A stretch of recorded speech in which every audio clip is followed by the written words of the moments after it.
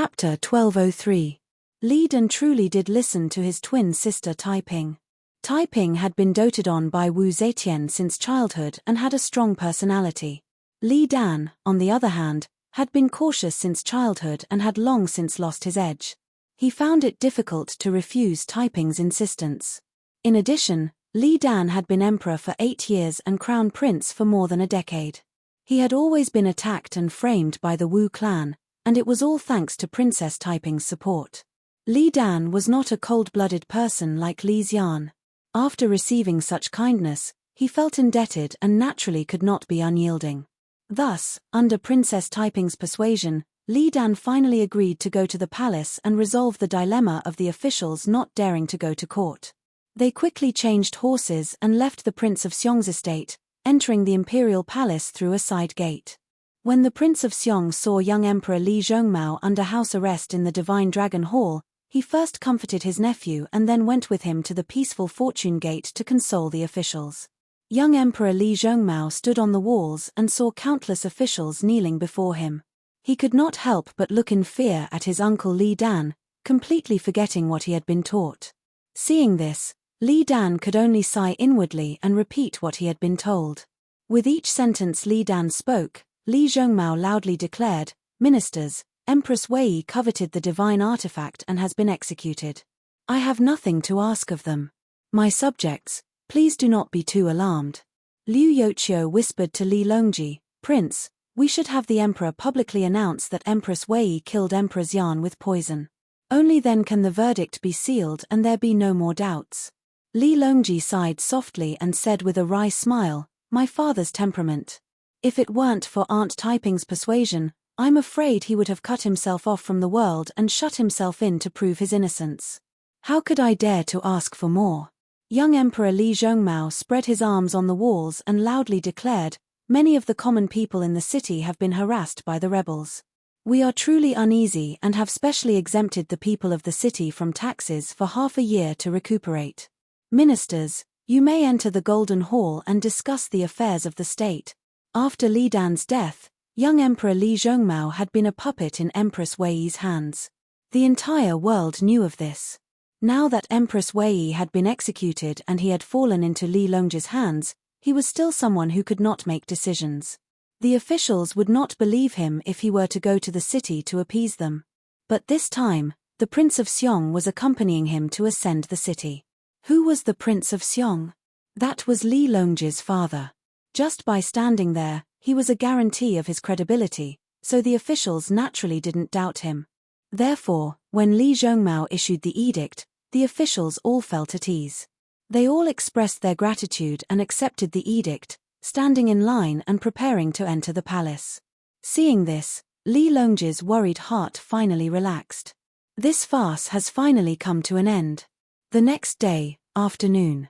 A small boat on Longqing Lake. Shanghai Wanna, wearing a bamboo hat and green clothes, was sitting on the side of the boat. She wasn't wearing any shoes or socks, and her trousers were rolled up. A pair of sparkling and beautiful jade feet were submerged in the clear lake water. She held a fishing rod in her hand, but her face didn't have the tranquility of a fisherman. Instead, she looked around with high spirits. Yang Fan, dressed in casual clothes, came out of the cabin. He jumped into the air and mischievously sat down next to her. The boat rocked, and Shanghai Wanna cried out and hurriedly leaned against the side of the boat. Once the boat stabilized, she rebuked him with a fist. Yang Fan smiled. "How is it? Suddenly leaving the imperial court and no longer wielding that imperial brush you used to rule the world, are you used to it?" Shanghai Wanna took a deep breath of the fresh and free wind and cheerfully said, "This is the life I want. In Luoyang, it was only when I accompanied Empress Zetian to perch at the Dragon Gate that I occasionally had the chance to wander alone in the forest and enjoy a few moments of freedom." As she said this, she became a little sad. She gently leaned her head on Yang Fan's shoulder and stared at the blue lake in front of her. She softly said, "I was chained to the palace since I was born. It was like walking on thin ice or facing an abyss. When I grew up, I suffered from lovesickness. I missed my mother, my husband, and my daughter. It was rare to see them, and I couldn't live in peace. Until today, I finally have my freedom. Langjun, I like this kind of life very much. Yong Fan couldn't help but hug her tightly. He bathed in the warm sunshine with her, and his body and mind were warm. After a while, Yong Fan said, "Good. Then from now on, I will accompany you to travel around the world." Wanna looked back happily and smiled. "Really? If you are willing to stay in the imperial court, you will definitely get a great achievement. Are you willing to give it up?" Yong Fan blushed and said, "I have already given up." Wanna pursed her lips and smiled. "That can only happen when the world is at peace. I heard that in the morning court today, there were palace servants and eunuchs who wanted to make young Emperor Li Zhongmao's mother Empress Dowager and assist him from behind the curtains. Is there going to be another incident?" Yong Fan smiled and patted her back. "Ah, you've just left the imperial court, and you're already too lazy to think about politics. Do a bunch of palace servants and eunuchs have such guts? This is just one of San Lang's tricks." Yong Fan stretched his back and said, Li San Lang's move forced the young emperor to immediately rebuke the suggestions and confess his innocence, thoroughly destroying the fantasies of some of the foreign officials.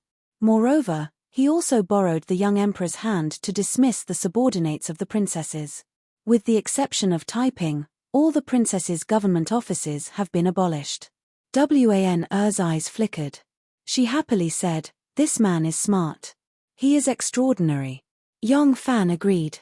"And he is decisive in killing, resolute, and unyielding. The Prince of Xiong's sons are not just a little stronger than the sons of the previous emperor." Li Longji rode out of Princess Taiping's estate in high spirits.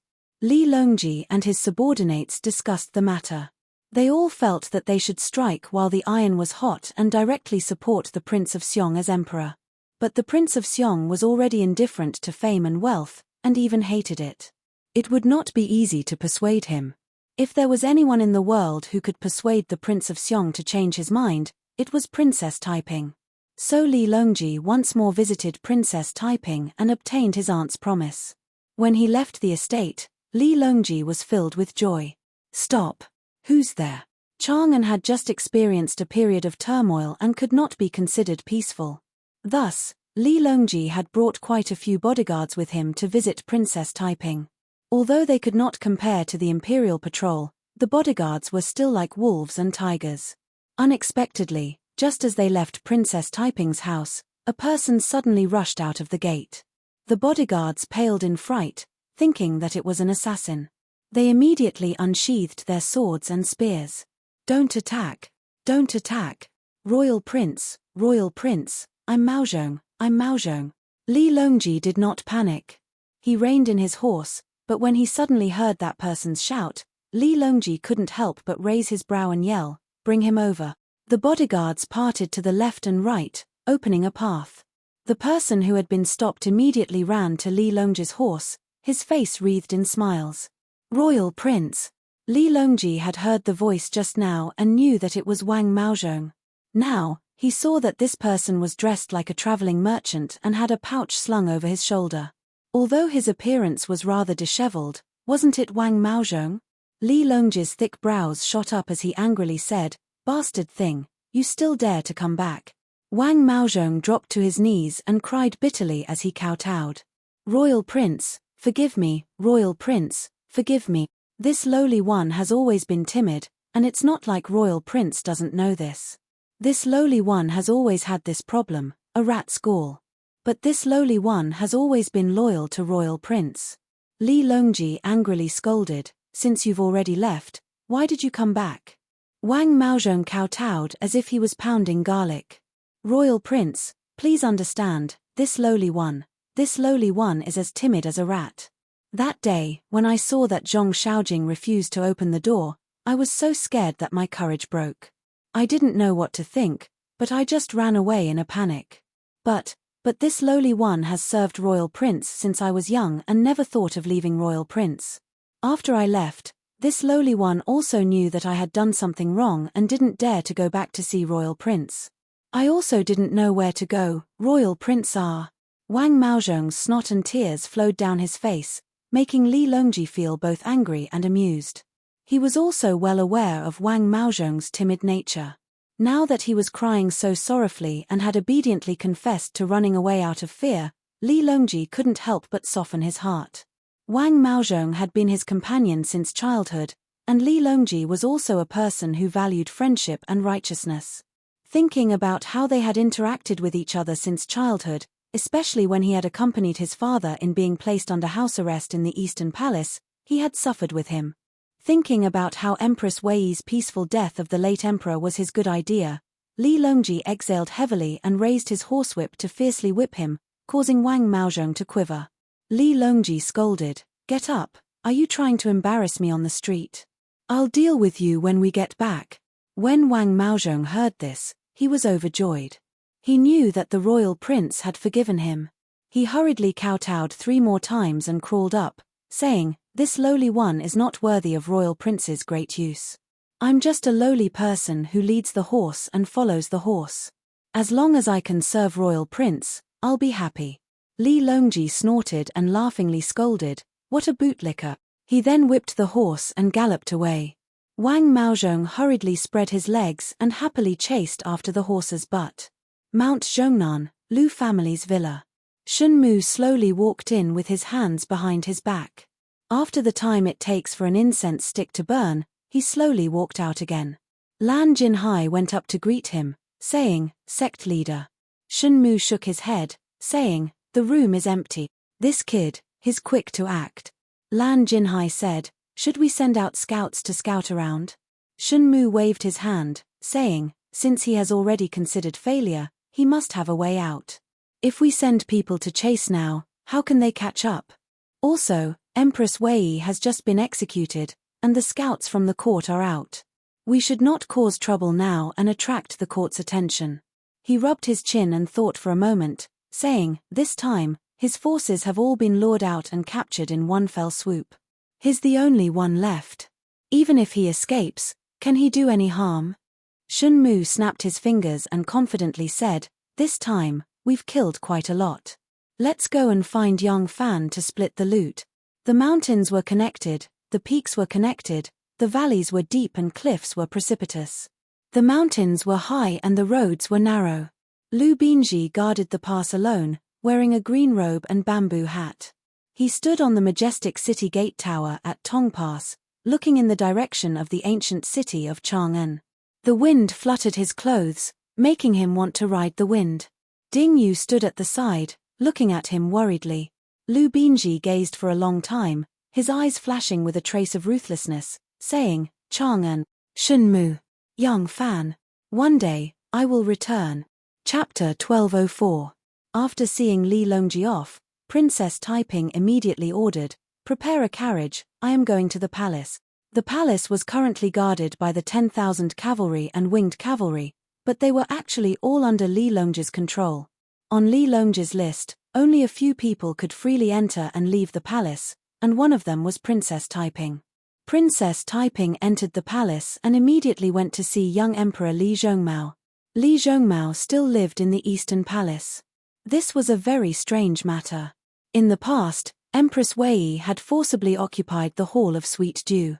Now that the Hall of Sweet Dew was empty, he, the emperor, still lived in the Eastern Palace. It seemed that after Wu Zetian, Li Xian, Li Dan, and Li Zhongmao had all become addicted to living in the Eastern Palace. Although Li Zhongmao was young, he was not ignorant of the ways of the world. He was truly tired of sitting on this fearless and emotionless throne.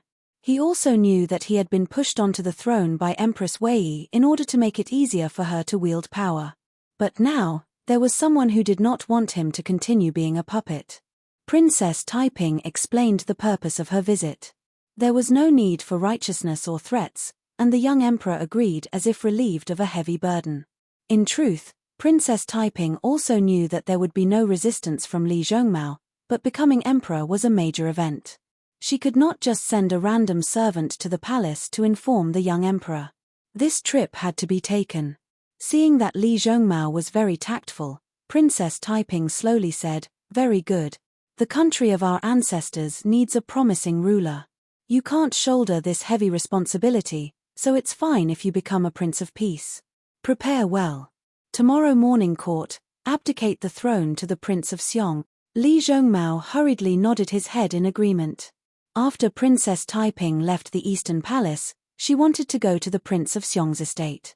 The emperor only needed to say a few words. The real difficulty lay with the Prince of Xiong. Princess Taiping knew very well that her brother was not pretending. He really did not want to be emperor. As Taiping walked, she thought about what she would say when she saw the Prince of Xiong. She suddenly gave a bitter laugh. You don't want to be emperor, but everyone does everything they can to make you emperor. And I am also of the blood of the emperor. Even if I can be a good emperor, it is only because I am a woman.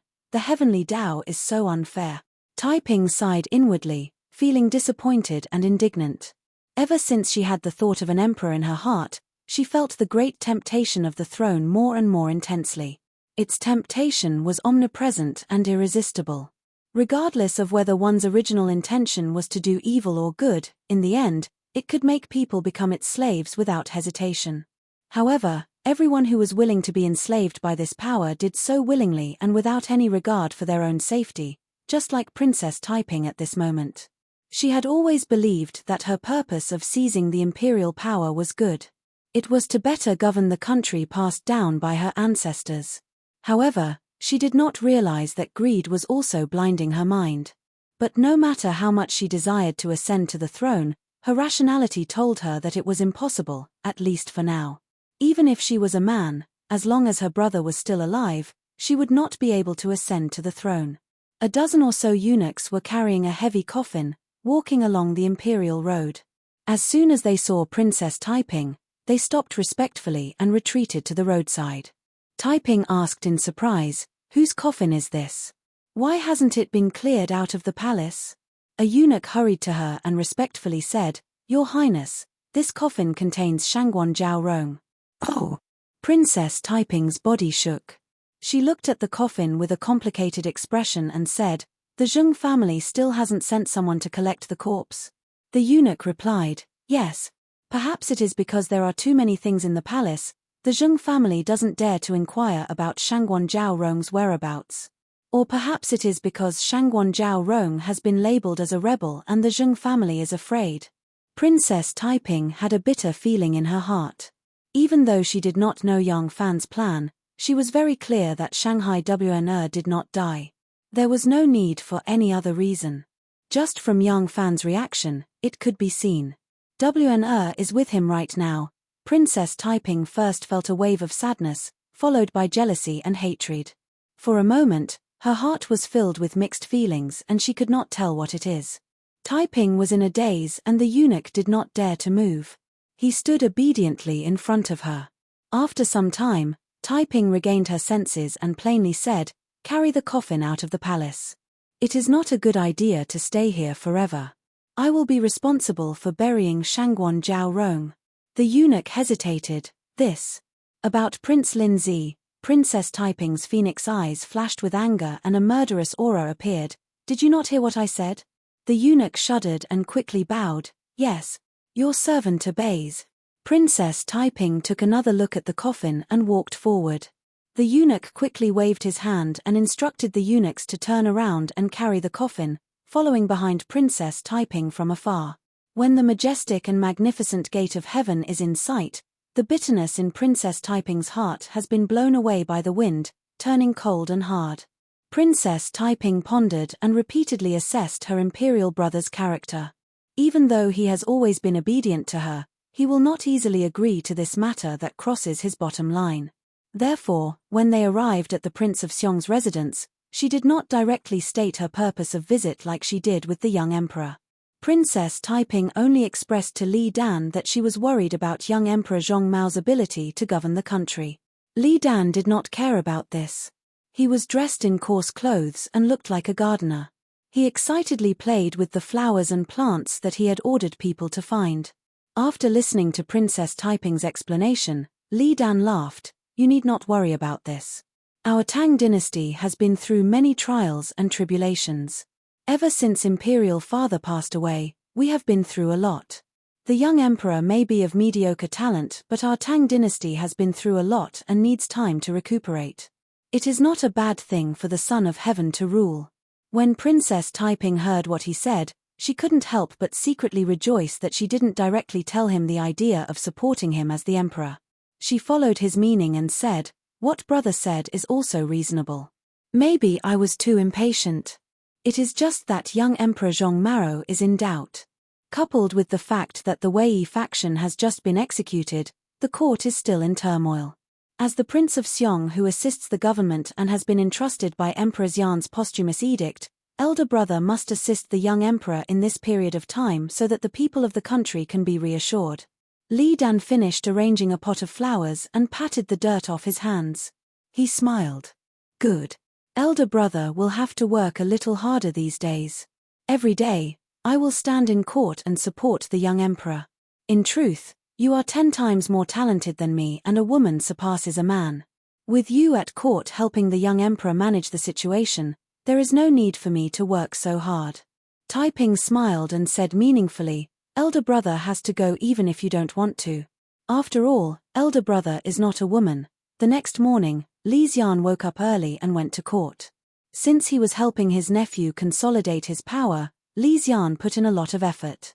He did not expect that his younger sister, son, nephew, and all the civil and military officials of the court had already decided to change the ruler of the country. Because it had only been 21 days since the death of Emperor Zhongzong of Tang, Li Xian had not yet been buried. Thus, the young emperor had to sit in the eastern corner of Taiji Palace, facing Li Xian's Zi Palace. The Prince of Xiong, Li Xian, stood at the young emperor's side. Today was the day of the court conference.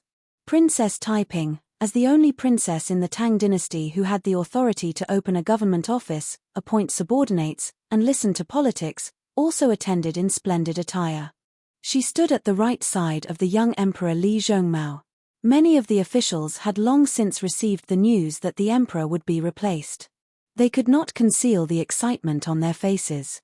Ever since the Prince of Xiong, Li Dan, accompanied the young emperor, Li Zhongmao, to ascend the throne to appease the officials, the court had temporarily stabilized. However, the officials who had contributed to the coup had not yet been rewarded, and the vacant positions of the Wei clan had not yet been conferred. Originally, the officials thought that the court was busy cleaning up the mess and did not have the time to care about these things. Now, they naturally understood that these were deliberately left behind for the new emperor to express his gratitude to the officials. Now that the new emperor had been crowned, these rewards should be put on the agenda. When the officials entered the hall, before they could bow to the emperor, the dignified and graceful Princess Taiping, who was dressed in a splendid palace gown embroidered with golden peonies and a crown of flowers and pearls, suddenly stepped forward and said in a clear voice, "The country is restless. The emperor is still young and cannot govern the country. For the sake of the stability of the country, the emperor wishes to abdicate the throne to the Prince of Xiong, Li Dan. What do the ministers think?"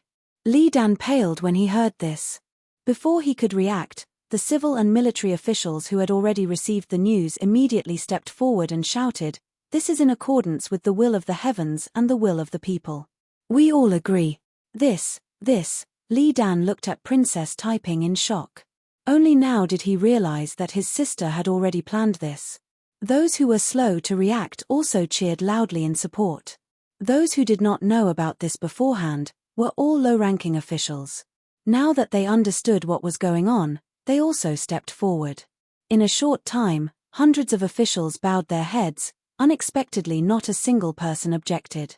Young Emperor Li Zhongmao was still a child and did not understand that he should stand up and abdicate the throne. He continued to sit on the couch in a daze, waiting for Aunt Taiping's signal. Princess Taiping turned her head and saw that he was still sitting on the couch in a daze.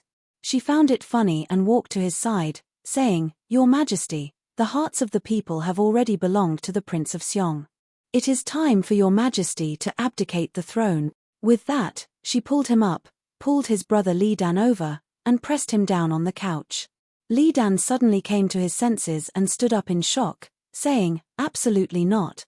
Princess Taiping had already retreated 3 steps and bowed. "Prince of Xiong, the country is in dire straits and needs a wise ruler. The emperor is benevolent and filial, following in the footsteps of Yarrow and Shun. I am willing to abdicate the throne to protect the Tang dynasty. The Prince of Xiong has a long way to go and must not decline." Li Dan was furious and turned to leave. Liu Yoqiu had already rushed up the stairs with the pre-written abdication edict. He knelt in front of Li Dan and blocked his way. He raised the edict high and said, "The will of heaven and the will of the people cannot be disobeyed.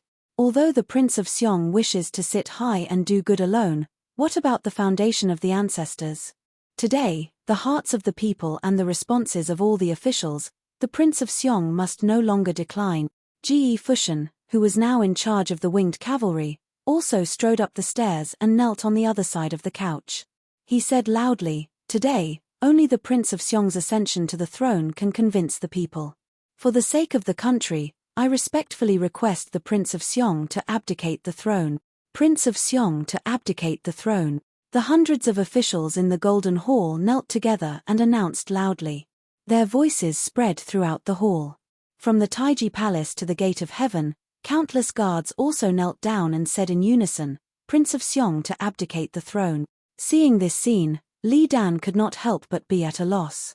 At this time, young Sishuan had already led 4 young eunuchs to rush up the stairs with the dragon robe and imperial crown.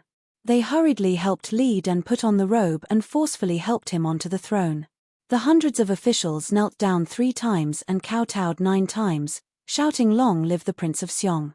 Princess Taiping and the abdicated young emperor, Zhong Mao, stood beside the throne, listening to the roaring of the mountains and seas. She couldn't help but feel excited. Dethroning an emperor, establishing an emperor, changing the world with just a simple gesture. This feeling of floating in the air made her feel intoxicated. Chapter 1205. Li Dan wore a yellow robe and became the emperor. Young Emperor Li Zhongmao abdicated and became prince when again. Li Dan's sons became imperial princes, and the officials who contributed to the coup were also rewarded. As for young Fan, who had played a major role in the coup, because he had an agreement with Li Longji beforehand, his name was not on the report book. Other than some of the main generals who had participated in the coup, no one else knew that he had also participated in the coup. Hearing that Li Xian had ascended to the throne, young Fan could not help but sigh in relief. If this coup could not be completely handed over, there could only be 2 outcomes. First, Li Zhongmao would kill the Prince of Xiong's descendants and the officials who had contributed to the coup in order to free himself and regain power, following in his father's footsteps. Second, the officials would get rid of the young emperor and end everything. An incomplete revolution was bound to cause endless trouble. This was the best outcome. The matter in the capital was over, and the matter of dividing the spoils with the hidden sect was also clear. The benefits that the obvious and hidden sects had obtained from Lu Binji could almost completely make up for the losses that the obvious and hidden sects had suffered in the past 2 years of half-truths and half-lies. It could be imagined that Lu Binji had voluntarily handed over the position of clan lord in exchange for a large amount of wealth from the Lu family. He had used this wealth to operate in secret and expand like a rolling snowball, forming an enormous economy that was second only to the obvious and hidden sects. In the end, it had all gone to someone else. After everything was settled, what young Fan wanted to do the most was to travel east to Japan with his family. He wanted to take a boat to Japan and visit the monk Huaiyi, who was doing well among the daimyos in Japan. This was only one of the reasons he wanted to travel east. He also wanted to use this opportunity to explore and determine if he could travel south by sea in the future. He wanted to visit his senior martial brother in the South Sea and pay his respects to his master's and grandmaster's tombs. He also wanted to move his parents' and sisters' tombs there. That was where he had obtained a new life. Although it would be very troublesome for his descendants to pay respects to their ancestors' tombs in the future, it seemed like a good choice to let his descendants travel tens of thousands of miles and experience the world. For this long journey, young Fan planned to bring along Nu, and his eldest son, Nianzhu.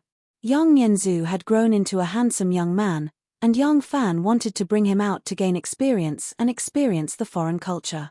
Naturally, young Fan didn't have to worry about the preparations for the trip. Xiao Man packed up the luggage properly. Who had just gained the freedom to travel to a foreign country, was very excited. For her, this was a feeling of being free to fly in the sky. Because she had been reading the memorials on behalf of the emperor, she knew more about the world than young Fan. However, she had only been to the eastern and western capitals, and due to the constraints of her identity, she had spent almost all of her life in the palace. This trip was the first time in her life. It was not easy to travel far in this era, and this was probably the only time in her life. How could she not be excited? When young Fan walked up to the red building and saw her appearance, he could still see the joy in her eyes. We are leaving the day after tomorrow. Have you told your mother?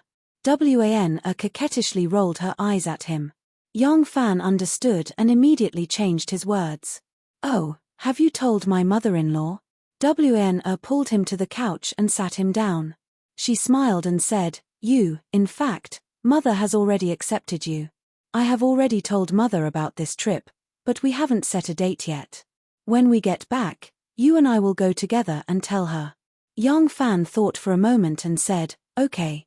Glanced at him and suddenly lowered her voice. This trip to Fusang will take at least half a year. Aren't you going to tell her? Young Fan's heart jumped. He asked knowingly, with who? Sighed and faintly said, I heard that my coffin was handled by her. Young Fan couldn't pretend anymore. He nodded and said, it's not good for me to deal with this personally. If your mother did it, I think it would be more fitting for her to delay it for a few days. I didn't expect typing, sighed. She must have guessed that this was my plan to fake my death and escape. She must have guessed that I am with you. Young Fan raised his eyebrows and asked, why? Are you worried that she will? Smiled and shook her head. How could that be? It's just that you are about to leave. Don't you want to see her and say goodbye? Young Fan was silent for a moment and said sadly, what's the difference if I say it or not? Every time I see her, I don't feel happy. Every time we part, I have a feeling that it's better not to see her. I am already afraid to see her. said angrily, how can it be the same if you say it or not? You took me to Fusang this time not only to accompany me to relax, but also to completely erase your influence in the court, right? Young Fan didn't deny it. When the court was changing from the old to the new and when the officials were being adjusted, he left the center of power for more than half a year to completely erase his influence in the court. If he wanted to retreat, he would retreat cleanly and without hesitation. said, because of this, you have to see her one more time and say goodbye to her. If you say it, she will know that you are still thinking about her in your heart. If you don't say it, she will feel that you don't care about her at all. She will think that you have not only left the court, but also her. Women were strange creatures. Most of the time, didn't like young Fan and Taiping coming into contact, especially when Taiping's personality was so strong. But sometimes, she sympathized with Taiping's situation. Especially at this moment, when she had found a home and had someone to rely on for the rest of her life, she knew that no matter what, young Fan and Taiping could not be together. She judged others by herself, and her sympathy overflowed even more. Young Fan smiled bitterly and said, what she wants, I can't give it to her. What I can give her, she doesn't want. She knows that I can't do anything, but she still can't help but hate me. Every time I see her, it only makes her feel disgusted. Young Fan sighed dejectedly and said, fine, since you say so, then. I will go see her. Smiled and said, that's right. Women's minds are not like you men's, simple, clear love and hate. Her heart is also very bitter. If she gets angry at you again, please forgive her. Young Fan changed into a set of clothes with WNR's help. He took 4 guards in plain clothes and left in a carriage. When young Fan arrived at the alley where Princess Taiping's Fu was, he saw the endless stream of carriages and horses. The speed of his advance instantly slowed. Young Fan lifted a corner of the curtain and saw the endless stream of carriages and horses. It was hard to tell the identity of the people riding the horses. The people on the carriages all carried official banners. They were all officials of various ministries, such as minister-councillors, assistant ministers, and servants. Young Fan furrowed his brow slightly and thought, this alley only has Taiping's family. These officials must have gone to Taiping Fu. What has happened? Is Taiping Fu holding some joyous event? Young Fan was too lazy to pay attention to the news in court. The limited intelligence of Xianzong had started to focus on the Jianghu. Even though he knew that typing was heavily relied upon by the emperor, he didn't know that he had reached a point where no one dared to approach him. Li Dan did not want to be the emperor at all. After he was unwillingly pushed onto the throne, he had no desire to wield power and establish his authority. But the important officials of the court had been swept clean, and many important decisions could not be made without him, the emperor. Li Dan was troubled by government affairs, but in these years, he had not paid attention to government affairs at all. He could not come up with suitable measures for many troublesome matters, so he had delegated everything to Taiping. But every time there was a major matter, Li Dan would invite Taiping into the palace to discuss politics. This would inevitably take up time, and it was not good for Princess Taiping to live in the palace. So Li Dan sent the prime ministers to Princess Taiping's fu to discuss politics.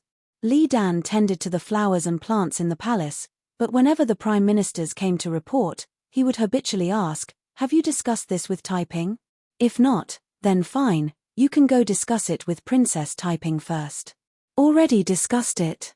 "That's even better. Whatever Taiping says, just do it." Li Dan, the son of heaven, was free and unfettered. Not only did he delegate the military and state affairs to Taiping, he even delegated the power to appoint and dismiss the civil and military officials to Taiping.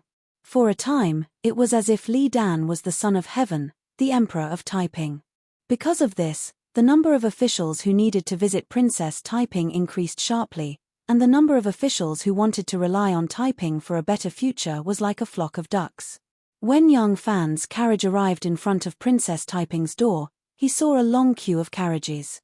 Yang Fan's carriage did not have an official banner on it, so others did not know the identity of the person in the carriage, so no one dared to say anything about him cutting the queue. An imperial bodyguard came to the door with Yang Fan's visiting card. The steward received the card and saw that it was the Defender General who supports the state, Yang Fan, asking for an audience. He immediately put away his arrogant expression and politely replied, "Please wait for a moment, I will go inside to report." Princess Taiping was the same as the princes, she had the right to set up her own government, and had a group of subordinate officials. Her government affairs hall was also known as the Yinan Hall among the common people. In the Yinan Hall, there was a small court, and there were also civil and military officials. At this time Princess Taiping was in the Yinan Hall, listening to the Minister of Appointments and the Chief Prime Minister of the Political Affairs Hall, Guo Yuanzhen, reporting to her about the Prime Minister election. After Empress Wei was executed, the Political Affairs Hall was empty, and Li Dan temporarily appointed Guo Yuanzhen, Dou Huaizhen, and Senta Shi as Prime Minister. Among these three people, other than Guo Yuanzhen, who was originally the Prime Minister, but he had been guarding the Western region all along, and now he was transferred back to the capital to handle the affairs of the Prime Minister, the other two were promoted by Princess Taiping. When Princess Taiping recommended the Prime Minister, it was true that she hoped to recommend some ministers who were close to her, but it was not enough. These ministers must also be popular. After all, the Prime Minister of a country was the most courteous and courteous minister of a country, so she could not be rash. For a while, Taiping did not have many suitable candidates to recommend for the post of Prime Minister, and the empire was too big to rely on just 3 prime ministers to handle the complicated and heavy affairs. Therefore, the ministers had to recommend a few more officials to be the Prime Minister.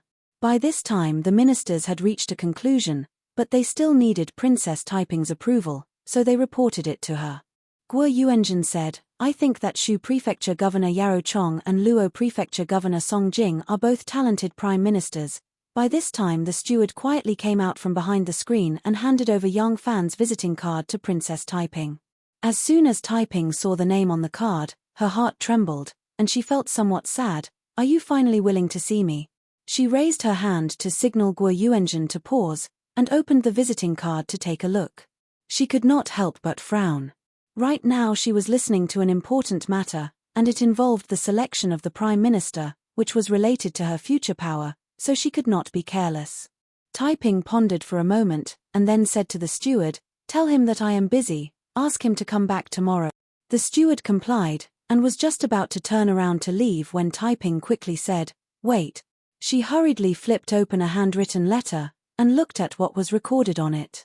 Tomorrow they were going to discuss the appointment of the Jidushi in Yuju, the appointment of officials, the Tubo's request to cede the land of Juku to Jincheng Princess Tang Mui, and the funeral ceremony for Shu Guogong Shu Gui and the posthumous title. Taiping touched her forehead and sighed, and helplessly said, "Tell him to come see me the day after tomorrow." Chapter 1206. The Prime Minister was responsible for assisting the Emperor, keeping the people in peace, keeping the officials away from him, and being courteous to his colleagues. Even when Wu Zetian was acting on her own, even though her orders were absolute and her words were absolute, she had actually considered it over and over again before making the decision. The candidate Prime Minister's ability, moral character, reputation, seniority, track record since he became an official, loyalty to the sovereign, and relationship with his colleagues, all of these had to be repeatedly weighed and compared. When it came to Princess Taiping, these issues had to be considered even more. This was especially so even though Li Dan had absolute trust in her and had boldly delegated power to her, she was not the empress, and she was not as mighty as Wu Zetian in the past. She also had to consider whether the choices she made would be acceptable to the masses. If the masses opposed her, it would be a heavy blow to her rising popularity. Therefore, Princess Taiping patiently listened to the two ministers for a long time. She solemnly wrote the names of the 6 candidates on a piece of paper. Then she said, "Very well, I have an idea. Put the resumes of the Prime Minister candidates here. I will consider them carefully tonight. Come early tomorrow and we will choose the Prime Minister as soon as possible." It was already dusk. Guo Yuanzhen and Princess Taiping had to leave immediately. Otherwise, they would be in time for the curfew. The new dynasty had just begun and the curfew was much stricter than before. Even though they were important officials, it would be a big problem. The two bowed to Taiping and left. Taiping walked them to the entrance of Yinan Hall and returned to the hall. She ordered people to light candles and looked at the list of 6 people. She thought about it over and over again and finally decided on Zhuzhou Provincial Governor Yaro Chong and Luo Provincial Governor Song Jing. These 2 men, in terms of seniority, reputation, ability, and moral character, were the best of the best.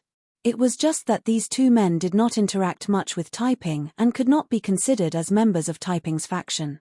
This made Taiping somewhat hesitant. Now, Princess Taiping not only had the emperor's trust and support, but also had the absolute majority of supporters in the political affairs hall. Therefore, her political views could be unimpeded. She was worried that these 2 people would change the situation in the political affairs hall.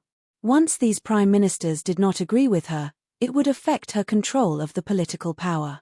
These days, although she had been working hard on the affairs of the country day and night, she felt unusually satisfied.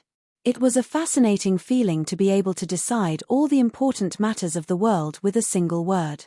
She did not want to lose everything she had now. Yaro Chong, Song Jing, after thinking for a long time, Taiping said to himself, "If I don't agree, they won't be able to become prime ministers.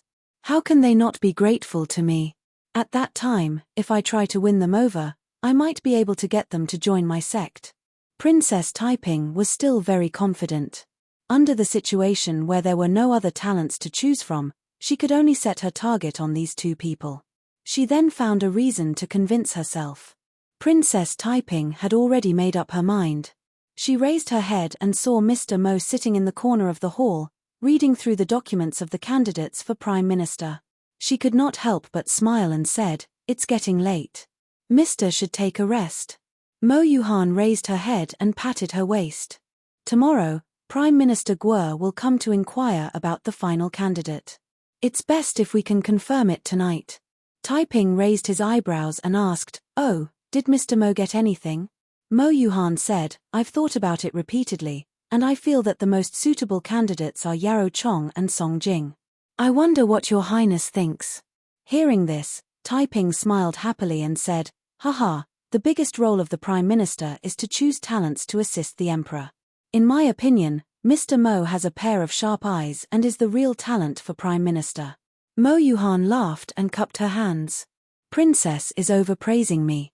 How can an ordinary person reach the height of the heaven stage? I'm just a commoner. If I want to become prime minister, I'll have to wait until your highness becomes the emperor." Taiping smiled and put this matter aside. She only said, "I'm also interested in these two people. It's a pity that I'm not familiar with them. If I had other suitable candidates, I would definitely not use them.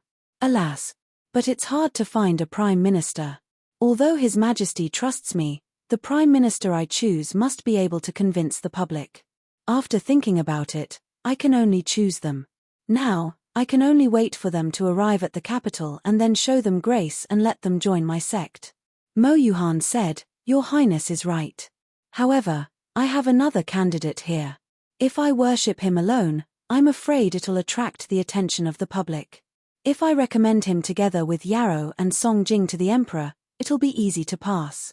Taiping asked curiously, "Oh? Who is it that has the qualifications to be prime minister that I didn't think of?" Mo Yuhan said, "Kui Shi, Kui Chenglan." Taiping asked in surprise, "Kui Shi?" Mo Yuhan said, "That's right. Princess, this Kui Shi has sent people to visit more than once, intending to enter princess's tutelage." Princess Taiping frowned in disgust. She said, "This person is greedy and has a bad character. In the past, he was originally under my tutelage. Seeing Wu Sanxi's power in the court, he sided with Wu Sanxi. After Wu Sanxi died, Empress Wei took over the reins and he sided with Empress Wei. He's really a slave of three families. How can he be used?" Mo Yuhan smiled. "When the water is too clear, there are no fish. When one is too observant, there are no disciples. It's human nature to seek fortune and avoid calamity. Why does Princess take it to heart? This person was once Prime Minister. If Princess agrees to restore him to Prime Minister, His Majesty will most likely agree. Once this person is restored, he can only rely on Princess. Most importantly, this person is a descendant of the main branch of the Kui family. The Kui family is the top aristocratic family in Shandong. If Princess wants to rule the world, won't it be easier if you have the support of Shandong's aristocratic family?" Princess Taiping was enlightened. After thinking for a while, she said, "In that case, this person must be used." Mo Yuhan twirled his beard and smiled. The crimson light reflected in his eyes like a smear of dark red blood. None of his close friends knew about Yang Fan's departure. He purposely hid the news. The only person who knew was Shen Mu. After the Chang'an incident, the government hall was empty. The emperor urgently transferred Guo Yuanzhen back to the capital. The hidden sect's roots were in the west region. Guo Yuanzhen was the most important governor that the hidden sect befriended in the west region. Once Guo Yuanzhen left, Shen Mu dared not delay and had to rush to the west region to contact the new governor. Therefore, he was not in the capital. Therefore, Yang Fan's departure was even easier. RNU had followed young Master Lu everywhere since young and had been to many places. Although Japan was an overseas country, she had never been there. However, in this era, China was the center of the world. The barbarian wilderness was not very attractive. Therefore, she took this journey calmly. The ones who were really happy were Shanghai WN and Yang Nianzhu. Yang Nianzhu was so excited last night that he did not sleep. Now that he was about to set off, he could not help but doze off. He could only sit in the carriage and force his eyes open. As Shanghai WN was a woman, she brought more luggage.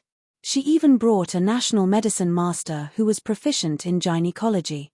It seemed that Shanghai WN planned to have another child when she traveled east with her husband. However, she had passed the optimal age for childbearing. For safety reasons, she had to be well prepared. After bidding farewell to his family, Yang Fan led the carriages to Vermilion Bird Avenue. He told WN and RNU, "You two go out of the south gate first and go to Mount Ba. Wait for me there." WAN knew where Yang Fan was going. She nodded and agreed. The carriages continued forward while Yang Fan rode to Princess Taiping's residence. In the Inan Palace, Princess Taiping's face was gloomy. The three prime ministers, Guo Yuanzhen, Dou Huaizhen and Center Shi, kept quiet out of fear. Princess Taiping said angrily, "What is there to discuss about this? The crown prince of the country should have a legitimate eldest son. Chengqi is the eldest son of the first wife. Longji is the third son of a concubine. How can he be the crown prince? Guo Yuanzhen bowed and said, Princess, originally, there was no objection to having the eldest son as the heir apparent. Moreover, King Song, Chengqi, was appointed as the crown prince 26 years ago. When the heavenly empress ascended to the throne, Your Majesty was demoted to the position of heir apparent and Chengqi was still the crown grandson. Now that His Majesty has ascended the throne, it is reasonable to have Chengqi as the crown prince. However, King Ping Longji has made great contributions to the country. If King Ping did not kill Wei Dang, I don't know what the world would be like. Therefore, His Majesty is quite hesitant. Outrageous. Princess Taiping flicked her sleeve and said unhappily, His Majesty is confused. Can a prince go against the ancestral law just because he has made great contributions to the country? If there are no rules, it will be the source of disaster. What do Chengqi and Longji have to say? Dou Huaizhen hurriedly said, the two princes are still unaware of this. His Majesty wants us to discuss this with Your Highness first. However, after the court officials have discussed this matter, I believe the two princes will soon hear about it. Princess Taiping glanced at him and asked, so what are the opinions of the court officials? Dou Huaizhen bowed and said, the court officials also have different opinions. Most of them think that King Song Chengqi should be the crown prince. However, there are also many court officials who support King Ping Longji as the crown prince, and most of them are military generals. This result was within Princess Taiping's expectations. Li Longji was originally not qualified to be the crown prince. However, Li Longji was the one who killed Wei Dang. As a result, many military generals were promoted. These military generals did not care about the ancestral law. They only admired leaders who were willing to live and die with them, so they naturally supported Li Longji. As for the civil and military officials, they still respected the ancestral law. Even though many of the important officials were promoted because Li Longji killed the important officials of the Wei Dang faction, when it came to the matter of the crown prince, they still chose to choose the crown prince. Hearing that most of the civil and military officials supported Li Chengqi, Princess Taiping felt a little more at ease. However, her imperial brother was actually wavering on who should be the crown prince. This made Princess Taiping very wary. Li Longji was bold and capable. He was not an easy person to deal with. Compared to Li Longji, Li Chengqi's personality was more like the Prince of Xiong. Choosing him as the crown prince was beneficial to the long-term plan of peace. The matter of choosing the crown prince could not be delayed. Even if it was only a bud, it had to be nipped in the bud. Thinking of this, Princess Taiping raised her eyebrows and said in a deep voice, you all go back first. I will go see the Son of Heaven immediately. The three prime ministers acknowledged and withdrew.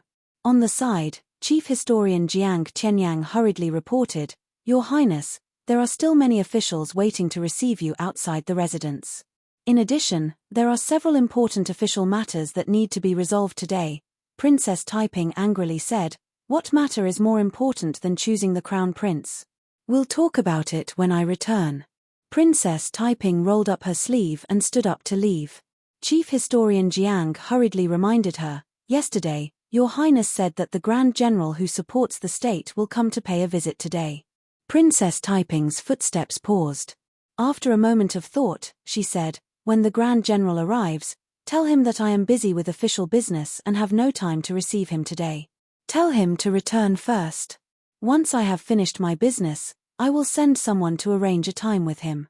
Chief Historian Jiang bowed in acknowledgement. Princess Taiping hurriedly rushed to the imperial palace. Chapter 1207.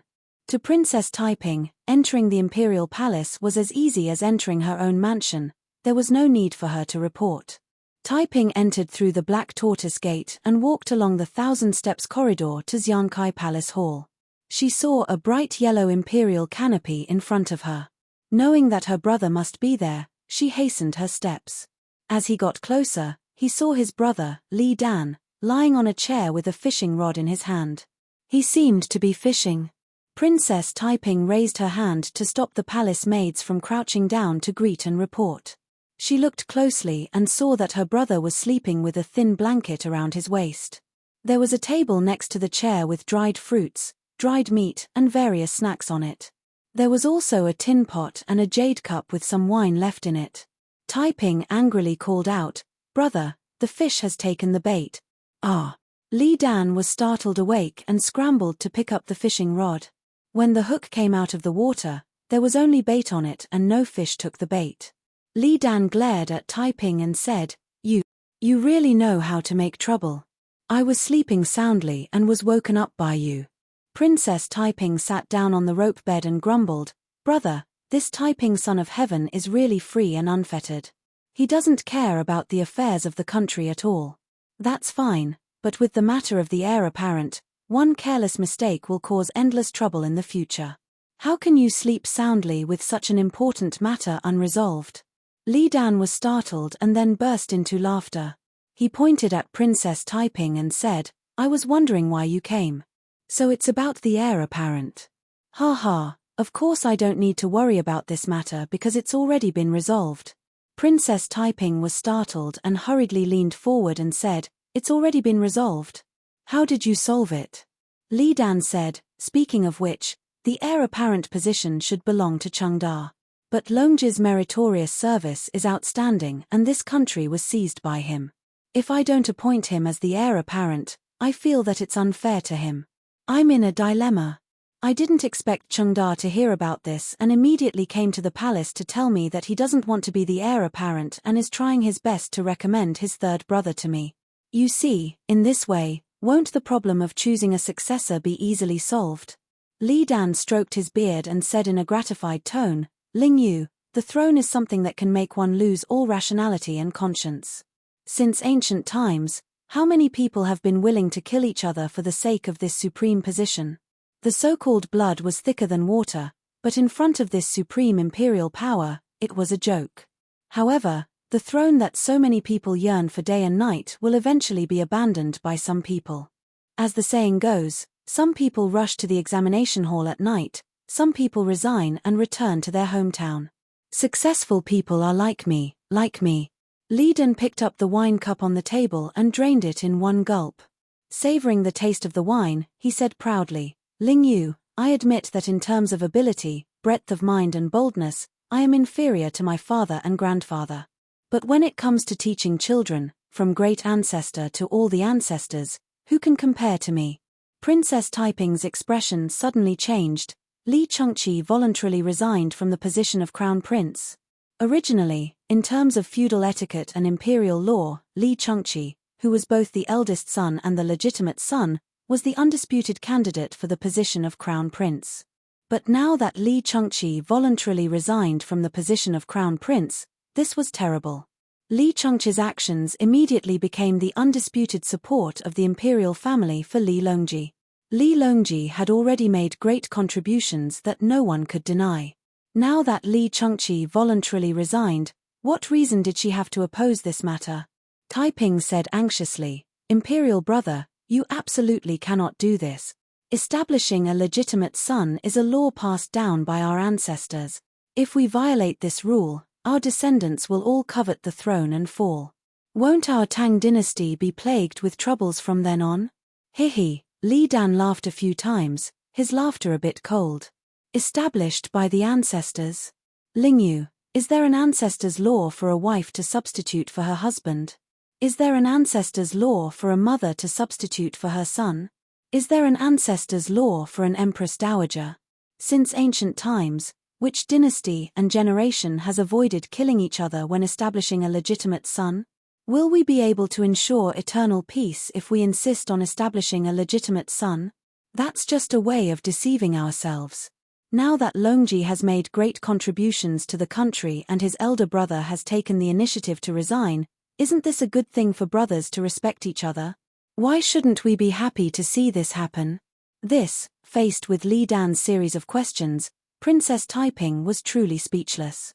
After thinking for a bit, she said again, "But does Imperial Brother really think that Chengqi is willing to relinquish his position? Longji killed House Wei and obtained the support of the generals. Could it be that Chengqi is doing this to protect himself?" Li Dan was displeased when he heard this. He said to Princess Taiping, "Ling Yu, I know my son very well. Chengqi is not a cowardly and incompetent child. Back when the divine dragon coup d'etat, my 5 sons followed me into the southern Yamen to seize military power. Changchi charged at the front alone. When have I ever felt fear? Imperial brother was suspicious of me, so Longji and the other 2 sons were expelled from the capital, while Changchi and Changyi remained in the capital as hostages. At that time, in order to avoid arousing suspicion, I did not step out of the house. Moreover, Changchi did not care about the emperor's suspicions and worked hard to deal with the nobles in the court. This was my chance to survive. Do you think Changchi is a person who is afraid of trouble? Changchi and his 5 brothers are very close. They are not people who would kill each other for a mere throne. Now that the new dynasty has just been established, there are many things waiting to be done. If Changchi is determined to take the throne, it is best that he does not give in now. Lingyu, you think too much. Princess Taiping saw that the conversation was not agreeable and did not continue. She only thought in her heart, whoever started the trouble should untie it. To solve this problem, I still have to rely on Li Changchi. I have to take advantage of the fact that Imperial Brother has not made his decree to the world to persuade Changchi to change his mind. Thinking of this, Princess Taiping avoided talking about this matter and talked about other things with Li Dan. After a while, she stood up and took her leave. Li Dan didn't suspect anything. He was still tipsy, so he collapsed on the chair. In a short while, he became a fisherman who had fallen asleep. Taiping left the imperial palace and immediately set out for Li Changchi's mansion in Longqing Square. Li Changchi entered the imperial palace and resigned from the position of crown prince to his father. After getting his father's permission, he was overjoyed. He excitedly returned to the mansion and took out a jade flute. Taking advantage of his excitement, he played the 3 plays of Plum Blossom. His heart was full of joy. Li Changchi was 6 years older than Li Longji. When he was imprisoned in the Eastern Palace, he was already very sensible. He had seen too many tragedies in the palace. For the sake of the throne, the mother killed the son, the wife killed the husband, the son killed the father. When his father was imprisoned in the Eastern Palace, he did not know how many times he would wake up in the middle of the night because he was afraid of being framed by cruel officials. His birth mother was beaten to death by his grandmother because of a groundless accusation. Experiencing all kinds of hardships in life made Li Changchi have an unusual understanding of life since he was young. Regarding the throne, he was as indifferent to it as his father. Now that he could finally relax, he was very happy. At this moment, someone suddenly came to report, "Your Highness, Princess Taiping has arrived." Li Changchi put down the jade flute in surprise. Before he could tidy up his clothes and go out to greet her, he saw that Princess Taiping had already walked into the back garden. Li Changchi hurriedly walked forward and bowed. "I did not know that Aunt Daran has arrived. Your nephew did not go out to greet you. Please forgive me." Princess Taiping said, "We are family, there is no need to stand on ceremony. Changchi, I have long heard that you are proficient in music. Just now I heard your 3 plays of Plum Blossom. You really have great attainments. My family's Chongjian only knows how to be brave and fierce. You should let him get closer to you and learn some elegant things." Li Changchi smiled modestly. "Chongjian loves martial arts, but I am afraid he cannot learn my interests. He has always been good friends with San Lang. San Lang's Jie is also excellent. If cousin wants to learn music, San Lang can do it."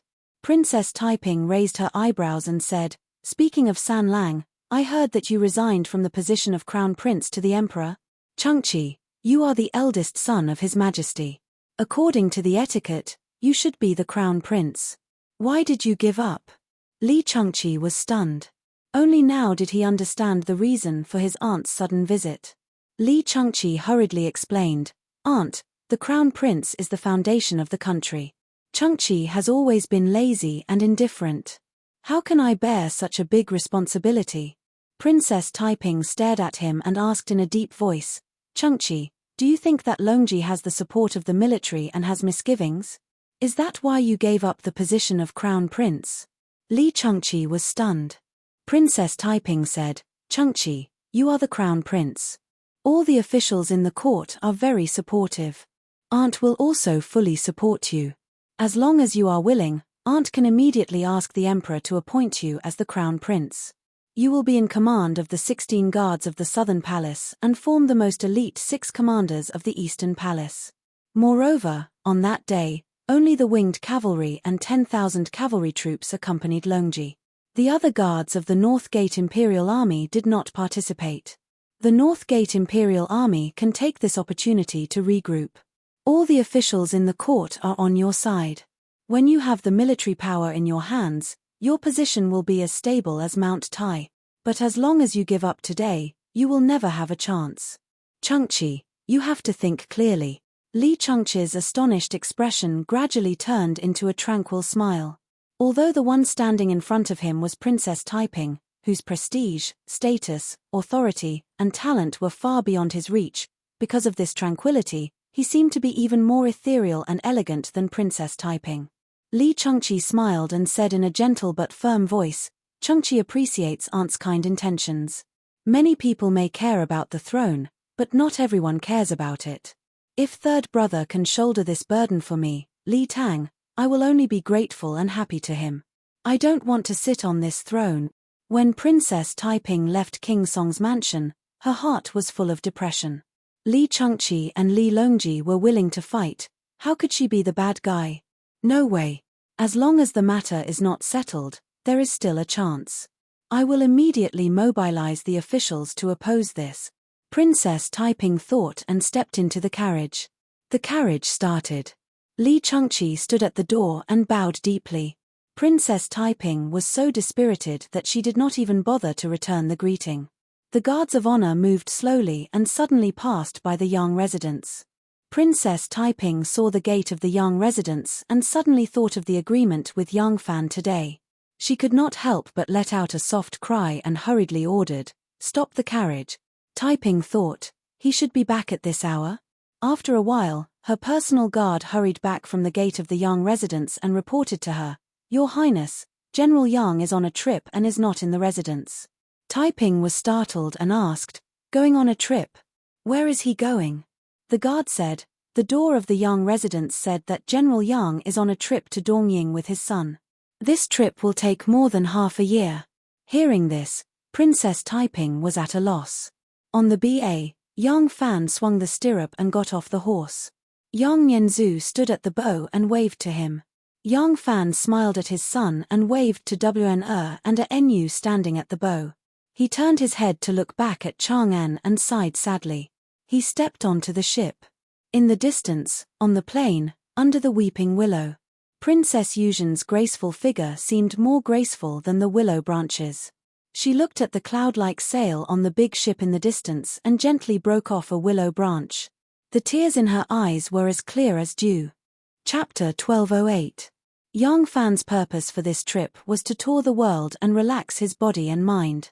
Along the way, if he wasn't taking his son to various places of interest, going in and out of the alleys, enjoying the local customs, or climbing mountains with a Nu and Wn, the two beauties, playing the zither and the flute, enjoying the pleasures of fish and water. But the waterway was smooth and after a few days, they arrived near Luoyang. Yang Fan wanted to change to a small boat and enter the Cow Canal to enter the Luo River and go directly to Luoyang City. He wanted to visit Luoyang again, but he didn't expect that there were many passes on the river and there were endless checkpoints. The soldiers on both sides of the river were aggressive and strict. Yang Fan didn't take an official boat for this trip and didn't inform the local authorities, so no one knew that the boat was carrying the Defender General who supports the nation. Yang Fan didn't want to expose his identity, so he was also stuck at the entrance of the Cow Canal. At first, Yang Fan didn't care, but after a day and a night, he still didn't get a pass. Only then did he feel that something was wrong, so he ordered someone to bring his fish talisman to the local authorities. The person who was being interrogated on the river was a county lieutenant of Henan County, a minor 9th-ranked official. When he suddenly heard that the Defender General who supports the nation had been stopped at the mouth of the river for a day and a night, he was scared out of his wits. He hurriedly took the great general's fish talisman and climbed onto the big boat to ask for forgiveness. Seeing the fear on his face, Yang Fan smiled and comforted him, "There's no need to panic. I'm only traveling with my family and didn't want to alarm the authorities. I don't have the freedom to greet and send people off. I'm the one who hid my identity. What crime did you commit? You only need to know that I'm here, don't spread it. The county lieutenant hurriedly complied. Yang Fan then asked, what happened in Luoyang? Why is it so heavily guarded? The county lieutenant hurriedly reported to Yang Fan. Yang Fan now understood the reason. Prince Qiao, Li Zhongfu, had rebelled. Li Xian had 4 sons. The eldest, Li Zhongruan, criticized Zhong Yizhi and Zhong Changzong and was beaten to death along with his sister and brother-in-law by Wu Zetian. The second, Li Zhongjuan, was repeatedly humiliated by An Le and was killed in the palace. The third, Li Zhongfu, was despised by Empress Wei and was sent to Lingnan to be the king. The fourth, Li Zhongmao, was the emperor for 18 days and was now living in the capital. Li Zhongfu had never been at Lingnan and had written to his father, Li Xian, asking him to return to Lingnan. Empress Wei, Li Zhongfu. Li Emperor, and Emperor, Li Lingnan. Li Emperor. Li But. Li Emperor Li, and Yang. Li and he Chong Li Yang and he Would Li. But not long after, Empress Wei also died, and the Prince of Xiong, Li Dan, became emperor. Li Zhongfu feared Lady Wei as if she was a tiger, but he had no fear of this uncle whom he had only met a few times and whose temperament had always been gentle and indifferent. In his mind, even though he was not Li Xian's legitimate son, he was Li Xian's eldest son. After Li Xian's death, he should be the emperor. Now that his 4th brother had abdicated the throne, he should be the one to abdicate the throne to him instead of his uncle. Beside Li Zhongfu, there were a few strategists who overestimated their own capabilities. They were also looking forward to Prince Qiao's ascension to the throne so that they could leap over the Dragon's Gate. In their view, King Qiao was now the eldest son of the former emperor and the most legitimate heir to the throne. As long as King Qiao made a call, the people of the world would respond and seize the throne in one fell swoop. As a result, a few very foolish and naive schemers encouraged Li Zhongfu to take more than 20 guards, change into civilian clothes, and sneak out of the feudal lord's fief.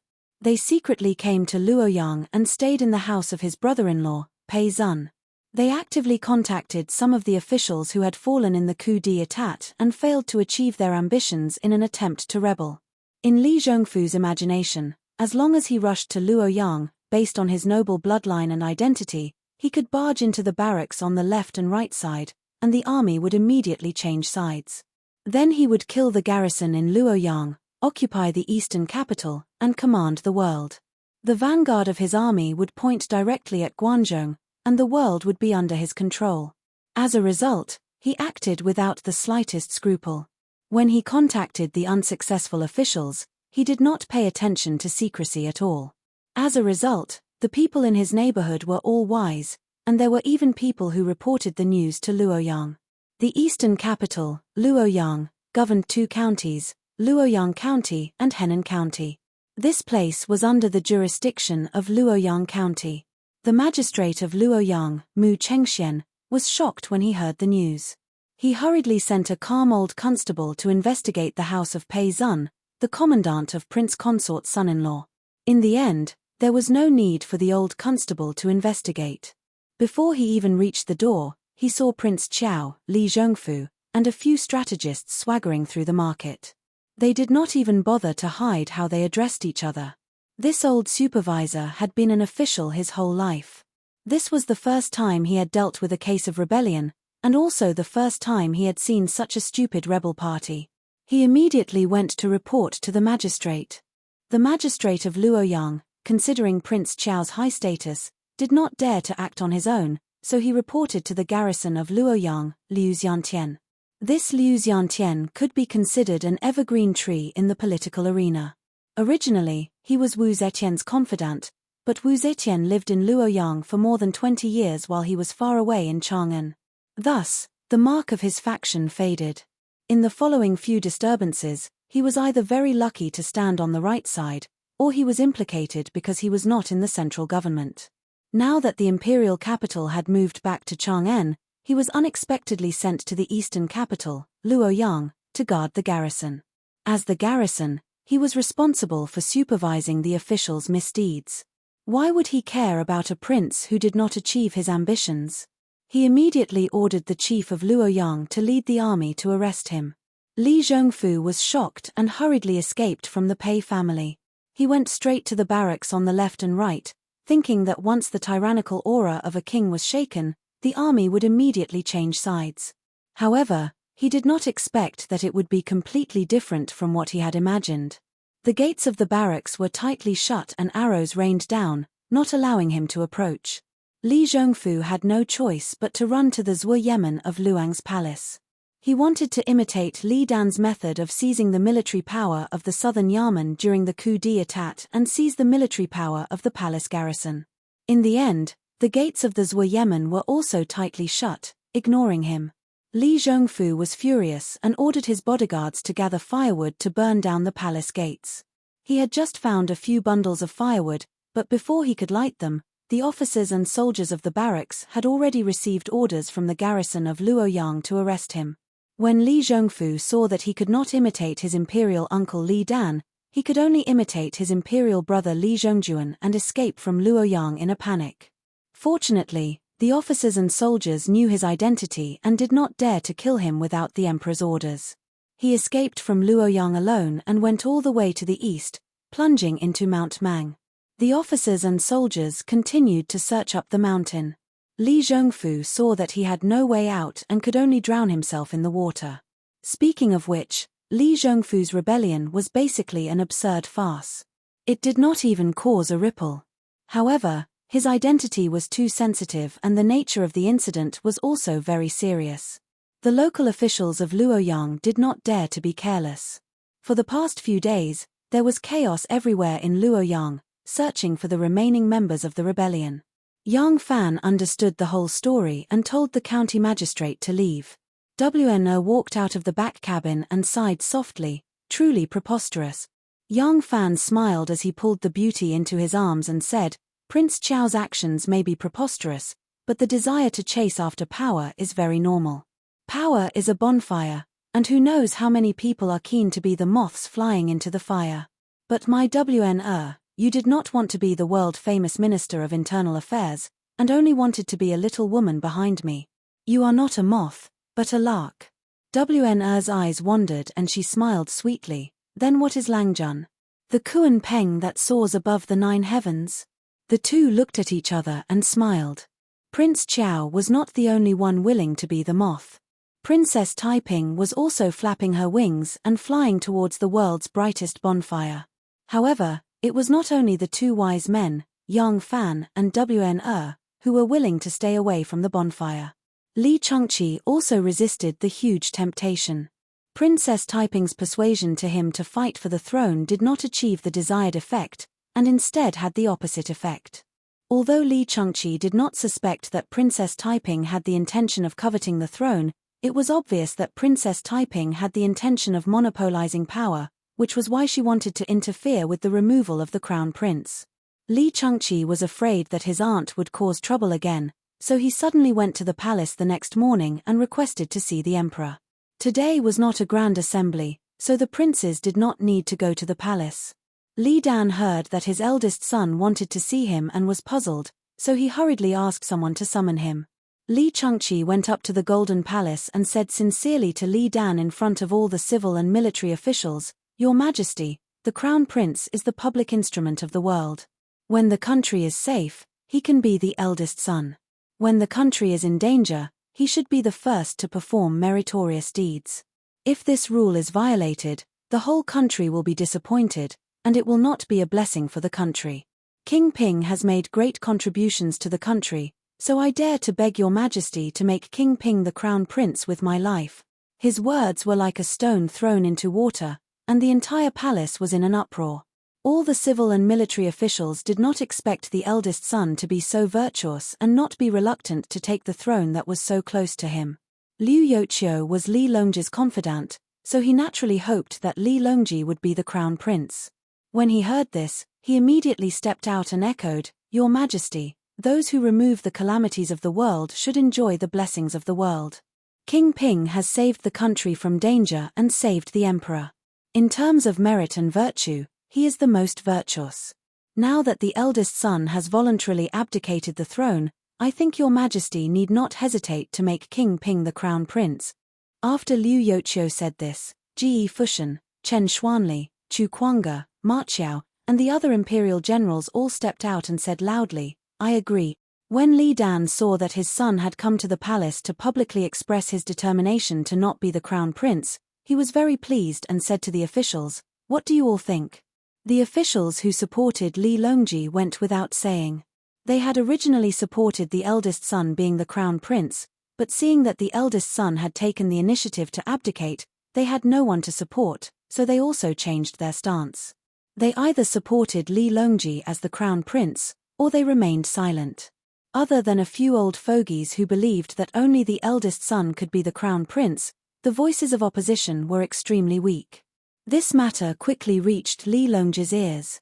When Li Longji heard about it, he was both terrified and excited. He had 2 elder brothers. His eldest brother, Li Chengqi, was the eldest son of the wife, and his second brother, Li Changyi, was a bastard son like him. He was neither the eldest son nor the eldest son. He had not expected that the position of crown prince would fall into his hands, but unexpectedly, his eldest brother had voluntarily abdicated the throne and recommended him to be the crown prince. Li Longji had great ambitions and was not as indifferent as Li Chengqi. He was naturally willing to be the crown prince, but he wasn't sure if his eldest brother really had no interest in the throne or if he didn't want to covet other people's achievements. If his eldest brother wanted to be the crown prince, he wouldn't ruin their brotherly relationship even if he had the heart to do so. As a result, he personally went to the palace and announced his resignation to his father. The 2 brothers began to compete with each other and began to give way in front of the emperor. If Li Chengqi really wanted to be the crown prince, he could go with the flow since he was supposed to be the crown prince. Since Li Longji had publicly announced his resignation in front of all the civil and military officials, he would no longer be able to plot for the throne. This was just like how Li Xian had hypocritically wanted to make Li Dan the emperor's younger brother. He wanted to retreat in order to advance, forcing you to take the initiative to declare your position. However, Li Chengqi didn't do this. He knelt to the emperor and resolutely refused. When he spoke of his feelings, he even shed tears. Li Dan finally made up his mind and announced that he would make Li Longji the crown prince. During this period of time, Princess Taiping only instructed her subordinates to obstruct Li Longji for the first 2 days. Afterwards, she stopped all activities and completely gave up. Li Longji had just made a great contribution and was shining brightly. Li Chengqi's voluntary abdication of the throne was an even more unexpected variable. As intelligent as she was, she couldn't think of any reason to obstruct Li Longji. However, she didn't give up just like that. She wasn't someone who gave up easily. To Wn her man was her sky, and her daughter was her earth. With them, she would have a complete world. But for Taiping, it had never been like this. Xue Xiao's grief and helplessness when he was sentenced to death, Li Tang's responsibility and ideals to revive Li Tang's empire, his ambition and aspiration to control the court, his love and expectations for his children, and his inextricable love with Yang Fan, all of these were shackles, but also motivation. But as long as there was a glimmer of hope, she would do her best to seize it. Princess Taiping never thought of herself as a moth. Even if she was, if the fire was only a candle in her eyes, how could she know if she couldn't put it out if she bravely threw herself at it? Chapter 1209. Dozens of fast horses galloped along Longqing Lane. The sound of hooves, shouts, and laughter startled the birds in the trees. Seeing them galloping over from afar, the gate of King Song's residence was already opened. The diligent servants removed the threshold and the dozens of fast horses rushed into the residence without stopping. Li Chengqi dismounted and shouted, "Quickly prepare the hot water. I want to bathe and change clothes with my brothers." Steward Old Cheng of King Song's residence welcomed them with a smile. "Lang Jun, the hot water is already prepared. The banquet is also ready." Li Chengqi and the others strode toward the bathroom. As they walked, they heard Li Chengyi yelling, "Hey, I say, all 5, you still need to practice your bow-striking technique. Just now on the court, your rhinoceros gazing at the moon almost hit me in the head. If I didn't dodge fast enough, I would have been hit by your ball." Li Longye laughed and said, "Erlang, Why don't you say that your horsemanship is too bad? We're on the same side. I already got the ball. Shouldn't you have rushed ahead of me to receive me? Who asked you to chase behind my horse's butt? In the end, San Lang intercepted the ball. The 5 brothers were covered in dust and drenched in sweat. They had actually just returned from the ceremony. They chatted and laughed as they entered King Song's bathing room. Although this bathing room was not as extravagant as the Dragon Gate Hot Spring Palace in Luoyang, the 5 brothers often bathed together, so this bathing room had been constructed with this in mind, making it extremely spacious. The 5 brothers took off their clothes and stripped naked. Li Longye was the first to jump in, stirring up a wave of water. After the 5 brothers entered the water, they laughed and joked around for a while, as if they were celebrating a water splashing festival. The outside of the pool was covered with water stains, and the heat was also dense. Being in the pool was like being in the clouds, and only then did they casually chat. After chatting for a while, Li Longye suddenly remembered something. He couldn't help but grin at Li Longji and say, "Hey, I heard that there's been a lot of rumors going around in the capital recently. They say something like, if you're not the legitimate eldest son, you can't be appointed. Otherwise, a calamity will fall upon the country. Some people even made this into a nursery rhyme and spread it everywhere. Isn't this obviously targeted at you, Li Sanlang? Sanlang, did you offend someone?" The smile on Li Longji's face immediately stiffened. Fortunately, the fog was pervasive, so the bystanders couldn't see it clearly. They could only feel that he was in low spirits. Li Longji was silent for a moment before he forced a smile and said, "Let's just ignore the irresponsible remarks of others. Otherwise, we will fall into his trap and make things worse." Li Chengqi nudged Laro Wu with his knee under the water and said, "That's right. Speaking of which, among us 5 brothers, who can help father govern the world well but you, San Lang? It's the country's blessing that San Lang is willing to take up this heavy responsibility, and it's also the ancestral spirit of us brothers. San Lang, the innocent will be innocent, the turbid will be turbid. You don't have to take it to heart." Li Longji smiled and said, "Don't worry, big brother. San Lang knows what to do." Although he said this, Li Longji still felt a wave of sadness in his heart. He naturally knew who had instigated this rumor to spread. It had already been 3 months since he had become crown prince, and this rumor had spread less than half a month after he had become crown prince. And it wasn't just a rumor that troubled him. Ever since he had become crown prince, he was well aware of how many spies his aunt had planted in the Eastern Palace. He had his own group of people, and it wasn't easy to secretly plant a new person at his side. But his aunt didn't do it in secret. She used father's trust in her and the power of the Zhenghua Princess Taiping to directly interfere with the Eastern Palace's subordinate officials, replacing all of his subordinates in the Eastern Palace with her people. Not only did these people monitor Li Longji's every move, they also created obstacles for his actions and authority. Li Longji knew that father and aunt had a deep relationship, and he also understood that after 10-odd years of hard work, his aunt's foundation was far deeper than his own. Therefore, he didn't dare to oppose this aunt, and could only endure and give in. Given his unyielding personality, he had suffered countless grievances because of this. He didn't understand why his aunt was so against him. When aunt and niece had joined hands to deal with the Wei clan, they had been so close. Why was it that now that he had become crown prince, and his aunt had become the reclusive emperor who sat behind his father, the relationship between the two had suddenly become like this?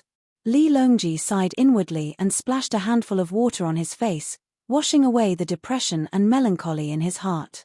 He smiled at Li Chengqi and said, "Let's not talk about these unhappy things. After we eat and drink to our heart's content, us 5 brothers will compete again in terms of musical instruments.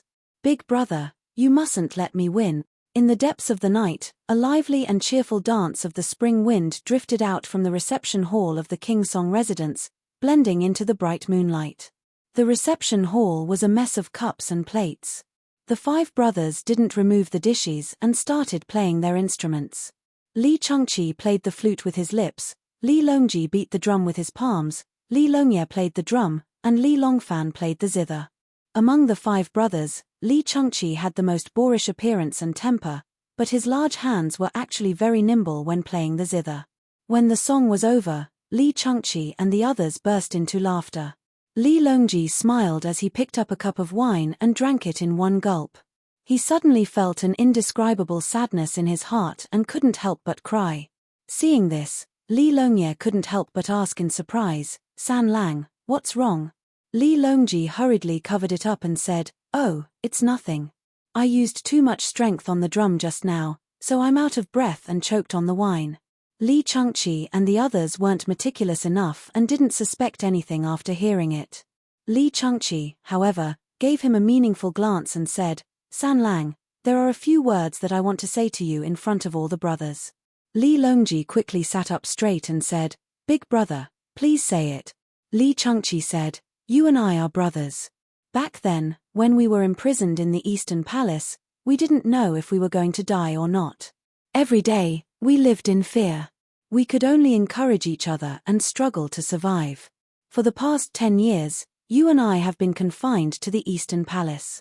Other than a few servants by our side, we didn't see a single outsider. Only us brothers accompanied each other day and night, playing together, learning and reading together. In the cold winter season, there wasn't enough firewood. The dripping water outside turned into ice, and the inside was as cold as an icehouse.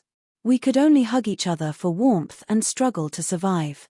Sixth Lang, it was at that time that he died." Speaking up to this point, Li Changqi's eyes were already glistening with tears. "San Lang, you have a firm temperament and are resolute in your actions. When the Wei family was in power, the army and the imperial court were full of Wei cliques. Raising troops and rebelling was almost certain to result in death, but you still did it without hesitation. What are you afraid of? I know what you're afraid of, and I know why you're suffering in your heart. Today, Big Brother will clearly tell you that in this world, nothing can destroy the affection between us brothers. It's impossible for the throne, and it's even more impossible for others to drive a wedge between us." Big Brother, Li Longji grabbed Li Changqi's hand. All the grievances accumulated in his heart over the past few days turned into hot tears and flowed down his face. Li Changqi grabbed Li Longji's hand tightly and said loudly, "We brothers must love each other for life, never betray each other." The other brothers leaned over and held their hands tightly together. Their faces were full of excitement as they said in unison, "Love each other for life, never betray each other." Every day, Princess Taiping received the ministers and dealt with government affairs in the Yin and Palace Hall. She often didn't rest past noon, forgetting to sleep and forgetting to eat.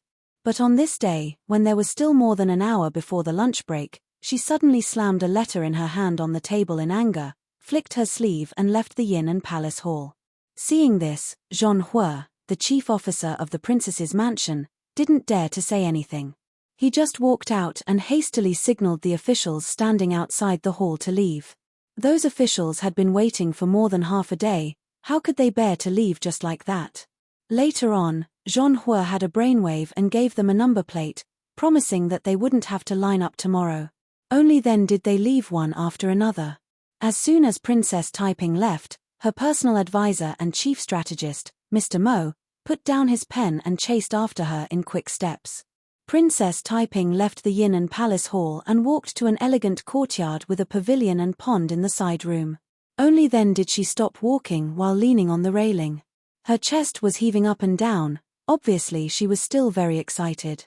The fish in the water thought someone was throwing them food. They swam toward her one after another, stirring the water into a red and yellow mottled wave.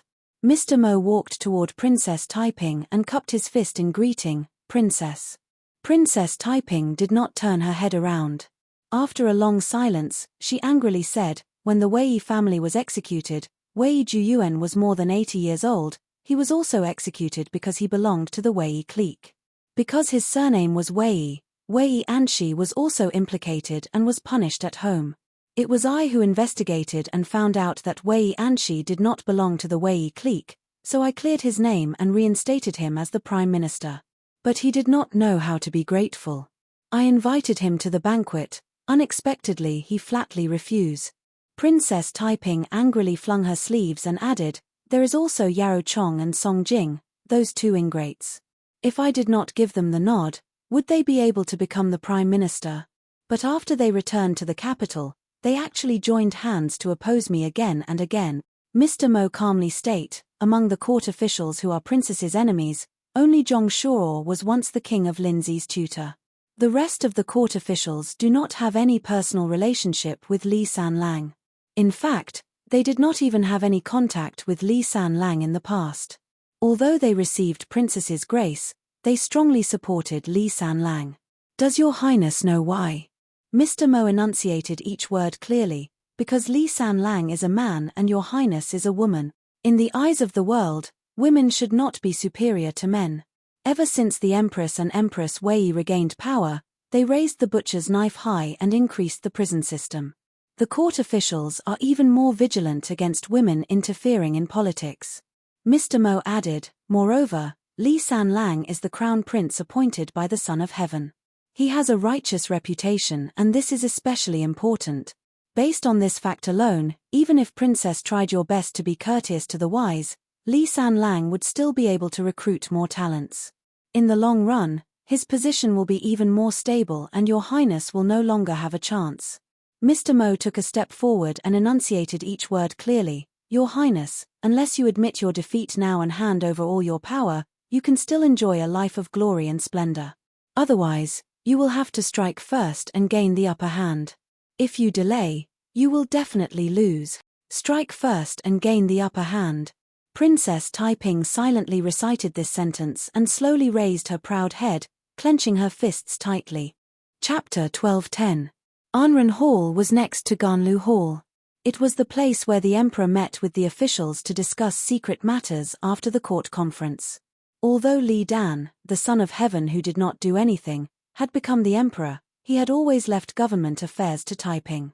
Now that there was the crown prince, and Li Dan had used the excuse of the crown prince to ask his son to share a portion of the work, he, the emperor, was even more idle. Other than attending the morning court every other day to meet with Jing Li Dan basically did not summon any ministers. But today, for the first time ever, he sent someone to summon Wei Anshi to the Anren Hall to see the emperor. When he saw Wei Anshi, he hesitated again and again, looking as if he found it difficult to speak. Wei Anshi could not help feeling puzzled. Wei Anshi stroked his beard and waited patiently. After a moment, Li Dan seemed to have made a decision. He cleared his throat and said to Wei Anshi, Official Wei has always been loyal to the court. When the second Zhong was in power, Official Wei was not afraid of power. When Empress Wei was in power, Official Wei was clean and honest. Of all the ministers in the political affairs hall, in terms of age, Official Wei is the oldest. I can only discuss this matter with you. Hearing these words, Wei Anshi's heart tightened. He quickly stood and said, I don't know what your majesty is worried about, but please speak. This old official should share your majesty's worries.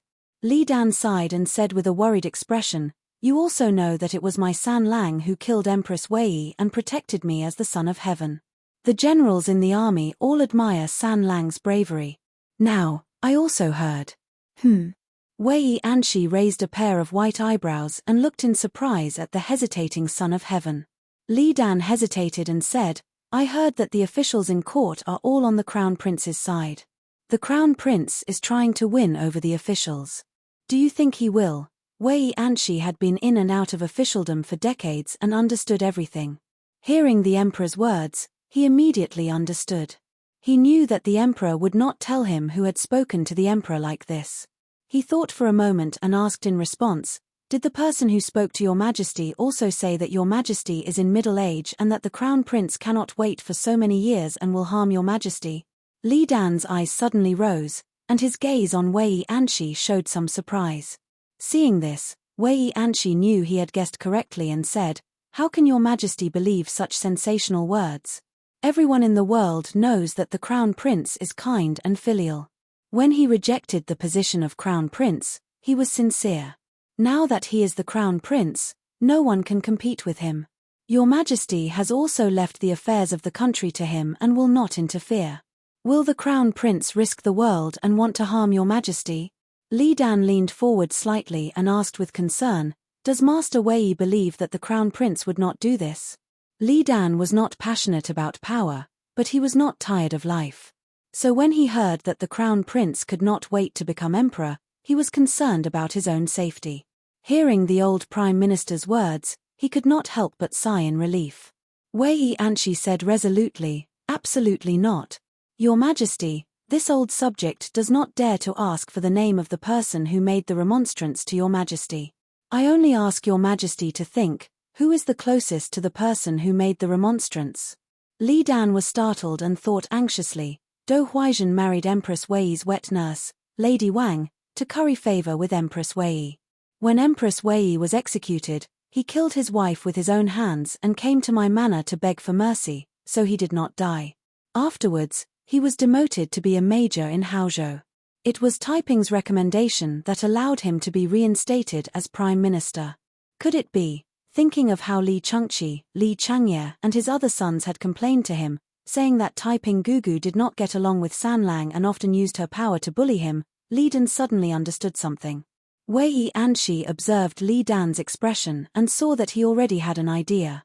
He said, "Your Majesty, there must be someone who is dissatisfied with the crown prince and is trying to drive a wedge between Your Majesty and your father, hoping that Your Majesty will take down the crown prince because of your suspicions. If Your Majesty believes him, then you will have fallen into his trap." Li Dan was silent. He did not believe that Sanlang would do anything to harm him. Otherwise, after hearing such a shocking matter, his suspicions would rise and he would have taken down the crown prince's power long ago. There was no need to discuss this with Wei Anshi. It was just that this was a matter of life and death and he did not dare to treat it lightly. Now that Wei Anshi had hit the nail on the head and exposed the identity of the mastermind behind the scenes, Li Dan was immediately somewhat perplexed. These past few months, he was not completely ignorant of the discord between his sister and Sanlang. He just did not expect the relationship between the two to have deteriorated to such an extent. Li Dan quietly said, "Fortunately, my beloved subject reminded me. I understand." Li Dan ordered Wei Anshi to withdraw. Dispiritedly, he stood up and sadly said, "Back then, when my Li family was in such a perilous situation, our family was still able to help each other and support each other. Now that my Li family has regained control of the world, it should be time for us to enjoy peace. How can our own flesh and blood harm each other?"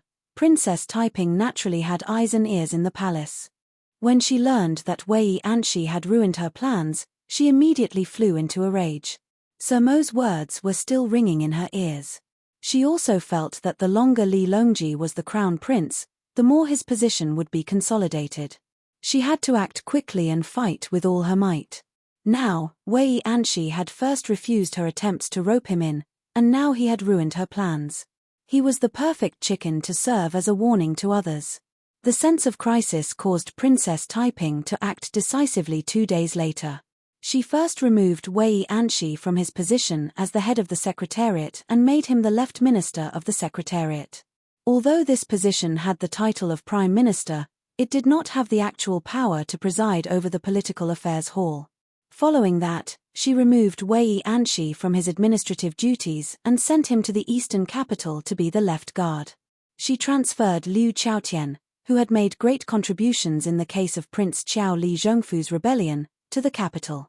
Soon after, someone reported that Wei Anshi's wife had killed a servant girl. Using this reason, Wei Anshi was demoted to the Qingju provincial governor.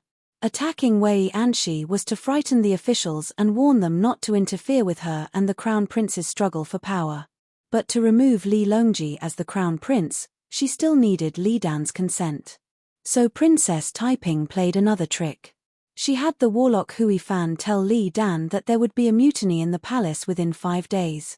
In this era, there were very few people who didn't believe in the words of the warlock. Moreover, such a big matter had to be believed. Li Dan was shocked and immediately summoned Prime Minister Zhong Shuo and Yaro Chong to discuss the matter. These two prime ministers were in charge of the Ministry of War and the Southern Office. Such a big matter naturally had to be discussed with them. Li Dan's expression changed as he told them the warning. Zhong Shuo immediately burst into laughter. Li Dan was stunned. "Why is Mr. Zhong laughing?"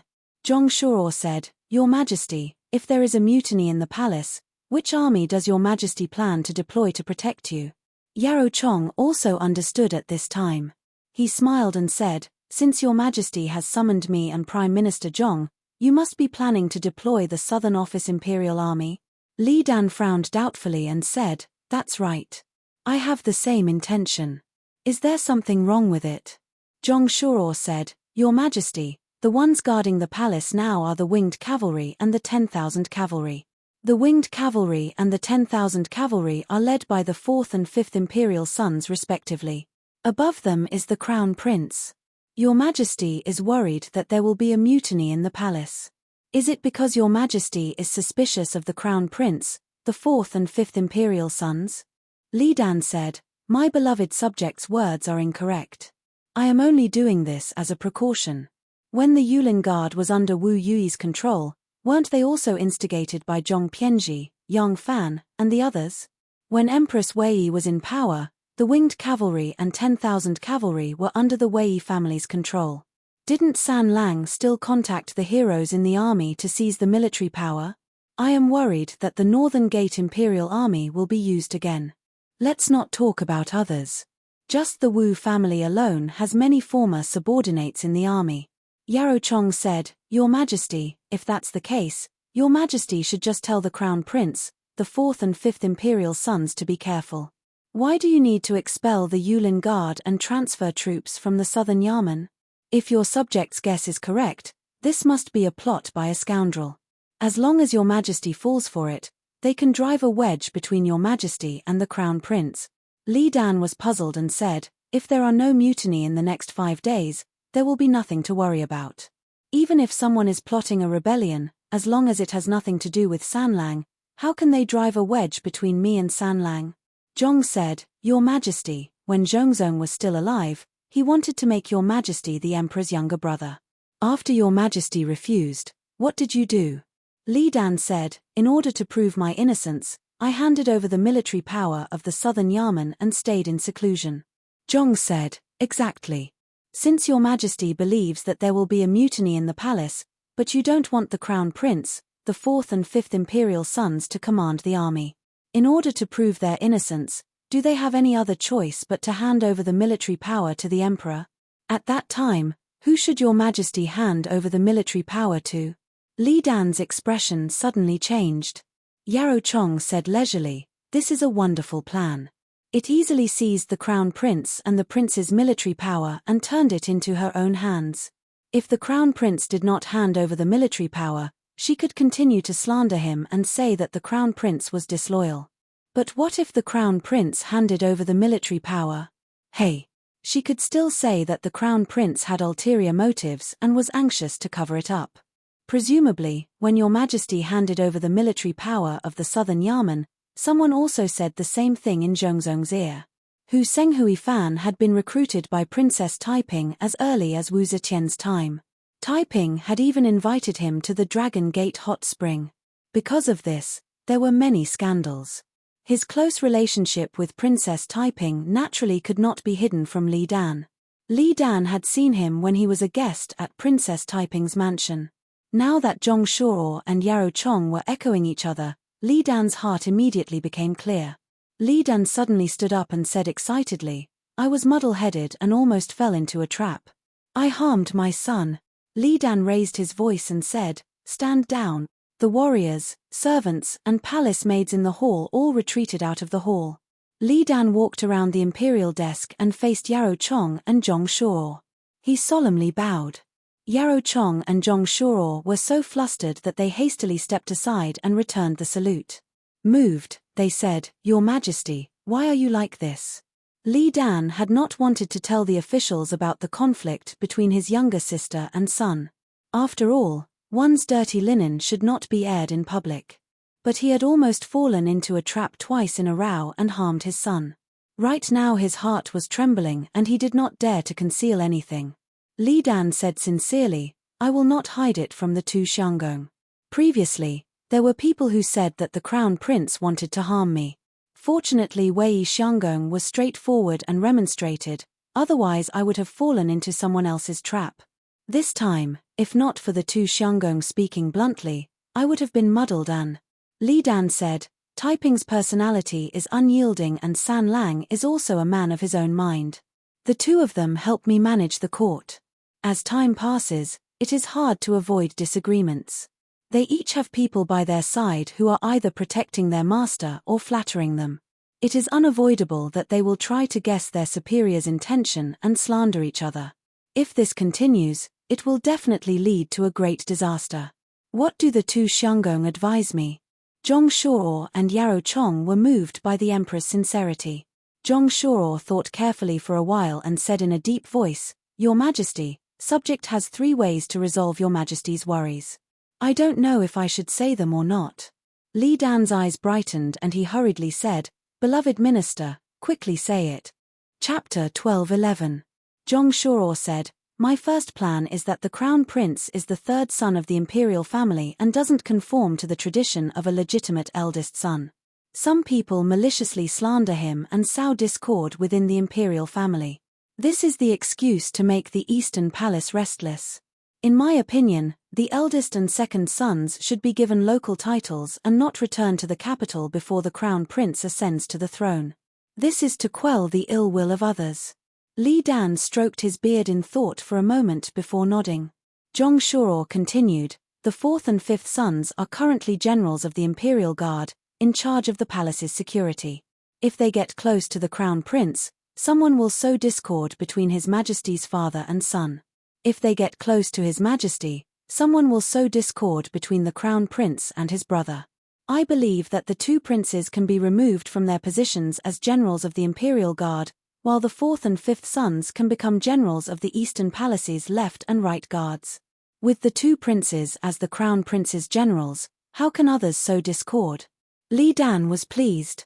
Master Zhong's words are very reasonable. Is this the second plan? Zhong Shuo shook his head with a smile. Not so. Everything I said just now was about the 5 princes. This is the first plan. Li Dan was surprised. Oh. Then tell me, what is the second plan? Zhong Shuo said, "For the second plan, Your Majesty can have the crown prince govern the country. His Majesty has already delegated the governance of the country to the crown prince, but he hasn't been given the title of regent. However, this will make the crown prince somewhat unjustifiable. This is also one of the reasons others will attack the crown prince. If Your Majesty has the crown prince govern the country, all doubts will be dispelled." Li Dan clapped his hands in approval, his face full of joy. If it was another emperor, such as Li Shimin or Wu Zetian, or even the milder Li Ji, if any of the officials suddenly went to suggest the crown prince to oversee the country, they would be courting death. However, Li Dan was a freak among the emperors. He loathed power and did not like to manage the affairs of the country. Now, everyone understood this point, which was why Zhong Shuo dared to speak to him so boldly.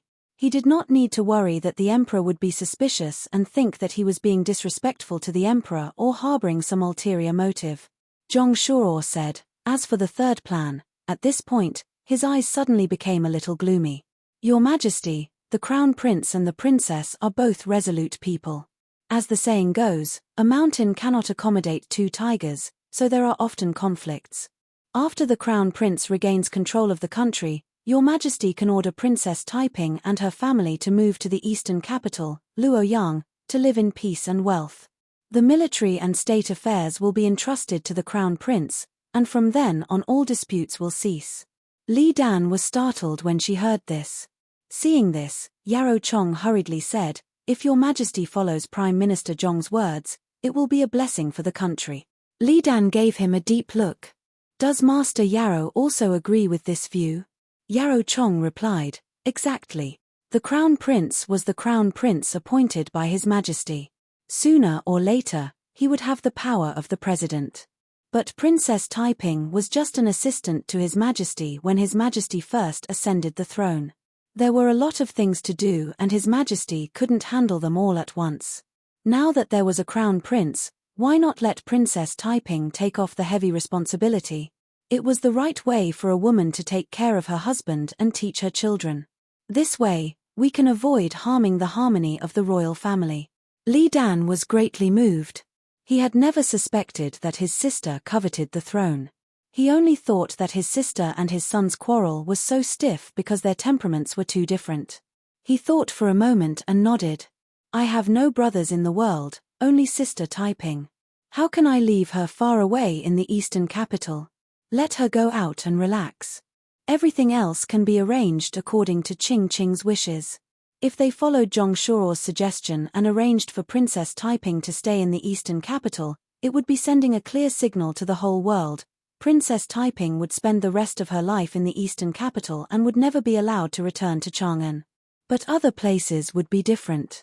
Sooner or later, she would have to return to the capital. The current move was only a means to ease the relationship between her and the crown prince. Seeing that Li Dan was reluctant to let Princess Taiping go to the eastern capital, Zhong Shuo and Yao Chong no longer insisted. They cupped their hands and said, "As your majesty wishes." The two took their leave. As soon as they returned, Yao Chong looked for Song Jing to discuss. He quickly issued an edict.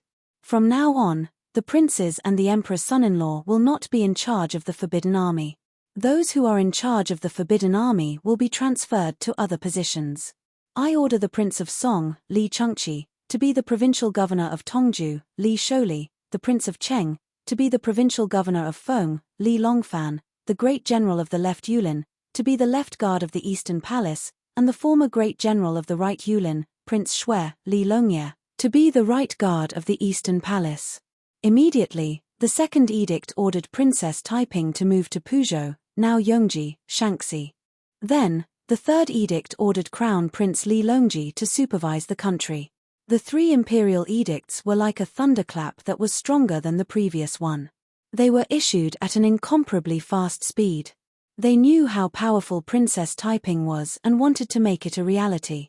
When the news reached Princess Taiping's mansion, Princess Taiping was taking advantage of her rare leisure time to tease the precious grandson that her eldest daughter had given birth to for her.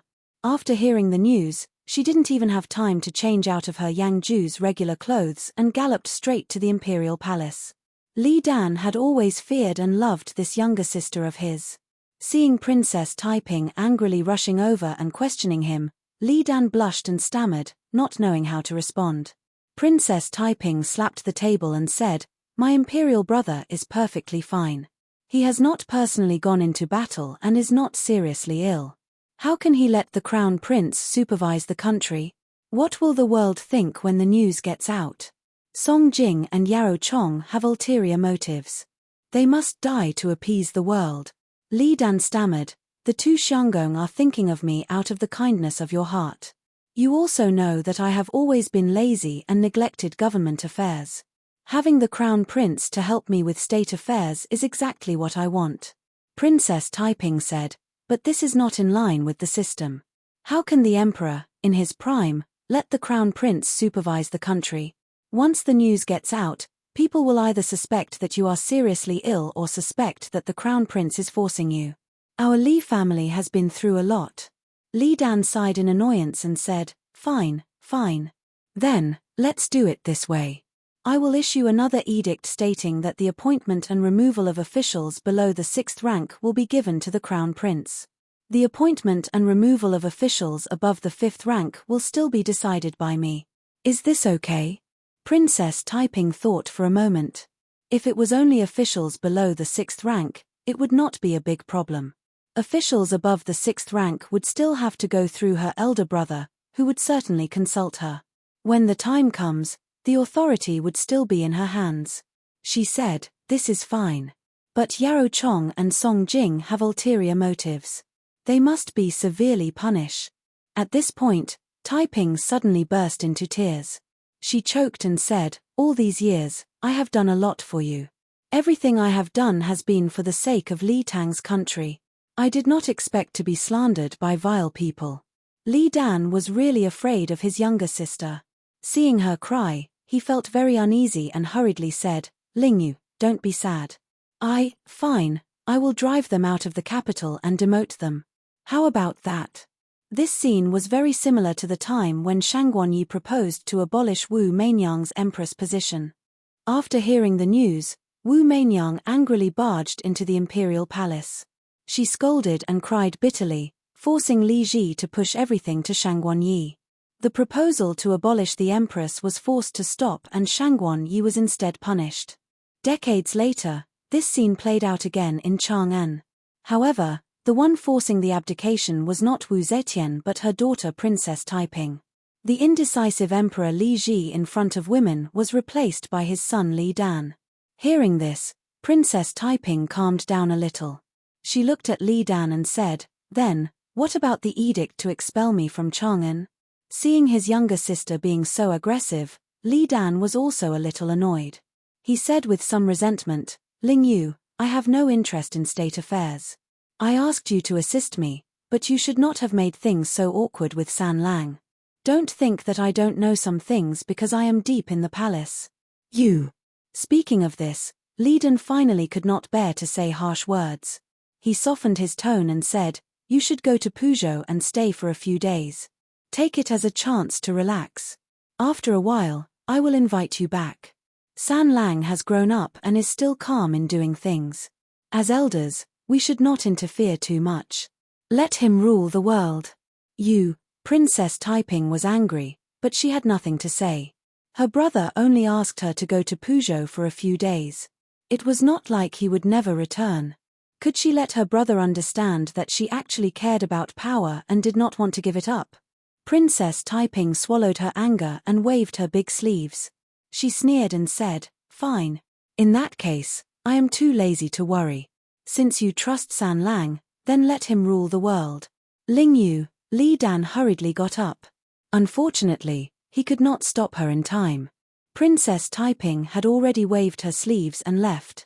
In Fenglu's room, Yang Fan relaxed his body and lay on his back.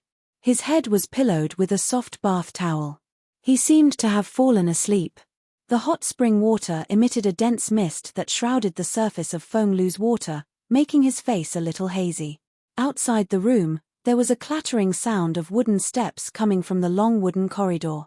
Because the sound was light and had a clear sense of rhythm, it was as pleasant as a piece of music. There was a soft knock on the door. Yang Fan asked lazily, "Is it Apricot?" "Ha Yi. Come in." The wicket door was gently opened, and a delicate foot covered in snow-white Japanese-style socks stepped in lightly like a cat, followed by another foot. Both feet crossed, taking small steps in a typical Japanese-style lady's gait. The hem of a bright pink kimono decorated with cherry blossoms swayed on it.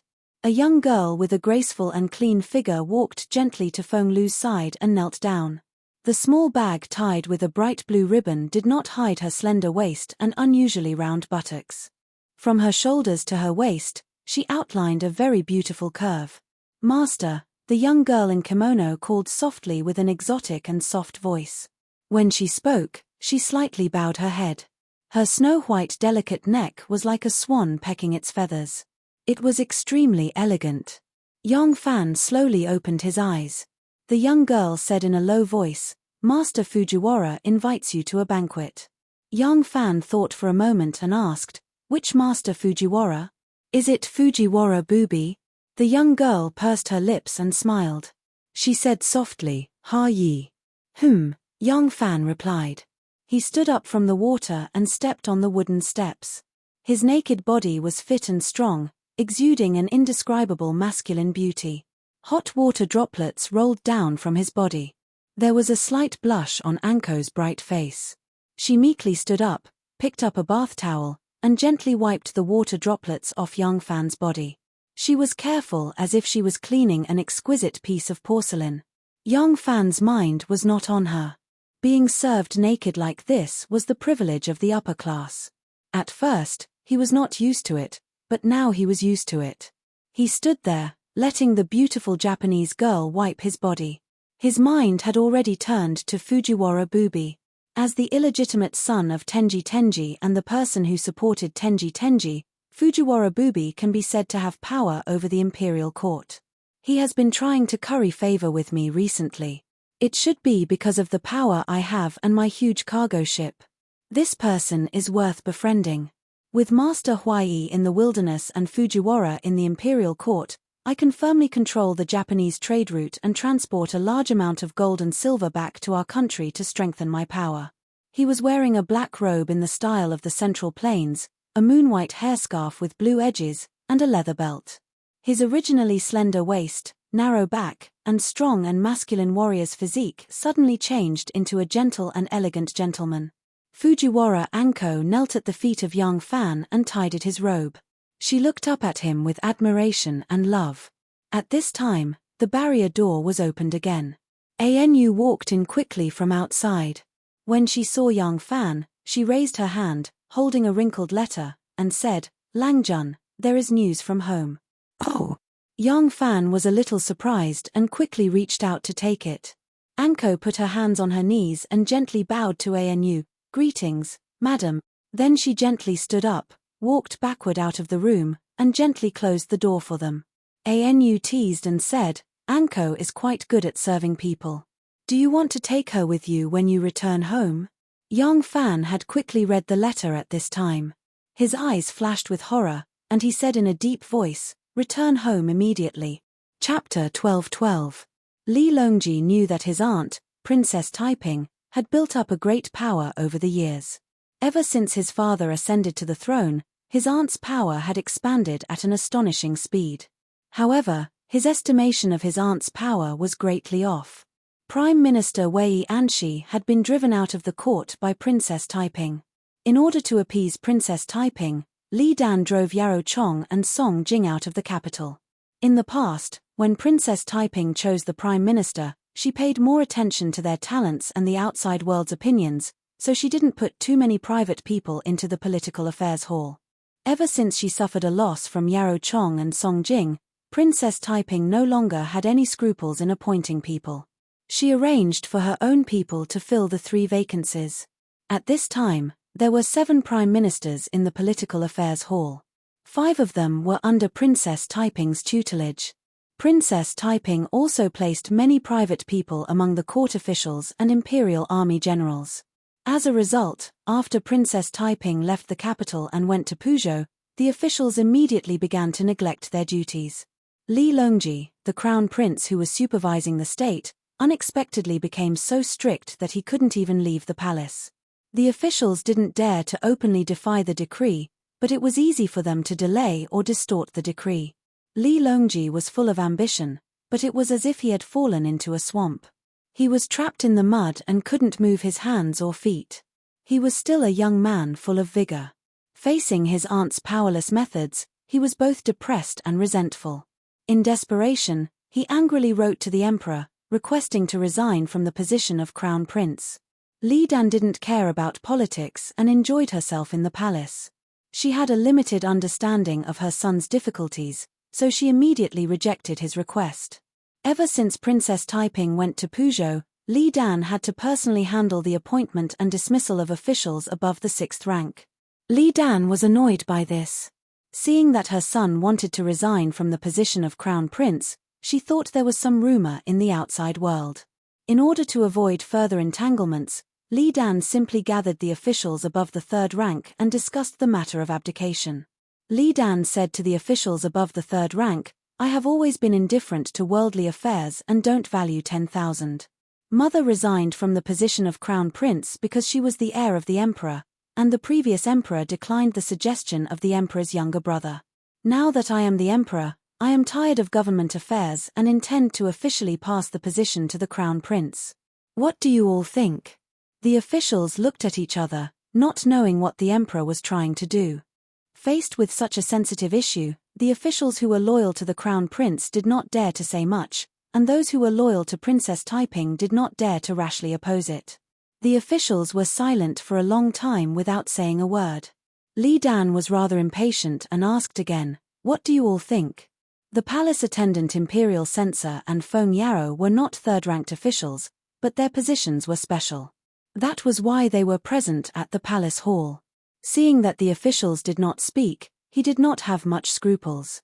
He spoke, "Your Majesty is still young and has not been on the throne for long. The people of the 4 seas have only just begun to admire you. How can you abdicate so hastily? I do not think it is appropriate." As soon as someone took the lead, the rest of the ministers began to talk. One after another, the Taiping party members came forward to oppose. Seeing the crowd's ferocious mood, Li Dan was rather displeased, but there were too many people opposing. Li Dan did not want to be stubborn, so he had no choice but to drop the idea. But the next day, he still issued an edict, announcing that all military and national affairs would be handled by the Crown Prince, and that the crimes of officials below the 5th rank, as well as their appointment and removal, would be decided by the Crown Prince. The appointment and removal of officials above the 5th rank, as well as their crimes, would have to be discussed with the Crown Prince first, and then reported to him.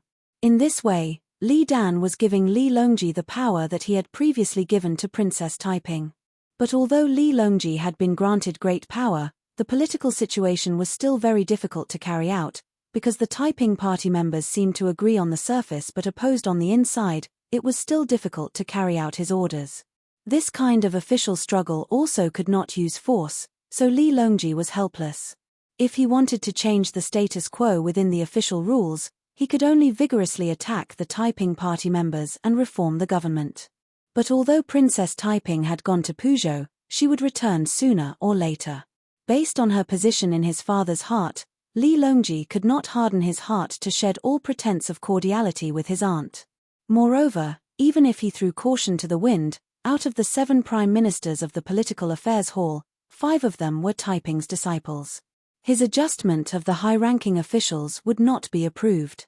The Tang dynasty spent another 4 months in this kind of internal friction. During these 4 months, the imperial court was almost in a state of stagnation. Fortunately, this empire was too large, and only relying on inertia, there would not be any trouble within a year. If there was no accident, this kind of internal friction would continue for a few more months until Li Longji could not bear it anymore and took extreme measures, or Princess Taiping was ready and launched an all-out attack on Li Longji. But an accident quickly changed the situation. Wu Yuji was dead. Wu Yuji fell ill not long after he arrived in Puzhou. Originally, it was not serious, but after a period of treatment, his illness became more and more serious, and finally he died. When the news came out, Li Dan, the emperor who was perfunctory in the court but very concerned about family, immediately conferred Wu Yuji the posthumous title of Prince Ding. He let Princess Taiping's eldest son inherit the title, and her second and third sons were also conferred the title of Junwang to show his favor. Immediately, he issued an edict to welcome Princess Taiping back to the capital. When Princess Taiping arrived, she had been preparing for a counterattack. She wanted to use the officials' indolence to give Li Longji a show of strength, and let Li Longji retreat. As she expected, Li Longji chose to resign from the crown prince position out of anger, but unfortunately, it was rejected by Li Dan. Seeing that her plan had failed, Princess Taiping began to plan another attack on Li Longji. When there was a major flaw in the imperial court, the 5 prime ministers would lead the civil and military officials to impeach the crown prince and force him to abdicate. Unexpectedly, because of her husband's death, Li Dan took her back to the capital in advance. Yang Fan kept a low profile when he left the capital, and he also kept a low profile when he returned. Almost no one was alarmed. So it was not until the 3rd day after he returned that some of his friends heard about his return and came to see him. But Princess Taiping was different. When she returned to Chang'an, the entire imperial court was almost empty. The emperor, Li Dan, led the crown prince, the princes, and the prime ministers to welcome her in person. Many officials of the imperial court also spontaneously went to welcome her. This was the first time that Princess Taiping publicly showed her capital to the crown prince, and also a disguised demonstration to Li Longji. After Princess Taiping returned to the capital, the emperor held a banquet to welcome her, and then the civil and military officials came one after another to the Princess Taiping's mansion to greet her. Many officials who were not even qualified to greet Princess Taiping presented greeting cards and gifts to show their sincerity. Princess Taiping did not feel much about Wu Yuji's death. Among her 2 husbands, only Xue Xiao was the man she truly loved, and also the man she was sincerely sad for and cherished. Besides him, only Yang Fan could enter her heart. Wu Yuji was just a political marriage her mother forced on her, and she never regarded him as her lifelong partner. The focus of this marriage was not the union of the man and the woman, but the union of the 2 political groups they represented.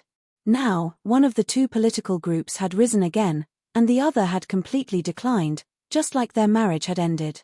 Therefore, after Princess Taiping returned to the capital, she did not act like an ordinary woman observing mourning, but quickly and actively prepared for the counterattack against the crown prince. This return was a victory for her. She wanted to use the remaining power of the victory to pursue and completely defeat the crown prince. Princess Taiping began to meet the officials frequently, and with each meeting, the counterattack against the crown prince began to brew. This arrangement was cleverly concealed by the courteous visits of the officials. As for the mountain of greeting cards and invitations, she threw them all to the chief of staff to deal with. Princess Taiping had no time to pay attention to these things. Because of this, it was not until 3 days later that Yang Fan's invitation was sent to her. This invitation was mixed in with many ordinary officials' invitations and greeting cards. These days, the chief of staff of the princess's mansion was also very busy, so he dealt with these things a little late. Under normal circumstances, he did not need to care too much about these things. He only needed to take time to organize these greeting cards into a list for Princess Taiping's reference, so that she could know which officials were close to her. Naturally, he was not in a hurry. But he did not expect that there was an invitation from Yang Fan among them. When he saw this invitation, he thought of the rumors about Princess Taiping and General Yang in the marketplace. He could not help but be shocked and broke into a cold sweat. He quickly took this invitation to see Princess Taiping. As he expected, when Princess Taiping saw this invitation, she immediately flew into a rage. "How dare you? This invitation was sent the day before yesterday, and the date of the invitation was yesterday. You actually sent it today." The chief of staff was sweating and stammered, "I only thought that those greeting cards and invitations were unimportant matters, so I was negligent. I am guilty, and I am willing to accept punishment from your highness." Princess Taiping said angrily, "What's the use of punishing you? If you are negligent again, you will lose your position as the chief of staff. Leave." "Yes, yes, yes." The chief of staff of the princess's mansion was sweating and left awkwardly. Holding the invitation card, Princess Taiping thought that she had failed to meet Yang Fan's invitation 3 times. She felt a little uneasy. Looking back at the high pile of official letters on the table that needed to be dealt with urgently, Princess Taiping finally made up her mind and ordered loudly, "Guard! Prepare the carriage." A light carriage with only 3 to 5 guards quietly drove to the Yang mansion by the Longqing pool. A bodyguard got off the horse and rushed to the gate. Soon he returned and reported to the person in the carriage, "Princess, the Yang mansion's people said that General Yang is having a banquet in the Golden Hairpin Drunk and is not in the mansion." Golden Hairpin Drunk? Is there also a Golden Hairpin Drunk in Chang'an? Hearing the name of this restaurant, Princess Taiping suddenly fell into a trance, as if she had suddenly returned to Luoyang and returned to the Golden Hairpin Drunk winery more than 10 years ago. At that time, the relationship between her and Yang Fan was very subtle. They were like enemies, but also like friends. But because of the passion, compared with the indifference now, she especially missed it. Princess Taiping gently sighed and ordered, "Go to the Golden Hairpin Drunk." The bodyguard was stunned and hesitated. "Princess, I don't know where the Golden Hairpin Drunk winery is located." Princess Taiping was furious. "Bastard! What's the use of your mouth? Don't you know how to ask?" The bodyguard was as quiet as a cicada in winter. He hurriedly agreed and directed the carriage to leave Longqing Lane. Chapter 12-13. Golden Hairpin Zui in Chang'an was a branch of Golden Hairpin Zui in Luoyang. When Wu Zetian moved back to Chang'an in her later years, the owner of Golden Hairpin Zui also took the opportunity to open a branch in Chang'an. As expected, business was booming, especially for those who moved from Luoyang to Chang'an. Many of them liked to come to this old restaurant in Luoyang to drink, which made this restaurant famous in Chang'an. It was easy for Princess Taiping's people to find out the location of this hotel. This hotel was located in the East City, very close to Longqing Square, so Princess Taiping drove directly to Golden Hairpin Zui. Although Golden Hairpin Zui in Chang'an was a branch, it was bigger than Golden Hairpin Zui in Luoyang. It was 5 stories high, like an ancient pagoda. The higher the floor, the smaller the area, but the more luxurious the interior decoration was. Even the tables were very particular. The style of the highest floor was completely different from that of the lower floors. It appeared to be very simple and elegant. There were no gorgeous decorations at all. The tables, lamps, and utensils were no longer made of gold or silver. Instead, there was a sense of grace and elegance to it. Generally, those who chose to stay and entertain guests here were the rich and powerful. Too vulgar decorations obviously wouldn't attract their attention. There was a relatively spacious place in front of the hall, which was convenient for the dancers and musicians. But now it was empty. There were only 2 guests sharing a table. Sometimes they whispered, and sometimes they laughed. But the whole roof was too empty, so it was still quiet. A pretty girl was kneeling behind the master. She was wearing a yellow kimono embroidered with red cherry blossoms, and a wide snow-white belt was tied around her slender waist. Although she was kneeling, she appeared to be graceful and spirited, beautiful and pure. She listened to the owner and the guest with a gentle smile and took the opportunity to pour wine for them. After a while, the guest bowed to the owner and said goodbye. The owner didn't get up. He just smiled and nodded to the guest, watching him stride away. When the guest disappeared at the top of the stairs, the owner sighed softly. He closed his tipsy eyes slightly and fell back, lying on the soft and round thighs of the girl. The man lying on the beauty's lap was naturally Yang Fan, and the man who just left was Shu Liang. Recently, when Yang Fan was meeting with his old friends, he often chose this place instead of his mansion. He had left the imperial court, so he naturally could not cut off his friendship. However, he did not want to continue to have too many connections, so he could only show it in some small details, such as the banquets. The fact that he did not entertain guests at home was his signal. Through this exchange with Shu Liang, Yang Fan was finally relieved about the future of his comrades. In the 6 months since he left Chang'an, his brothers in the army had already completed a major turning point in their lives. Li Longji had once promised him that he would treat his brothers well and not harbor any suspicions towards them. This stemmed from Li Longji's immense confidence in himself. Yang Fan believed in his promise, especially when Li Longji had ignored Wang Maozhong, who had abandoned him at a critical juncture. Li Longji had appointed him as a 3rd-rank Grand General of Guide Virtue. This made Yang Fan even more confident that Li Longji wasn't a ruthless person who would cook his hounds after the cunning hare was killed. But even so, he still planned ahead and gave his brothers some instructions before he left. Chu Kuanga, Ma Qiao, and the others were a group of pure soldiers. They had no ambition, but given their positions, it was hard to guarantee that they wouldn't be schemed against. Although it was glorious to be a general of the Yulin Guard, the risks they had to bear were also great. Yang Fan instructed them to resign from their military positions in the Yulin Guard to the emperor, and to be transferred to other guards in the northern or southern branches, or even to serve in the local or frontier areas. These people had great trust in Yang Fan, so they naturally obeyed his instructions. Now, Ma Qiao, Huang Shuchang, and the others had smoothly been transferred to the southern branch, and Chu Kuanga had asked to go to the western regions. When these generals were transferred out of the Yulin Guard, they had all been promoted by 1 or 2 ranks. Now, no matter where they were placed, they were all generals with great authority. The only one left in the Yulin Guard was Shu Liang, who still held the position of commander-in-chief but didn't directly command the troops. With his brother's affairs settled, Yang Fan was naturally relieved. Resting his head on a round, charming, and fragrant thigh, Yang Fan's body completely relaxed, but there was still a hint of heaviness in his heart. He had originally thought that the future of his brothers was the last problem he needed to worry about. Who knew that when he was far away in Japan, he would suddenly hear news of Taiping's ambition? Yang Fan never thought that Princess Taiping would be so keen on power. She was a princess of the Tang dynasty and the younger sister of the current emperor. She had taken care of the emperor's family for many years and was highly respected and favored by the current emperor.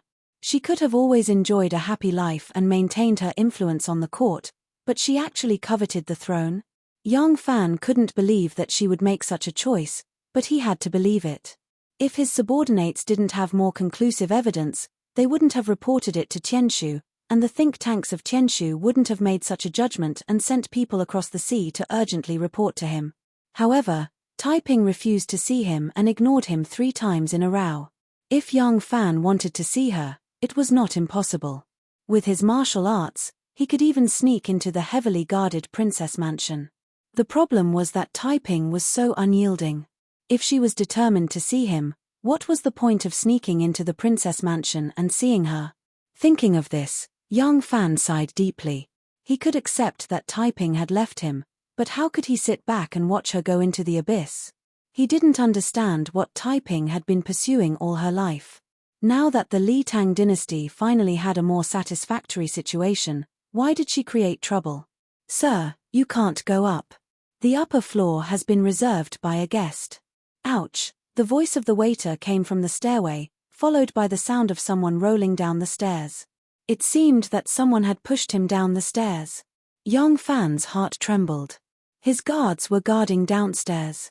How could someone rush up without a sound and ask the waiter to stop them? Yang Fan suddenly sat up, but he only glanced at the stairway before his tense body suddenly relaxed. There was a scholar in a white robe at the stairway. She wore a green gauze cap on her head and a leather belt around her waist. Her face was like jade and she was elegant and elegant. It was Princess Taiping dressed in men's clothes. Liangju, the Ma family's old restaurant. The female receptionist leaned over the table and flirted with the customers who were talking dirty. Some people were sitting there holding large bowls and eating, while others were holding horsewhips and strode back and forth through the hall. In the front courtyard, cows, horses, alpacas, and all kinds of goods were in a mess, giving off an unpleasant smell. Ever since Moshe changed the strategy of the Eastern expedition to invade the Western regions, the relationship between the Turks and the Tang dynasty had eased a lot. Last year, Moshe had won a great victory in the Western expedition, but because they underestimated the enemy, they fell into an ambush. This battle changed the situation from a great victory to a great defeat, and the Turks suffered a great loss. In order to supply the soldiers, horses, cattle, and sheep needed for Moshe's Western expedition, many of the tribes in the east who were dependent on Moshe suffered unspeakable hardships. Now that Moshe was defeated, their control over the east rapidly declined. Many tribes took the opportunity to break away from the Turks and seek refuge with the Tang dynasty. The Tang dynasty did not reject any of those who surrendered and settled them in the Liangju area. For their safety, and of course to restrain these surrendered tribes, the imperial court also appointed the right Yulin General Shuirenei as the chief supervisor of Liangju, with the Kaishui army stationed in Liangju. They also appointed the left guard General Guo Chengguan as the chief supervisor of Shuorfang, with the Kaishui army stationed in Bingju. The sudden increase of so many tribes and garrisons meant that Liangju needed a lot of daily necessities. At the same time, there was a lot of livestock that could be sold. This was a great business opportunity for merchants, so there were merchants everywhere, making it the most developed place in the western regions. The Ma family's old restaurant occupied a large area. In the backyard of the house, there were large livestock pens. Behind the pens, near the wall, there were several houses that seemed to be the living quarters of the workers who took care of the livestock. This place was extremely secluded and quiet, so it was difficult to attract the attention of outsiders. A man in a Chinese-style leather robe passed through the long livestock area and came to a secluded small courtyard in the backyard. He pushed open the courtyard door and walked in. In the small courtyard, there was a scholar sitting under a tree, reading a book. The small courtyard was very clean, but the outside was full of livestock sheds. The smell was extremely bad, but the scholar was calm and did not care about the bad environment around him. As soon as the courtyard door was closed, the man in the leather robe hurriedly reported, "Young master, there is a big business today, you have to make the decision." The scholar raised his head and looked slightly surprised. "What kind of big business is it that you need me to make the decision?" This person was Lu Binji. He actually hid in the western regions, in Shun Mu's old nest.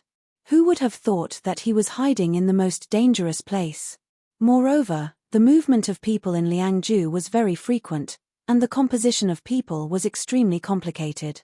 The official household registration system was very difficult to use here, so it was no wonder that the obvious and hidden sects could not find him. The man in the leather robe and dressed like a local man was Lu Binji's advisor Ding Yu. Ding Yu excitedly said, The person who contacted me said that his master is called Ashina Musi, the son of the Turkic Khan Moshe. Because his voice is hoarse, he was given the cold shoulder by his family, and his tribe was ostracized by the other tribes, so he angrily betrayed the Turkic Khaganate. Hearing this, Lu Binji was somewhat moved. A skinny camel was still bigger than a horse. Since this person was Moshe's son, even if he was not valued, his tribe was still a wealthy tribe in the current Liangju. After falling into Yang Fan and Shen Mu's trap, Lu Binji almost lost all his family's wealth. Now that he wanted to make a comeback, he urgently needed financial support, so he could not ignore such a big customer. Lu Binji anxiously asked, "What does he want to buy, and what price does he want to pay?" Ding Yu said, "Musi is not willing to be abandoned by his family, and he has always wanted to use force to take back the position of Khagan. However, the Turkic Khaganate is oppressed by the other major tribes, and there is no chance for him to grow stronger, so he hardened his heart and betrayed the Tang dynasty. But the Tang dynasty will give him farmland, pastures, and provide for him to raise his people, but they will not give him weapons, so he will not have a powerful force, so." "I understand." Lu Binji put down the scroll, and with his hands behind his back, he paced around the small courtyard twice. Suddenly, he stopped and said, "This person is worth meeting. This person will become our old customer and help us recover our strength as quickly as possible. Where has his tribe been settled? I will personally go and meet him." 40 li to the west of Liangju was a fortress, and around the fortress was a large piece of land that could be used for farming.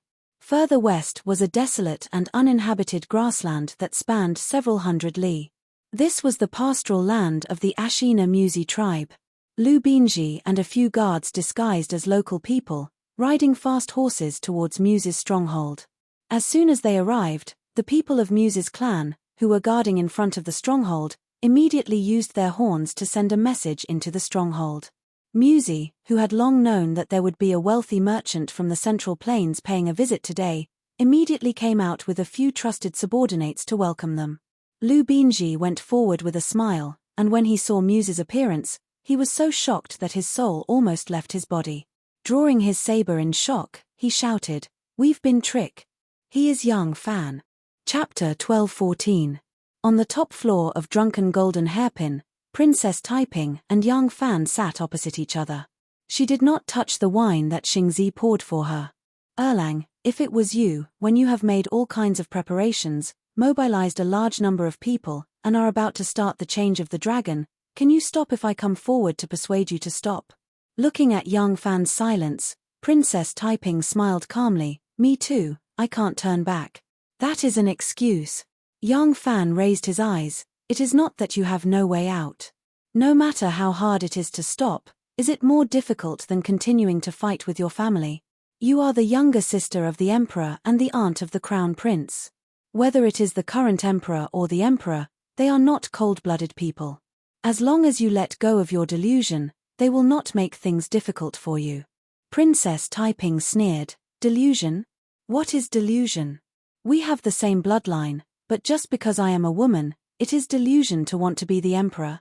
And no matter how mediocre that man is, he can naturally be the emperor. Who set this rule? Even if it is set by heaven, my mother broke this rule, but she still lost in the end and became the empress of the Tang dynasty. Today is very different from the empress. Ling Yu, I do not want you to fall off the cliff and be smashed to pieces." Princess Taiping's eyes lit up, "Then, come and help me. As long as you are willing to help me, my chance of success will at least double." Yang Fan looked at Princess Taiping's shining eyes and his heart was filled with sorrow. He found that he could not persuade Taiping. She could not listen to anything, her heart had been possessed by the devil. Princess Taiping looked at his expression and her eyes were also filled with sorrow. "You are not willing? You rebelled against my mother because you could not stand a woman in power. Later, you rebelled against Empress Wei because if she gained power, your family and your brothers would not have a good ending. You can draw your sword for your ambition. For your family, draw your sword. For your brothers, draw your sword. But you will not work for me." Princess Taiping slowly stood up. "It is a mistake for me to come today. In addition to bringing me more disappointment, there is nothing." She turned and walked towards the entrance of the building. Young Fan looked at her back and called out weakly. Princess Taiping didn't look back.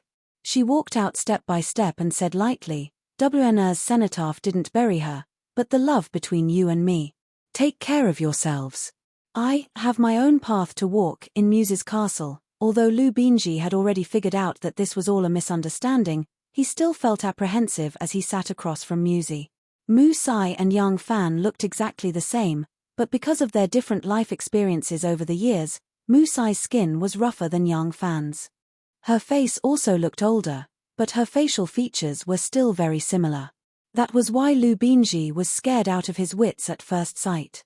He thought that Young Fan had disguised himself and came to Liangju to lure him. Mu Sai used his hoarse and unpleasant voice to talk to Lu Binji about the number of swords, bows, and armors he wanted to buy. Most of the time, he just pointed out the main points and instructed his subordinates to elaborate. Lu Binji listened absent-mindedly. There seemed to be a window in his heart that could be pierced with a poke. Mu Sai used his hoarse voice and said, Young master, these things I need can be paid with gold and silver, slaves, and cattle. But I don't know when you can buy these things for me. Lu Binji suddenly looked up and said, Your Excellency's throat, has it really not been cured yet? Lu Binji's sudden words stunned everyone in the tent. Young Fan couldn't think of a way to stop Taiping. Even if he was still in the officialdom, he couldn't stop her. Taiping, who was stubborn, couldn't turn back. No one could stop her from moving forward on the path she had chosen. 10 days passed in the blink of an eye. This matter had become a sore point in Young Fan's heart, and he couldn't get rid of it. That night, Young Fan was thinking hard in his study. Father, quickly come and see. Young Ji ran into the study, his voice still changing. He excitedly pulled him up and said, Father, there's a phenomenon in the sky. Quickly come and see. Young Fan was curiously pulled by his son to the courtyard. He saw his family members and many servants standing in the courtyard, looking up at the sky and pointing at it. Young Fan looked up and saw a large star stretching across the night sky. It was abnormally bright, and the large star even had a long glowing tail behind it. Young Fan couldn't help but laugh. I was wondering what kind of phenomenon it was. So it's a jinx? Young Serong, who was looking up at the sky, asked curiously, Father, what is a jinx? Young Fan's thoughts suddenly returned to the distant past. The big ship rode the wind and waves, and he stood at the bow, looking at a big star in the sky. The comet in the sky attracted everyone's attention.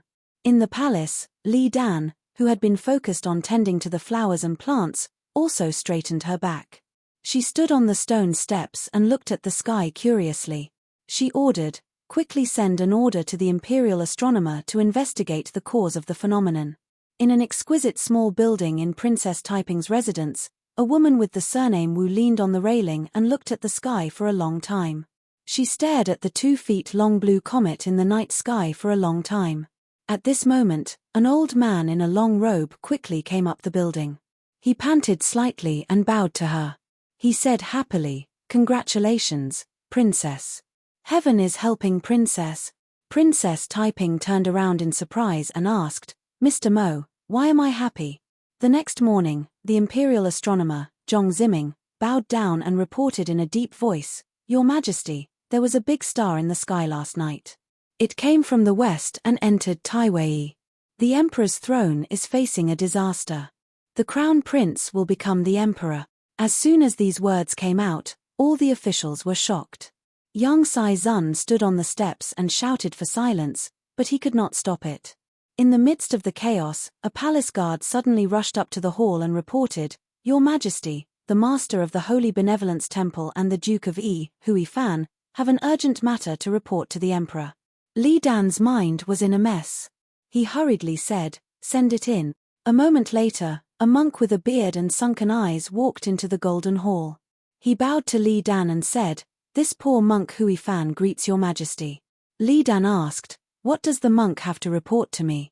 Hui Fan said, Your Majesty, I observed the sky yesterday and discovered that the comet came from the west and entered Taiwei.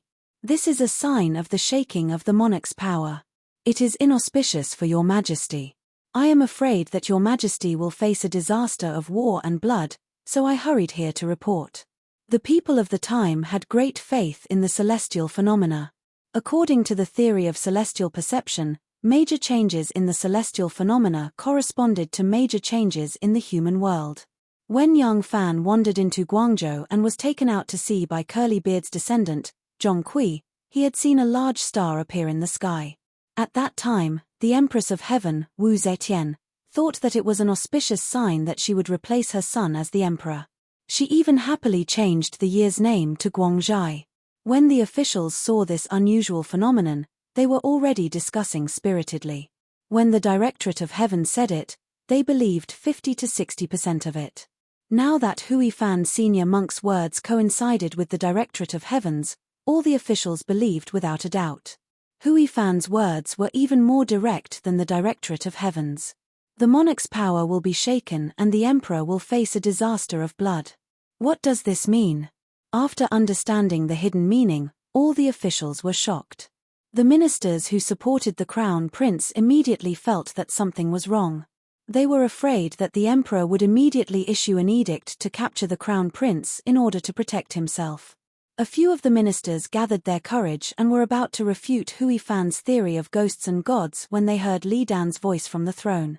A large star appearing in the sky, does this mean that the throne has changed hands? In that case, we will comply with the will of heaven and abdicate the throne for the crown prince to inherit. Li Dan's words silenced the entire Golden Hall. The Directorate of Astronomy, Zhong Ziming, and Huseng Hui Fan were both stunned. The emperor's reaction was a bit unexpected. We clearly told the emperor that the crown prince has ill intentions and will immediately start a rebellion. Shouldn't the emperor immediately capture the crown prince? Even if he isn't killed, he should be imprisoned. How? The two swindlers only knew how to act mysteriously under someone's orders. Faced with this kind of situation, they didn't know how to react. They looked at each other, not knowing what to do. Li Dan stood up and said with a rare decisiveness, "We are tired of government affairs and have long lost interest in being the emperor. Time and time again, we have to pass the throne to the crown prince, and it's all because of you. Now that the heavens have given us a warning, if we continue to ignore it, the heavens will punish us. Thus, we have decided to abdicate the throne." Li Longji was currently in the East Palace. Upon hearing this news, he hurriedly rushed to the Golden Hall and kowtowed to his father. "Father, you mustn't do this. Your son obtained your recognition with a small contribution and surpassed my brothers to become the crown prince. I have been restless all day and night, so why are you in such a hurry to abdicate the throne? Your son is terrified and doesn't dare accept it." Li Dan said, "San Lang, the reason why I have the world is not because of my power, but because of your contributions. Today, the heavens have given us a warning that the emperor's throne is facing a calamity. Thus, I want to abdicate the throne to you in order to turn this calamity into a blessing. Don't refuse." Li Longji repeatedly kowtowed. "Your son is terrified. Please, father, take back your order." Li Dan was impatient. In his opinion, since the heavens were warning him that his life would be in danger if he continued to be the emperor, then he should abdicate the throne. In any case, he was already annoyed at being the emperor. Wouldn't abdication solve all his problems? Li Dan slapped the table and angrily said, "The will of the heavens cannot be defied. Now, the heavens want me to abdicate the throne. If San Lang is a filial son, then you should happily agree. Do you really want the heavens to send a calamity down on me and then ascend the throne in front of my spirit?" Li Longji turned pale with fright and hurriedly kowtowed. "Your son doesn't dare. Your son doesn't dare." Li Dan said, "Since you don't dare, then don't refuse. Ministers and the Board of Rites, immediately prepare for the new emperor's coronation ceremony. Immediately announce to the world that the crown prince will ascend the throne in 3 days." After saying this, Li Dan relaxed and returned to the inner palace. He was still thinking about watering the pot of exotic flowers from overseas that he had found yesterday. All the civil and military officials were dumbfounded. The throne that countless people fought over and would rather die than give up is actually worthless in the eyes of the current emperor. Chapter 12:15. In Princess Taiping's mansion, Mr. Mo said to Princess Taiping with a face full of guilt, "Princess, this is all my fault. I never thought that the emperor would react like this when he heard about the catastrophe of the comet. I was careless and ruined your highness's plan. I really. Princess Taiping waved her hand disappointedly and smiled bitterly at him. Forget it. I can't blame you for this. I didn't expect that my brother would make such a choice. Alas. My Li family has always produced strange people. I can't blame you, can't blame you. Mr. Mo stepped forward and said, Princess, when San Lang was the crown prince, he already had a righteous reputation. Now that he is going to ascend the throne and become the emperor, he will have the hearts of the people. Your Highness, you should seriously consider your future now. Princess Taiping slowly turned to him with a gloomy face. What advice does Mr. Mo have? Mr. Mo said, in my opinion, San Lang's fate is already unstoppable.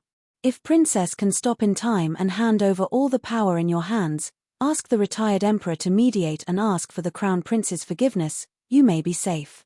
This is the so-called best plan. Princess Taiping's eyes suddenly sharpened. Her voice softened and she slowly asked, then what is the worst plan? Mr. Mo said, the worst plan is to take advantage of the fact that San Lang has just ascended the throne and hasn't had time to clean up the princess's followers. We should mobilize the 5 prime ministers of the political affairs hall, the ministers of the court, and the generals in the army to immediately carry out a mutiny. Otherwise, even if it is delayed for 1 more year, the new emperor's throne will be stable. Princess Taiping was silent for a while and said sternly, I won't admit defeat. Princess Taiping suddenly turned around and said in a trembling voice, in my life, I have only bowed my head to someone twice.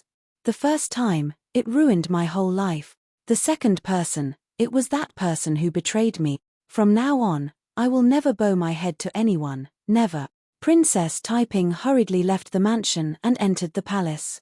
She knew that it was impossible, but she still decided to persuade Li Dan to retract his order.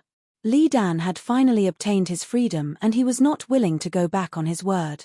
This was the first time he firmly refused his sister's request. Ling Yu, I have made up my mind to pass the throne to avoid disaster. You don't have to persuade me anymore. Princess Taiping saw that Li Dan was determined, so she settled for the second best option. She tried to persuade Li Dan that even though he would abdicate to become the Emperor Emeritus, the affairs of the country should still be handled by him personally. Li Dan was still unwilling, but he couldn't resist his younger sister's persuasion again and again. In the end, he could only take a step back and decided, the appointment of officials of the 3rd rank and above, as well as the major criminal cases, will still be decided by the emperor. Taiping secretly let out a sigh of relief. As long as the appointment and removal of officials above the 3rd rank still depended on her brother, then even if Li Longji became emperor, he still wouldn't be able to touch the prime minister and the 6 ministers. In this way, her main staff wouldn't be affected, and she would still have the strength to fight. Since he had achieved his goal, Taiping did not say anything more. He immediately took his leave and went back to prepare for any changes. 3 days later, Li Dan officially passed down the throne to the crown prince. After another 8 days, all kinds of rites were prepared. Li Longji ascended the throne and proclaimed himself emperor, honoring his father, Li Dan, as the emperor emeritus. The emperor emeritus called himself Zhun and issued an edict Gao. Once every 5 days, he received the morning court in Taiji Palace Hall and was still in charge of the appointment and removal of officials of the 3rd rank and above. The emperor called himself Yu and issued an edict Ji. Every day, he would sit in Wuda Palace Hall and listen to the affairs of the court. It wasn't that Li Longji's faction didn't notice Princess Taiping's strange actions. However, because the emperor emeritus favored Taiping, Li Longji had to consider his father's feelings and couldn't make up his mind to deal with his aunt. The new prime minister, Liu Yoqiu, who had relied on Li Longji's support to ascend the throne, had failed to obtain permission to remonstrate several times. Thus, he wanted to execute Taiping and purge the emperor's side, creating an established fact. Presumably, he was wholeheartedly thinking for the Son of Heaven. After the matter was completed, the Son of Heaven wouldn't blame him. Thus, Liu Yoqiu secretly met with the right Yulin General Zhong Wei and discussed mobilizing a group of Yulin guards to attack Princess Taiping's residence. As long as Princess Taiping died, the Taiping party would naturally collapse. Unexpectedly, Zhong Wei didn't keep this matter a secret. After getting drunk, he actually leaked the plan to Imperial censor Deng Guangbin. Deng Guangbin had recently been in close contact with Princess Taiping's residence. Liu Youqiu was shocked when he heard the news. In a panic, he could only seek help from Li Longji. Li Longji, who had just become the son of heaven, was also extremely panic-stricken when he heard the news. Helplessly, he could only seek an audience with his father and tell him the truth. Li Dan was furious when he heard the news.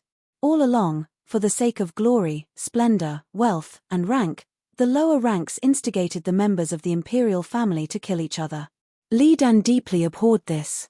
He didn't think that this Liu Youqiu would also do something like alienating the flesh and blood of the imperial family. This was simply preposterous. Li Dan immediately ordered Liu Youqiu, Zhong Wei, and the others to be arrested and imprisoned. All the participants were to be executed. Li Longji couldn't bear to kill Liu Youqiu, so he pleaded with Li Dan. He listed Liu Youqiu's achievements in killing Empress Wei and establishing his father as the emperor. After much consideration, Li Dan pardoned Liu Youqiu alone and exiled him to Fengju, Guangdong's Fengkai County. Li Dan's resolute decision prevented Princess Taiping from taking the opportunity to make trouble for him. However, after hearing this, Princess Taiping also felt a great sense of crisis. Today, there was a Liu Youqiu who tried to send troops to destroy her entire family. Who knew that tomorrow, there would be another Zhao Youqiu and Sun Youqiu who would repeat the same trick. Princess Taiping immediately secretly made an appointment with Dou Huaizhen, Xiao Zhizhong, Senta Shi, and several other prime ministers, as well as the left Yulin General Chang Yuankai, the left Yulin General Li Ci, the left Yulin General Li Qin, as well as the Crown Prince's junior protector Xueji, Yongzhou's chief scholar Wang Jin, and Huseng Hui Fan. Although Kui Shi was also part of Taiping's party, he had too many subordinates. His character could not be trusted. Therefore, Princess Taiping had always been suspicious of and used him. Therefore, he was excluded. After a round of discussion, they initially decided to poison the emperor. This way, they could complete the succession of the emperor with the least amount of chaos. However, the people around Li Long were originally brought by the Prince of Linzi. They could not infiltrate them in such a short time. Moreover, the situation was very urgent. Therefore, they decided to use force instead. Another coup in the Tang dynasty was about to begin. At this time, Li Longji still knew nothing about Princess Taiping's actions. Although he had already seen his aunt's yearning for power, in his opinion, his aunt only wanted to support a relatively weak emperor to ensure her position. He had never thought that his aunt had the ambition to become the emperor, and would brazenly decide to use force. Since the incident with Liu Youqiu, Li Longji had repeatedly strictly restrained his subordinates. He was also courteous to Taiping. He did not want to incite his aunt's anger and incite Taiping's party to go against him. Once he ascended the throne, he would cause the country to deteriorate. However, his concession did not result in reconciliation. Taiping had already made up her mind. Who in the world could stop her? On this day, Assistant Minister of the Secretariat Wang Ju returned from a banquet and returned to his residence. He had someone prepare hot water and was taking a bath when suddenly there was a few knocks on the door. The housekeeper of the Wang residence, Old Yarrow, reported from outside the door, "Ah Lang, someone has suddenly sent in a letter from the front yard. The letter clearly states that it is to be opened by Ah Lang personally. This old servant does not dare to act without permission. Oh, bring it in." Wang Ju was very puzzled and had the old housekeeper bring the letter in. She saw that the letter was wrinkled and looked like it had been wrapped in stone before. On the envelope were the words for Assistant Minister Wang. Wang Ju opened the letter in astonishment and immediately turned pale with fright. She jumped out of the bathtub with a ting sound, but her feet slipped and she almost fell. The housekeeper hurriedly rushed forward to support him and asked in surprise, "Ah Lang, what happened to you?" Wang Ju's face turned green. Without a word, he broke into a run naked. The housekeeper anxiously called out from behind, "Ah Lang, you have not put on your clothes." Oh. Wang Ju suddenly came to his senses and hurriedly turned around. "Quickly help me change." Wang Ju had no time to summon the maids to serve him and had the housekeeper help him quickly put on his clothes. Not caring whether his clothes were neat or not, he hurriedly said, "Quickly prepare the horse." A moment later, Wang Ju rode a fine horse and rushed out of the Wang residence with 4 attendants, heading like a gust of wind for the imperial palace. In a small alley on the opposite side, an old man in linen robes had his hands behind his back and seemed to be taking a leisurely stroll. Seeing Wang Ju hurriedly leave the residence, the old man in linen robes smiled slightly and quietly disappeared. A letter was spread out in front of Li Longji's imperial desk. Li Longji stared at the wrinkled letter in a daze, his eyes suddenly brimming with tears. To the side, Wang Ju said in surprise, "It is not impossible. Why is His Majesty so sorrowful?" Li Longji was full of resentment. "I don't understand. Why does Aunt treat me like this? Just why? Father only has this one sister. If I harm her, I'm afraid Father will be sad. I have been enduring silently, but she has put a butcher's knife to my neck. What should I do? What should I do?" At this point, Li Longji fiercely punched the table, causing an inkstone to fly up and fall to the ground, shattering into pieces. At this time, Zhong Shuo, Kui Riyong, Wei Zhigu, Wang Maozhong, and a group of trusted ministers had all rushed over after receiving Li Longji's summons. Li Longji showed them the secret letter. After reading it, everyone's expression changed. The letter stated that Princess Taiping would raise troops to revolt on the 4th day of the 7th month. At that time, Li Yuankai and Li Xi would lead the Yulin Guard to break into the Wuda Hall to kill the emperor. Dou Huaizhen, Xiao Zhizhong, Senta Shi, and the other prime ministers would come to the Southern Office and use their power to control the Southern Office's guards to respond. The contents were very detailed. Zhong Shuo asked in surprise, "Your Majesty, where did this letter come from? Who reported it? Is the situation true?" Wang Ju continued, "Master Zhong, this letter was sent to my residence by someone, but I don't know who it was. However, the plans in this letter are very clear and can't be doubted. Furthermore, tomorrow is the 4th day. Just now, Your Majesty had already sent people to investigate. Li Yuankai wasn't supposed to be on duty tomorrow, but he used the excuse that he had to take a leave of absence in a few days and had already switched shifts with someone else. In the past 2 days, the prime ministers have also visited the Southern Office many times." Zhong Shuo's expression changed. "In that case, the situation is urgent. Your Majesty should make a decision as soon as possible." Li Longji was still hesitant. Kui Riyong persuaded, "Princess Taiping is already on the verge of rebelling. When Your Majesty was the crown prince, you had a righteous cause, so no one dared to harm Your Majesty. Now that Your Majesty has ascended to the throne, Princess Taiping actually has the intention to rebel. Your Majesty only needs to give a decree, and who in the world would dare to disobey? Why are you so hesitant?" Li Longji said dejectedly, "You guys don't know, High Emperor has deep feelings for Taiping. It's easy to kill Taiping's rebels, but I'm just worried that it will alarm High Emperor and make him sad." Kui Riyong stomped his feet and said, "Your Majesty is muddle-headed. Wouldn't High Emperor be sad if Your Majesty was killed by Princess Taiping? The filial piety of the Emperor lies in the stability of the 4 seas. I earnestly request Your Majesty to immediately give a decree to control the North Gate Imperial Guards before subduing the rebels." Li Longji hesitated for a moment before saying, "This. Let's wait a little longer. Quickly invite my 4 brothers over to discuss this matter." Before Li Longji ascended to the throne, he had already brought his 2 elder brothers back to the capital. Now, the 4 brothers were all in the capital. The 4th and 5th brothers were in charge of the East Palace Guards, while Li Chengqi and Li Chengyi were the great generals of the Left and Right Palace Guards respectively. Not long later, the 4 brothers arrived one after another. After reading the letter, Li Longji said hesitantly, "Brothers, I, San Lang, am not an indecisive and cowardly person. It's just that the person who wants to rebel isn't an ordinary person. I'm worried that if I deal with Aunt, it will make Father sad, which is why I can't make up my mind. What do you guys think I should do?" Li Chengqi sneered, "San Lang, you don't want Father to be sad. When Taiping starts, Father will inevitably be sad. If Taiping can do it, why can't we?" Do you want the story of Zi Tian to repeat itself in the current dynasty? Do you want us brothers' families to be destroyed and Li Tang's royal family to suffer another calamity? Li Changyi, Li Longfan, and the rest also rubbed their palms together. San Lang, if you don't make a decision, you'll end up in trouble. You are a hero of the present age, so why are you being so soft-hearted? Let's make our move.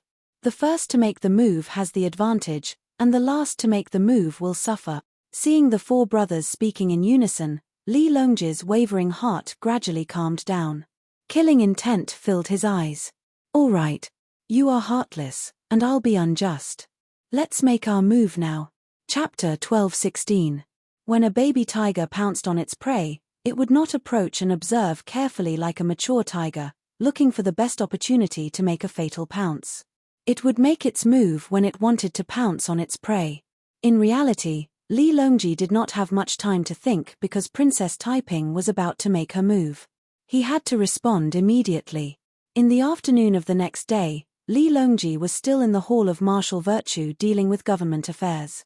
It was quiet outside the Golden Hall.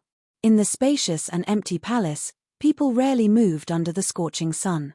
There were only a few soldiers standing listlessly by the stone steps, hoping that the sun would quickly move to the west and let the shadow of the palace shine over. Bang! A loud noise suddenly came from afar. By the time it reached here, it was already not loud, but a drowsy palace guard holding a halberd still heard the noise. He squinted his eyes in surprise and looked into the distance against the glaring sunlight. He was surprised to find that the gate of martial virtue was actually closed. Because the retired emperor was still in the Hall of Taiji, the emperor was in charge of government affairs in the side hall, the Hall of Martial Virtue. This gate of martial virtue was originally a side door, but now, like the gate of heaven, it had become a path that all the civil and military officials had to pass to go to court every day. Therefore, it was usually not closed. It was now afternoon and the court had long been dismissed. However, the emperor was still reading memorials in the Hall of Martial Virtue. There were often officials from various departments going in and out. Therefore, the gate of martial virtue was still open and would only be closed when the palace gates were closed. Before he could come to his senses, he saw hundreds of soldiers with shining swords and spears charging in from the gate of martial virtue. The ones charging at the front were the Yulin General Chang Yuankai and Li Ci who were guarding the gate of martial virtue today. This palace guard shivered and his hair all stood on end. Rebellion. Someone is rebelling. This palace guard was scared out of his wits. He immediately ran towards the Hall of Martial Virtue. He ran along the long stone steps for more than 100 steps, but before he could rush into the main hall, he heard an orderly battle cry. He hurriedly turned his head and saw that the door between the Hall of Taiji and the Hall of Martial Virtue, the gate of Qiehua, which was usually closed, suddenly opened. An orderly group of imperial guards charged out from the gate of Qiehua and intercepted the rebel army. It was obvious that this sudden army was well prepared. Their formation was neat, and all of them wore leather armor. The brown armor and bright red helmet tassels formed a sharp spear that pierced towards the snake-like rebel army. There were about 300 people in the rebel army, and they were rushing toward the Martial Virtue Hall with all their might. Because some of them ran fast and some of them ran slow, the entire army was dragged into a messy line. There was no formation to speak of. When this army that suddenly appeared out of nowhere rushed in, they were quickly inserted, cut off, and surrounded. This palace guard was stunned for a moment before he came to his senses. He was about to run into the palace to warn when a tsunami of shouts suddenly sounded from the direction of the Hall of Martial Virtue. Countless brightly armored imperial guards swarmed out like a tide from the main gate, side gate, pillars, and gable walls. They came from the back of the Hall of Martial Virtue and the rear hall. This palace guard was stunned and stood there in a daze. He saw the first batch of guards rush out, and they rushed all the way to the 7th stone step before suddenly stopping. Their long halberds pointed forward in an orderly fashion. Behind them, countless soldiers quickly swarmed over and covered the stone steps behind them as well as the ground above them, forming a steel spear formation made up of armor and large halberds. It was dense and strong like a mountain. A young and tall eunuch stood in front of the troops with a sword in his hand. This palace guard recognized him. That person was the inner palace eunuch Gao Lisha, eunuch Gao, who was extremely favored by the emperor. On the wide and flat square between the Gate of Martial Virtue and the Hall of Martial Virtue, the rebel army that had been cut into two by the soldiers from Qianhua sect were fighting desperately. Suddenly, they realized that countless soldiers had rushed out of the Hall of Martial Virtue to protect it. Their resistance immediately stopped in shock. Everyone was stunned. At this point, who didn't understand that the emperor was already prepared? Gao Lisha took 2 steps forward with a murderous look on his face. He shouted in a stern voice, "The saint has ordered. Chang Yuankai and Li Xi are plotting against the emperor. Kill without mercy. All of you soldiers have been deceived.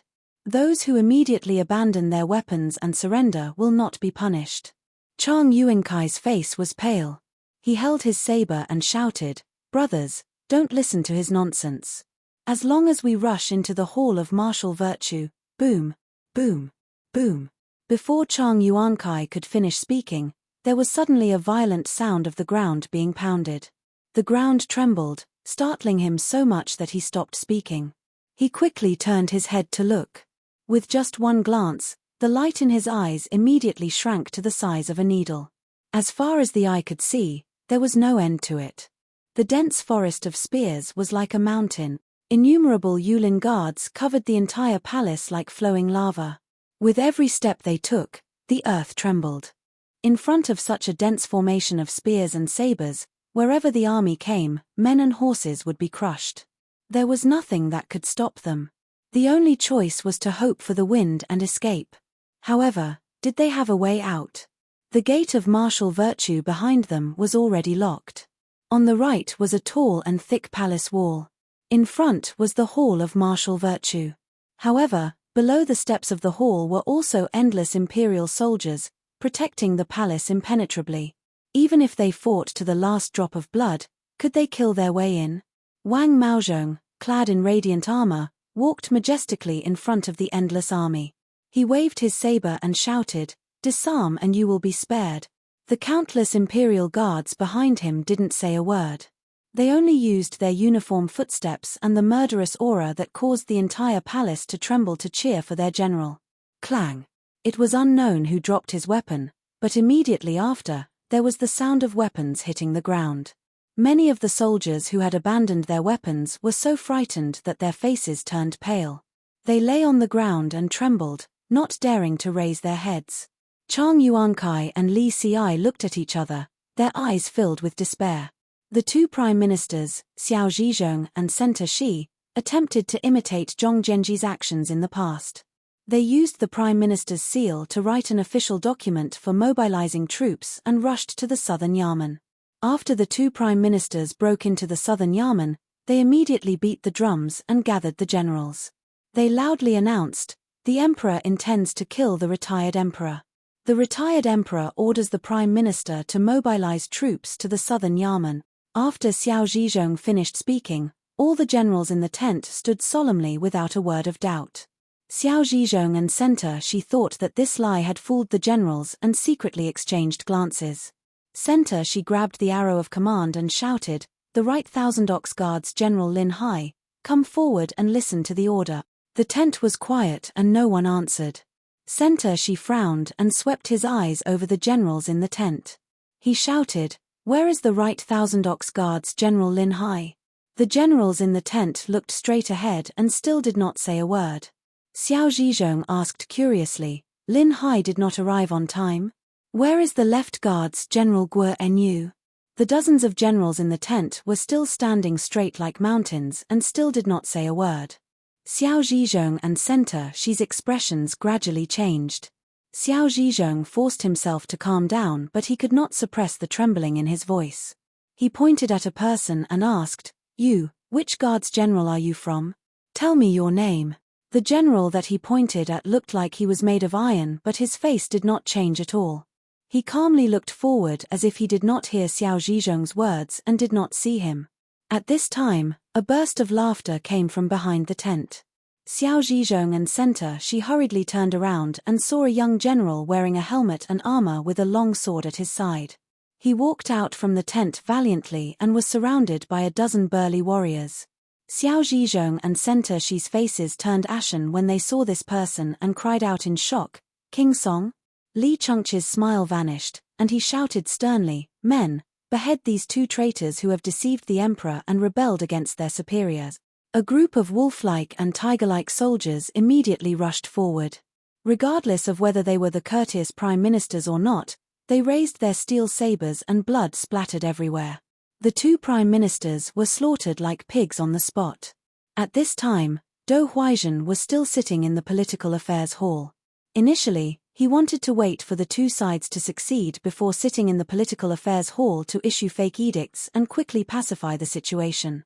However, he did not expect that before he could wake up from his sweet dream, the military parade in front of the martial virtue hall had reached his ears. Dou Huaizhen knew that the matter had been exposed and he hurriedly opened the back window and escaped. At this time, the entire palace was on high alert. How could they possibly escape?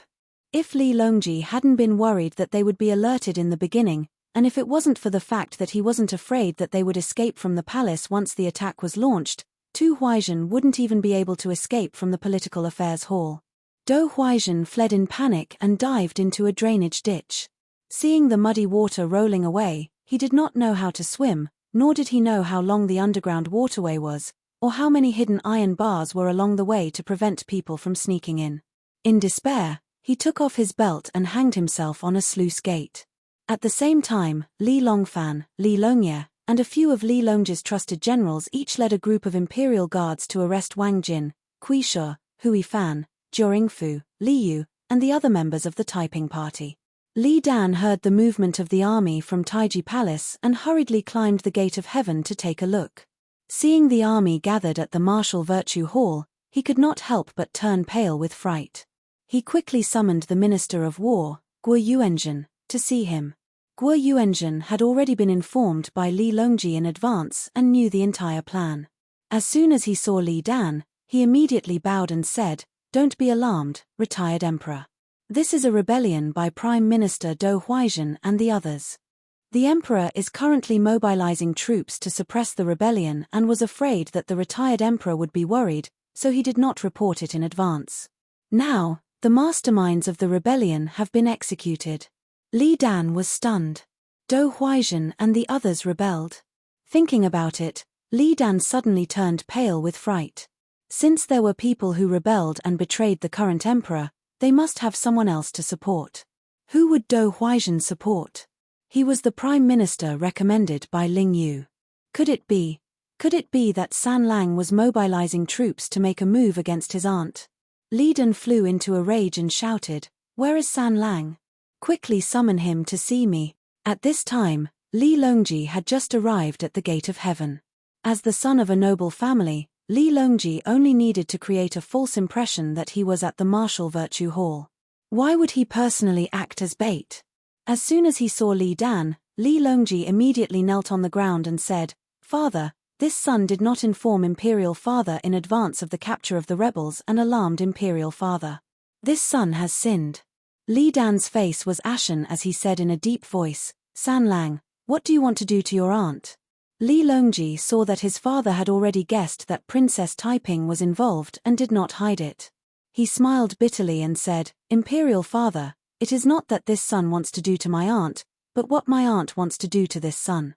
Imperial Father, please take a look." He took out the informant letter from his bosom and presented it to Li Dan. Li Dan was dispirited as he read it and was speechless for a long time. Although he had deep feelings for his sister Taiping, he loved his son just as much. Now that his sister wanted to kill his son and his son wanted to deal with his sister, what else could he say? After a long time, Li Dan asked in a trembling voice, "Then, how do you plan to deal with your aunt?" Seeing the tears in his father's eyes, Li Longji's heart trembled. He did not dare to meet his father's eyes again and could only lower his head. He replied in a low voice, "Father, I'm afraid I can't deal with my aunt now." Li Dan's heart tightened and he hurriedly asked, "Why is that?" Li Longji replied in a low voice, "Because the one leading the troops to Princess Taiping's residence is my second brother." Li Dan's heart immediately sank. Among his 5 sons, Li Chengyi was the one who did things the most without scruples. If it was Li Chengqi, Li Longfan, or Li Longye, they might have some scruples because of Taiping's identity. However, Li Chengyi was different. He respected his father and loved his siblings, but he did not have the same deep feelings for his relatives. Li Dan turned around in a daze and walked over to the city walls with heavy steps. Leaning against the wall, he gazed in the direction of the Princess Taiping residence. Tears streamed down his face as he muttered to himself, "Lingyu, you're no longer here?" Chapter 12:17. When the situation in the palace had just stabilized and the imperial soldiers and cavalry were out in all directions to arrest the members of the Taiping party, Li Chengyi was the first to set off with about 500 imperial soldiers under his command. His target was Princess Taiping herself. Li Longji had given his second brother a lot of thought before sending him to Princess Taiping's residence. With Princess Taiping's power and the emperor's love for her, no civil or military official dared to raise a butcher's knife against Princess Taiping. Even the royal brothers and Li Longji himself couldn't bear to do so. Only Li Chengyi was an exception. Li Chengqi also understood San Lang's painstaking efforts. In a life-and-death struggle for power, there was no room for soft-heartedness and laughable fantasies. Today's benevolence would be the root of the disaster that would destroy his family and clan in the future. He also understood that San Lang was shouldering even more things and had even more things to worry about, so he was willing to be the bad guy. The saying "brothers in war" was fully interpreted by Li Longji and his brothers. Princess Taiping wanted to remove Li Longji from the throne and support a weak prince as a puppet. When the time was right, she would force him to abdicate the throne and give up the country. She didn't know that the 5 brothers were of one mind and would not be divided by her. Today, in order to protect Li Longji's throne, the 4 brothers went into battle together, and Li Longji handed over the military power to them without the slightest suspicion. Li Chengyi rushed to Princess Taiping's residence with his troops and saw a few servants of the Princess Taiping's residence running inside in panic to report the news. He said with a murderous look, "Kill them, except for Xue Chongjian's family, kill Taiping's family and Taiping herself." The 500 imperial soldiers received the prince's clear order. With a shout, they rushed into Princess Taiping's residence. Swords and knives flashed and the sound of killing shook the sky. The relationship between Xue Chongjian and Li San Lang was not shallow. Not only had he assisted Li Longji in killing Empress Wei, he had also become close friends with Li Longji due to their similar temperaments. Although Li Longji understood the principle of cutting weeds and eliminating the roots, he was ultimately unable to use any ambitious and ruthless methods. Before Li Chengyi sent out his troops, he had specially instructed him to protect Xue Chongjian and his family. The news that the imperial army had gone to various places in the capital to arrest the Taiping party members quickly reached Yang Fan's ears. At this time, Yang Fan was stepping on lotus roots at Longqing Lake with his sons. He was bare-chested and wearing a pair of snub-nosed pants. He led his 2 older sons, Yang Nianzhu and Yang Ji, into the shallow waters that were waist-deep. His bare feet could easily feel the fat lotus roots in the mud. He held his breath and sank into the water. Then, he could dig out the mud and pull out the round lotus roots. The mud had a strong suction, so it was not easy to pull the lotus out of the water in one piece. They would only break the section that they touched, instead of digging out a whole one. The 2 younger sons were shouting on the shore as they cleaned up the fat lotus roots that their father and brother had dug up. They excitedly brought them to their sisters. The sisters squatted by the lake and carefully washed away the mud that was still wrapped around the lotus roots with the lake water. At this time, the news came. Yang Fan turned pale with fright. He immediately rushed to the shore, grabbed the horse of the informant, and galloped away. Yang Fan was wearing a pair of wet snub-nosed pants. He stepped on the stirrups with his bare feet and whipped like rain. It had never occurred to him that Princess Taiping and Li Longji would publicly break off their relationship and meet each other in arms so soon. According to common sense, the political struggle between the 2 sides should have been a long process of wrestling. How could they enter the final battle so hastily? By the time the horse arrived at Princess Taiping's mansion, Yang Fan's trousers were already dry, and the mud on his bare feet had already congealed into clumps. When he landed on the ground, the clumps of mud shattered on the stone steps of Princess Taiping's mansion. "Stop, Who are you? The dozen or so soldiers guarding the gate of Princess Taiping's mansion pointed their sharp spears at young Fan and asked in a stern voice. The search and massacre in Princess Taiping's mansion had not ended yet. Young Fan saw the bodies of several family servants lying in a pool of blood in the courtyard toward the mansion. He could not help but feel his heart tighten. He shouted in a stern voice, "I am the Defender General who supports the state, young Fan. Get out of the way." Most of these dozen or so Imperial Guards had never seen young Fan. Although there were a few seasoned soldiers among them who had seen young Fan before, they had only seen him from afar in the army, so they could not clearly see General Young's appearance. In addition, young Fan's hair was tied into bundles, his upper body was bare, his feet were bare, and he was only wearing a pair of pants. His appearance and temperament were very different from the General Young in their minds. It was really difficult to tell who he was. The soldiers could not help but hesitate. Young Fan could not wait for them to call the officer to identify him. He was burning with anxiety. Seeing the soldiers hesitating, but still not giving way, his motionless body abruptly crashed to the side. He went through the gap between two spears. Two soldiers flew more than a jong away. With two spears in his hands, young Fan's arms made a circle and shook. The soldiers felt numb in their hands and could no longer hold the spears in their hands. 7 or 8 spears flew into the air. Young Fan rushed in with 2 spears in his hands. Another few soldiers with spears chased after him in shock and shouted, "Stop him, someone is forcing his way in." Young Fan could not bear to kill people. He rushed in and only cared about knocking away their weapons or sweeping them away. Hearing the news, more and more soldiers came to surround him. Young Fan could not be ruthless and could not break out of the encirclement.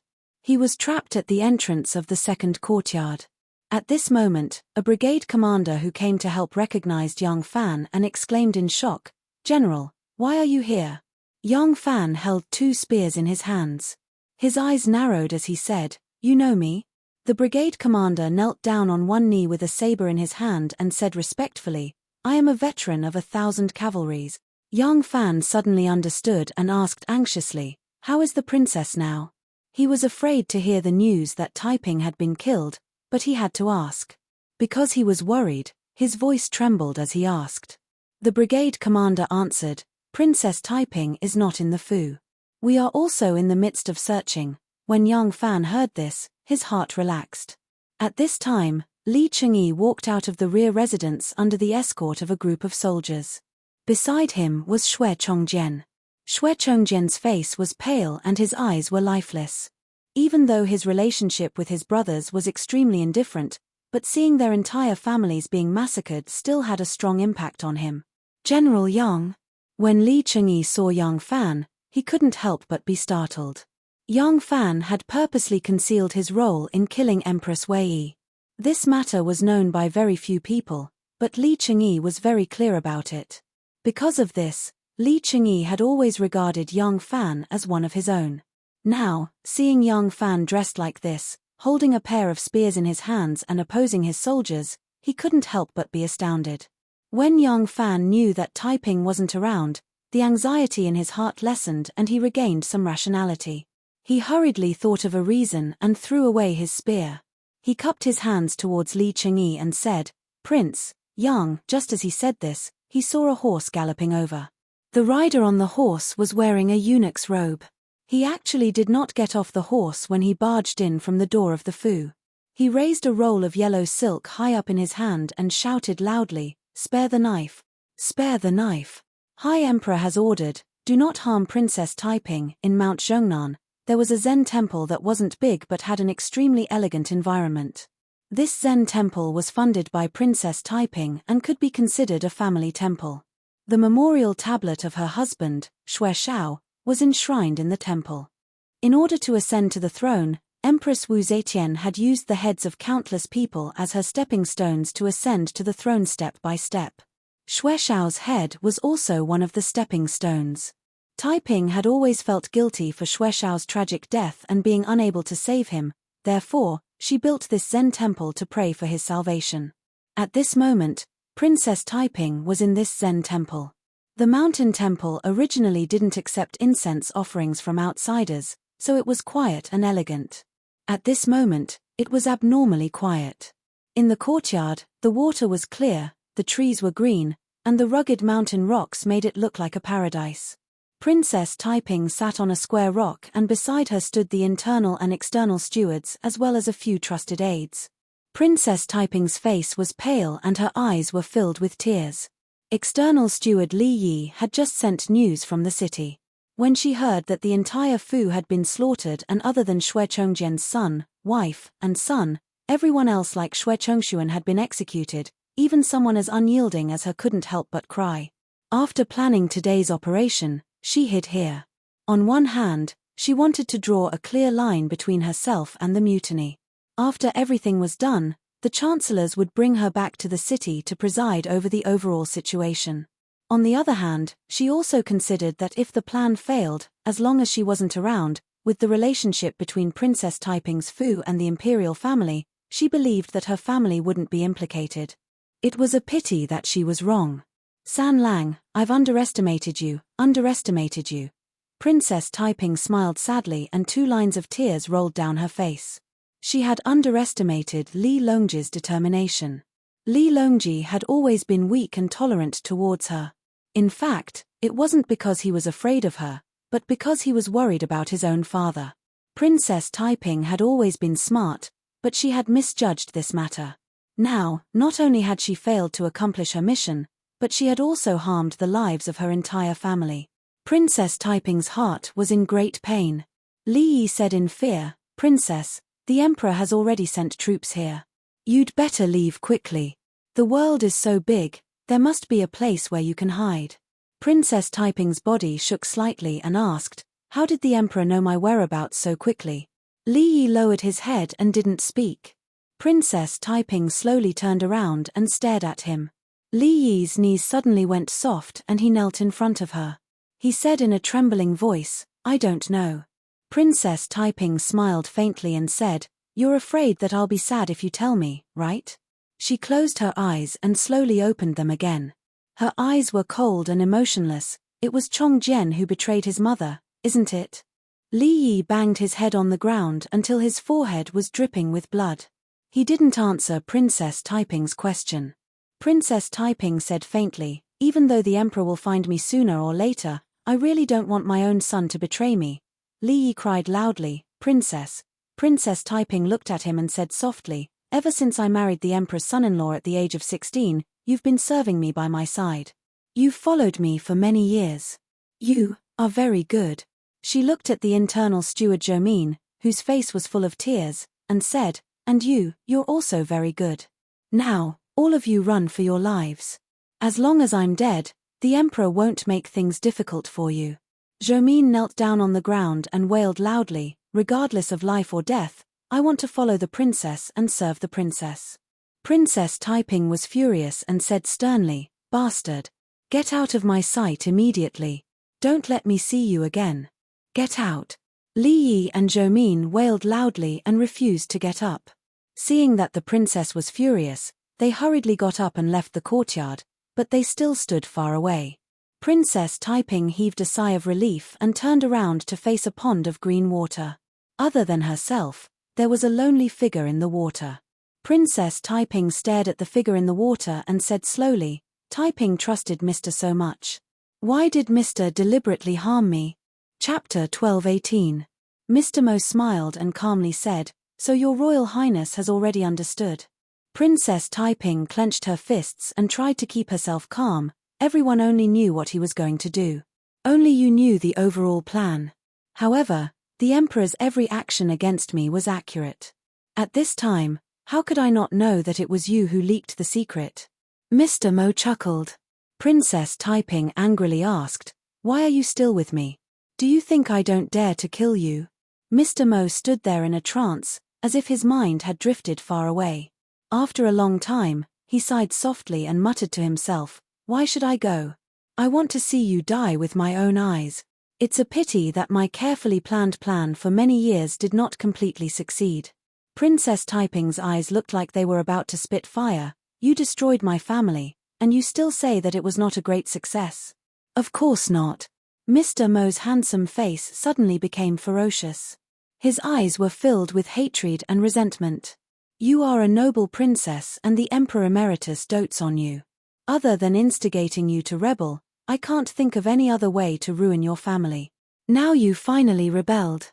What's hateful is that Xue Chongjian is still alive, and your family has not died. I can't accept this, I really can't accept this. Mr. Mo's voice was sobbing, like the cry of a wronged soul from the underworld. It was filled with incomparable despair and resentment, which made Princess Taiping involuntarily take a step back. Her hair stood on end. Why? What kind of hatred do I have for you? Why do you hate me so much? Because I am from the Peach Blossom Village.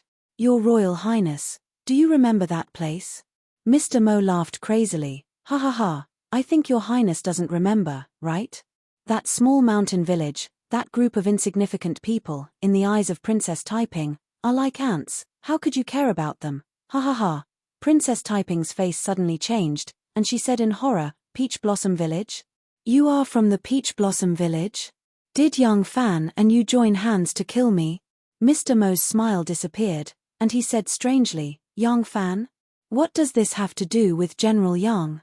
Princess Taiping's face also showed a strange expression. You don't know that he is also from the Peach Blossom Village? Mo Yuhan was surprised at first, then overjoyed. Just as he was about to ask for clarification, a figure suddenly leaped over the short wall of the temple like a bird. The 8 female sumo wrestlers who were scattered around immediately rushed over. Princess Taiping saw that the person who suddenly rushed in was young Fan. She couldn't help but shout, let him come over. At this time the 8 female sumo wrestlers also clearly saw young Fan's face and quickly retreated. Young Fan quickly rushed to Princess Taiping's side and hurriedly said, Princess, the Emperor has made his move, your family has already. Princess Taiping interrupted, you don't need to say anything, I already know about this matter. Young Fan said, the Imperial Court's army is rushing over here. Due to the Emperor Emeritus's interference, I believe the Emperor won't suddenly have the intention to kill you. However, it's still hard to predict what his decision will be. It's best for you to hide for now and wait until. Princess Taiping laughed out loud. Avoid? Why should I avoid it? Where can I go to avoid it? I have already lost, and I have nothing but dignity. Do you want me to throw away my dignity to that kid? At this time, Mr. Mo slowly walked up, looked at young Fan with a strange look, and slowly asked, General Yang? You are from the Peach Blossom Village? Young Fan didn't know how long it had been since he heard this name. Suddenly hearing Mr. Mo say it, he couldn't help but be shocked. He looked at Mr. Mo in surprise, not knowing how to respond. Seeing his expression, Mr. Mo couldn't help but become excited. Are you really from the Peach Blossom Village? What's your name, and whose child are you? Young Fan's heart couldn't help but tremble. He had already realized that the old man in front of him was probably from the same place as him. Young Fan suppressed his excitement and replied, my surname is Xiong, the villagers call me Rchou. Old man, who are you? Mr. Mo's body shook, and his eyes widened as he looked at young Fan. 2 lines of tears instantly blurred his eyes, and he choked with sobs. Rchou, so you are Rchou, so you are still alive. He, Rchou, so you are still alive. Mr. Mo was so excited that he almost couldn't stand still. Young Fan supported him and eagerly asked, Uncle, you are? Mo Yuhan said with tears in his eyes, Rchou, do you still remember the Mo family who lives in the east of the village? Do you still remember your sister Xiuxiu? I am Xiuxiu's father, your Uncle Mo. Ever since he was young, young Fan would address the elders in the village as uncles, and it was impossible for a junior to call them by their surnames. Even if Mo Yuhan said his real name, young Fan wouldn't have any impression of him. However, when he mentioned the Mo family in the east of the village and sister Xiuxiu who played with him when he was young Fan suddenly remembered. Young Fan's eyes immediately welled up with tears of excitement, and he said happily, Uncle Mo, so you are also alive. Mr. Mo's tears continued to flow. That's right, I'm still alive. That day, I left the village to make arrangements for sister Xiuxiu's marriage. Fortunately, I managed to escape. When I returned, the entire village was gone, everyone was dead. My pitiful daughter, who had to depend on each other for survival. Mr. Mo suddenly turned around, pointed at Princess Taiping, and said with gritted teeth, "Rchou, she is the enemy of our whole village. Your parents, your sister, your fellow villagers, all died in her hands. Quickly kill her to avenge your parents and the whole village." What? Young Fan was shocked and looked at Princess Taiping in disbelief. Mr. Mo was so excited that his whole body trembled. "Good child, I didn't expect that there would still be people alive in our village besides me. Now that you have become a great general, you have the power to avenge her. Kill her, but don't let her family go. She still has a son alive. You must kill them all, and use the lives of her family to pay for the lives of our whole village." Young Fan looked at Princess Taiping in horror, and shook his head in disbelief. "Impossible. How can she be the murderer of our relatives?" Mr. Mo said loudly, "Why is it impossible? I was lucky to escape death that year, and I hid my identity and fled to another place. Later, I tried every possible means to get close to Prince Cheng, Li Qianli, and became his confidant. When Taiping killed our whole village, Wu Mainyang had not yet become the emperor, and Li Qianli had not yet been driven out of the capital, so he knew a lot of inside stories that no one knew about. Uncle learned the truth from him." Mr. Mo pointed at Princess Taiping, and said while gritting his teeth, "She is the murderer who killed your father, mother, sister, Xiao, and my whole village." There was no expression on Princess Taiping's face. She had experienced too many shocks today. Her dream had failed, her children and grandchildren were killed, Xue Chongjian had betrayed her mother, the most trusted Mr. Mo had betrayed her, and now she had become the enemy of her lover's father. Who else in the world could endure so many shocks in one day? One thing after another struck her head like a bolt of lightning. She was already numb to it. Young Fan shook his head with a pale face. "Impossible. Impossible. Why did she kill our relatives? It doesn't make sense. Uncle Mo, you must be mistaken." "I am not mistaken." Mr. Mo sneered at the pale Princess Taiping, and said while gritting his teeth, "I know why she killed our whole village. Speaking of which, this matter has a lot to do with you." Young Fan looked at Mo Yuhan in astonishment. "It has a lot to do with me?" Mr. Mo said, "Yes. She wanted to kill our whole village because she had a grudge with your father. The funny thing is, she killed everyone in our village, but she didn't kill you, the main character. Ha ha ha, this is God's will, this is God's will." Young Fan was aghast. "Princess and my father have a grudge. How is this possible?"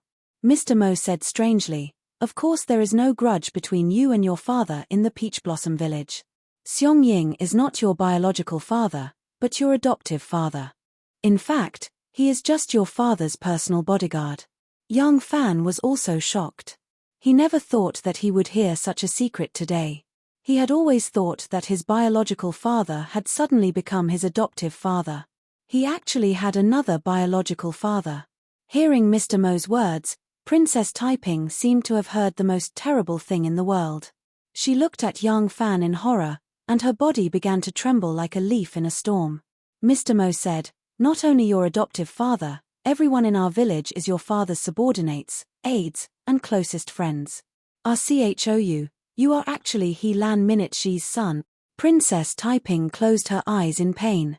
She had already guessed this result, but she still had a glimmer of hope in her heart. But this last glimmer of hope had now been shattered.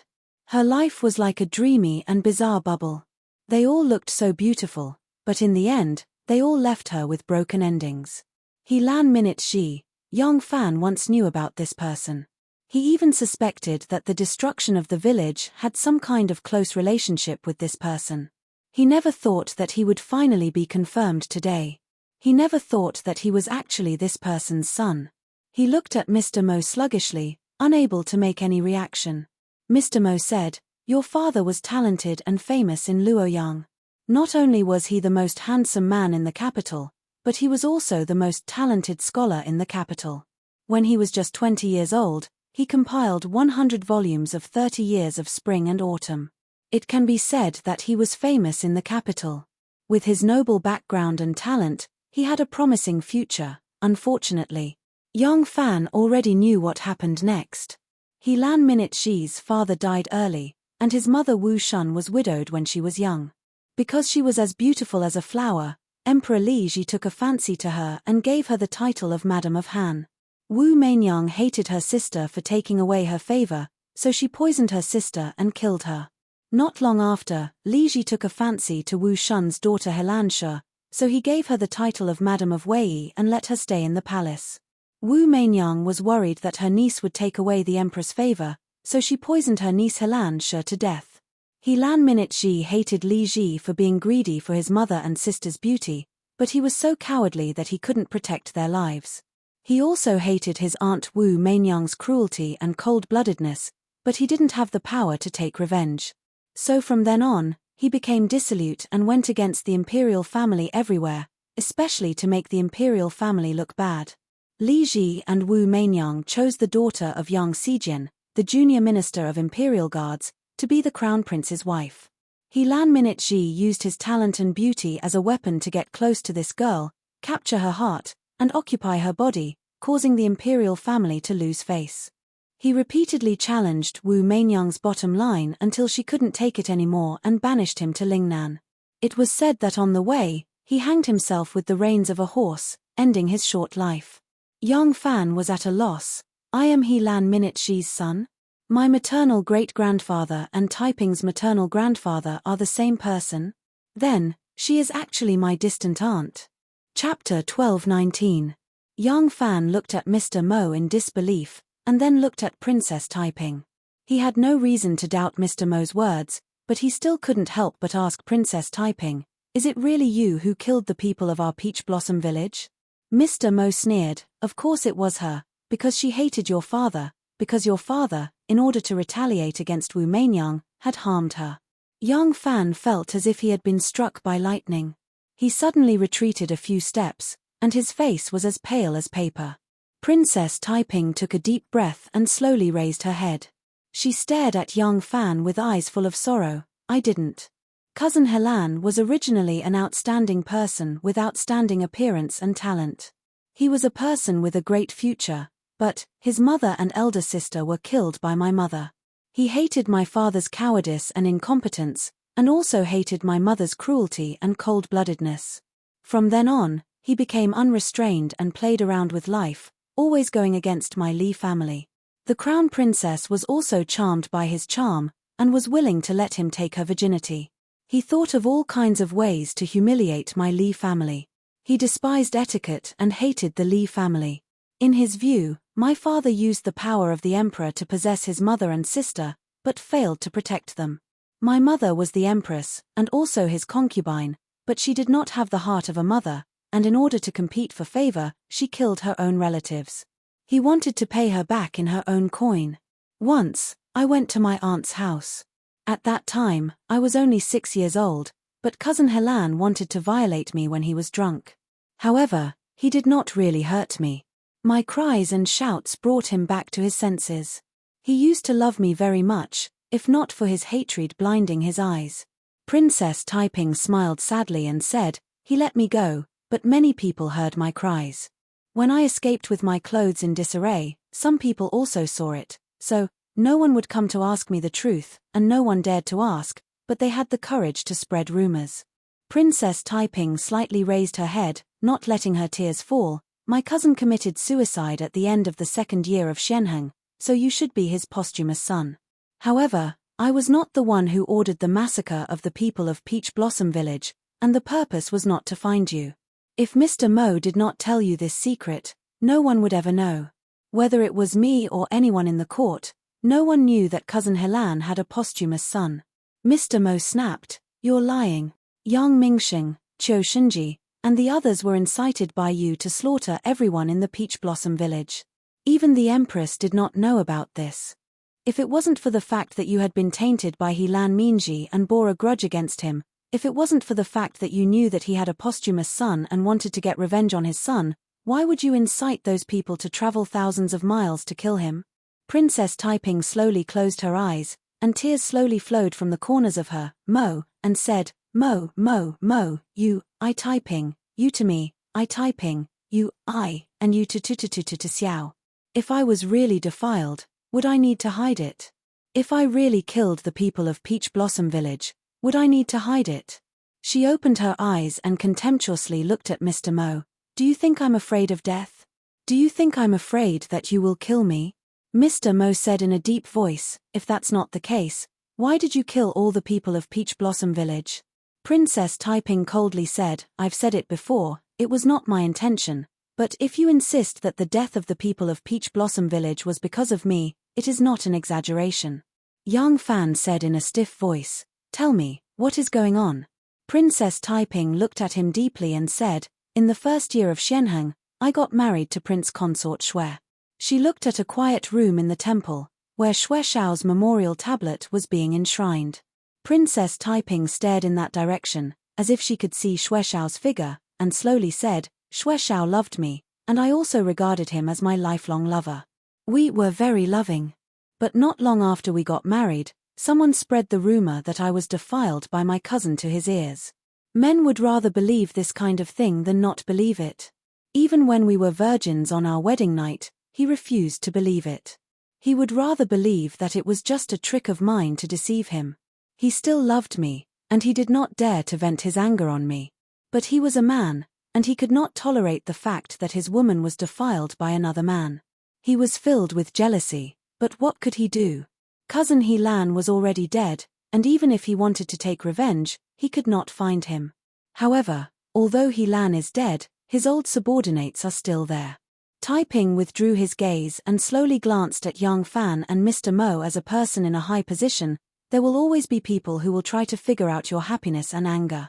They will try to think of ways to make you satisfied. They all believe that I have really been violated.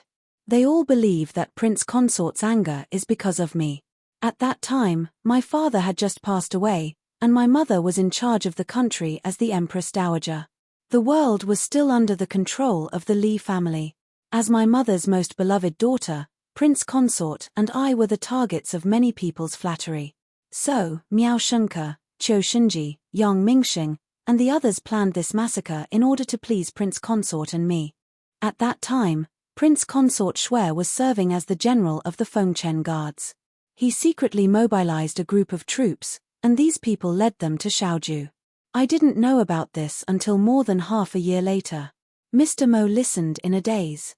He had been by Taiping's side for all these years, treating her as his greatest enemy.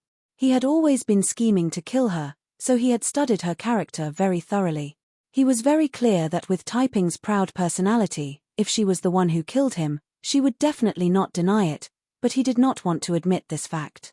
He had racked his brains and spent so many years, and finally pushed Princess Taiping into the abyss. He had avenged his deep hatred, and he was very happy in his heart. However, he suddenly learned that his enemy was not this person at all. His real enemy had long since disappeared, and he had actually hurt an innocent person, which he could not accept. Mr. Mo gasped, pointed to Princess Taiping and said, "You're lying. You must be lying." Helan Minji was safe and sound even though he had defiled the crown princess.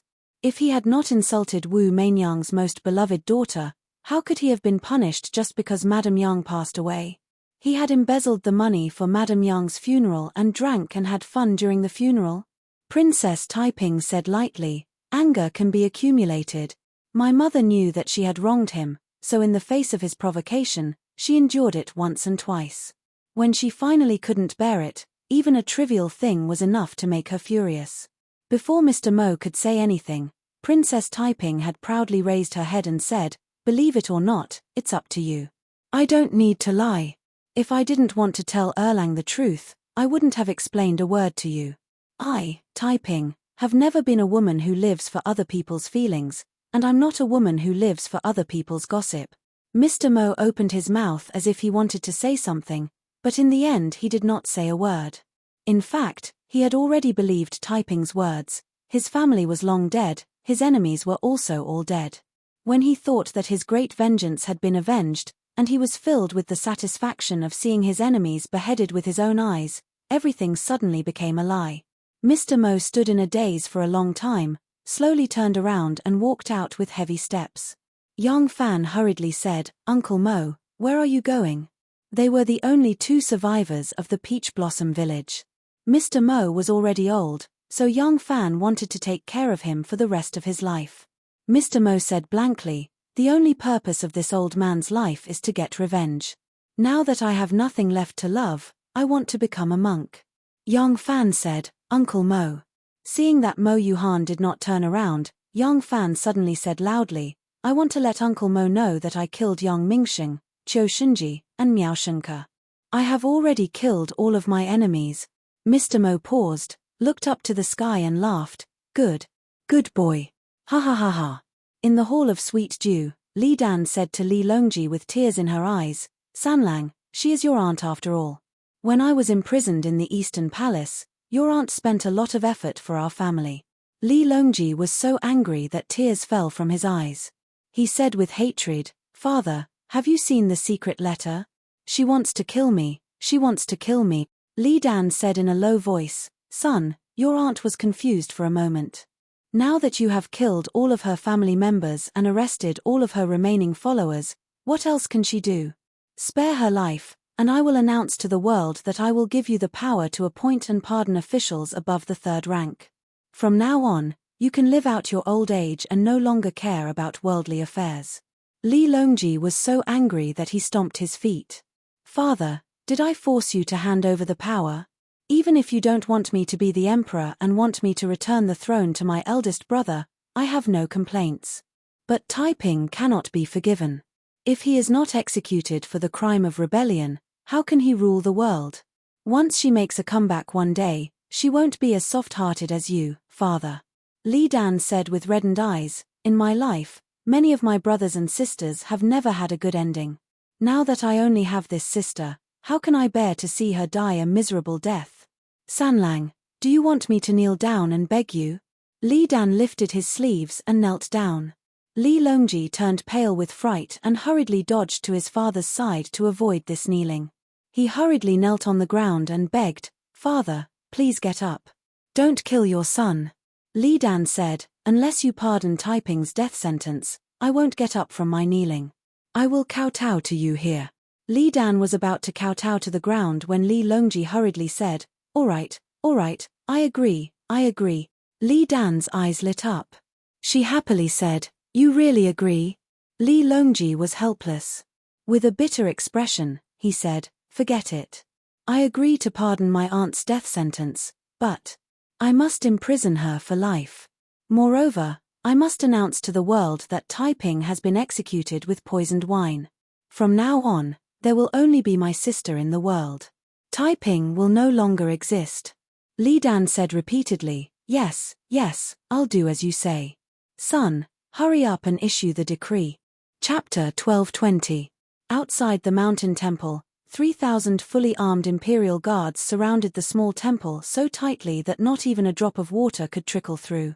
Spears and halberds were as numerous as a forest, and there were even strong bows and hard crossbows that could sweep the battlefield. No one would be able to break out of such an encirclement. Suddenly, a dozen or so riders galloped over from the distance. Looking at their uniforms, it was a group of imperial guards escorting 2 eunuchs. The imperial guards surrounding the mountain temple became spirited and hurriedly went forward to meet them. A moment later, the imperial guards moved aside to make a path and let the 2 eunuchs into the temple. These 2 eunuchs were Jiao Lisha and Yang Sishu. Because the so-called execution of Princess Taiping by the 2 actually had more to it than meets the eye, they did not bring anyone else. However, Yang Sishuan's martial arts were outstanding. Although Jiao Lisha's martial arts were not as superb as Yang Sishuan's, he was still someone who had practiced martial arts and had a strong body. In addition, the 2 of them had actually come with the death exemption edict, so they were not worried that Taiping's death warriors would do anything to them. "Brother Yang, General Yang." Yang Sishu and Jiao Lisha bowed respectfully when they saw Yang Fan. They knew that Yang Fan was here and were not surprised. It was Yang Fan who told the Emperor Emeritus that Princess Taiping was in the Mount Zhongnan Zen Temple. Because of his relationship with Li Longji, Yang Fan did not mind appearing in front of these 2 angels. Princess Taiping saw the 2 eunuchs walk into the courtyard and quickly wiped away the tears on her face. She looked at them proudly and said, "The Emperor sent you to execute me?" Yang Sishu and Jiao Lisha looked at each other. Jiao Lisha took a few steps forward and said in a low voice, "Princess, What you have done is truly unforgivable.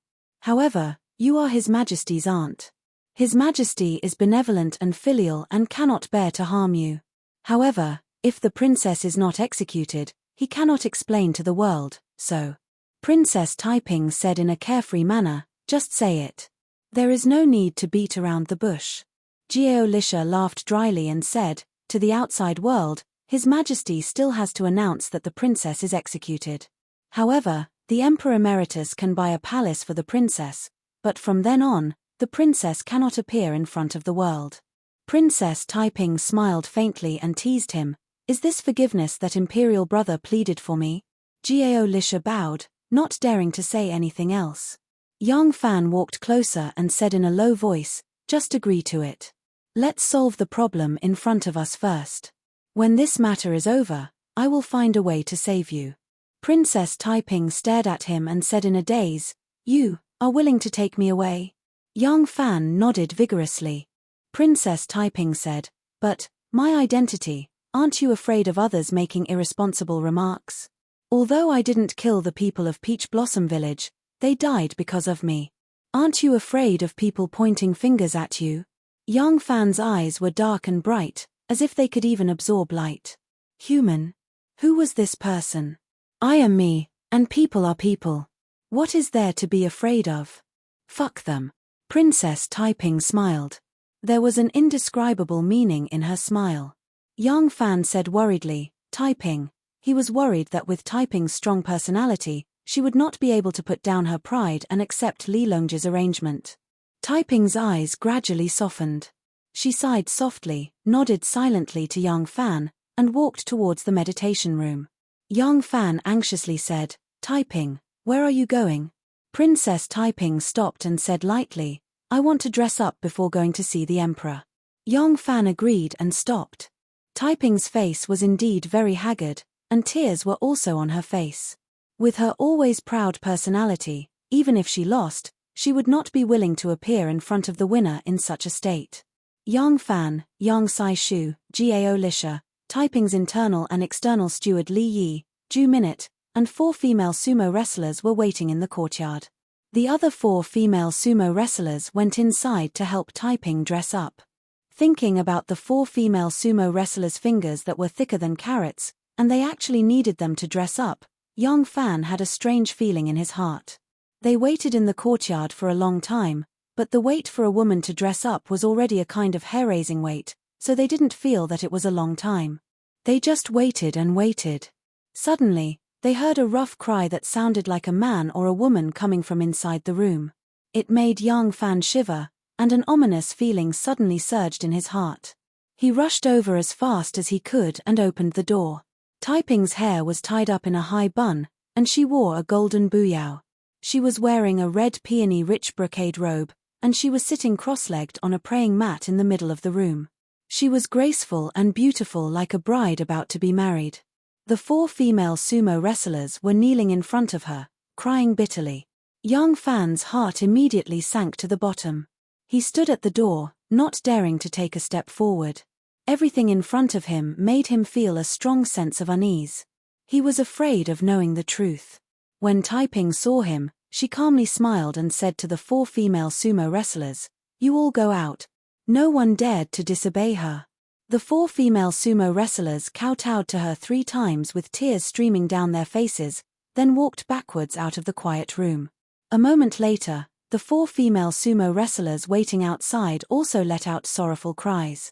Following that, Li Yi and Ju Minute threw themselves in front of the quiet room's door and cried loudly. Yang Fan's heartstrings trembled. He slowly walked into the room and closed the door. But he could not stop the heart-wrenching cry that came from outside the door. Yang Fan walked to Taiping's side and said with a trembling voice, what happened to you? Taiping brightly smiled at him. Her face was so radiant that people could not look straight at her. Erlang, I'm going. Yang Fan's face suddenly lost color. Princess Taiping smiled happily. The 2 of us can be considered to have met the right person at the wrong time. Unfortunately, one chasing and one chasing, one leaving and one staying, it became a love calamity that I could not solve in my life. Thus, the everlasting world became the separation of the swallow. I used to hate that things remain the same but people have changed. In fact, people and things are still there, but you and I are not the same as we were in the past. So I thought, letting go like this is also a kind of relief. There are many things in life that are not right or wrong, and there is no right or wrong. Love, live, laugh, and be sad, that is enough. After all, if the heart is gone, then it is something that even I can do nothing about. But now I finally know, in fact, you still have me in your heart. I am very happy. I am different from Wan. Wan is the Minister of Internal Affairs. She is talented and romantic, but monstrous power is nothing to her. She can give up everything to be with you.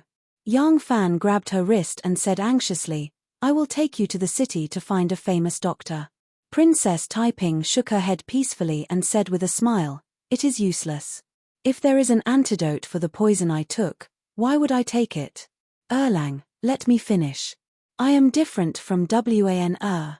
When I was born, I carried too many things. Some shackles were created by others or the situation. Some were my own choices. But no matter which one it was, I could not get rid of it. So, even if there are no other obstacles, you and I are destined to be on the same side. Regardless of these things in front of me, this is my life, my life. Taiping took a deep look at Xue Xiao's memorial tablet. When they were young, he was her cousin. When they grew up, he was her husband. She once thought that she would be with this man forever, but in the end, he left her. She should bear the responsibility for the mistakes he made. In this way, she could die proudly and not die silently in captivity like her mother. It was the same for Yang Fan in front of him. No matter how much she had experienced, no matter how much love and hate she had experienced, she had to leave when it was time to leave. She had to leave her previous path, her past stories, and her past people. It was enough. There was no such thing as eternity in the world, right? Life is like summer flowers and death is like autumn leaves. Taiping peacefully snuggled into Yang Fan's embrace. Yang Fan held her hand. All the restraints no longer existed. His heart was filled with love and sorrow. He lowered his head and gazed at Taiping's face. Suddenly, he found a strand of white hair on her temple. Yang Fan gently pulled it out.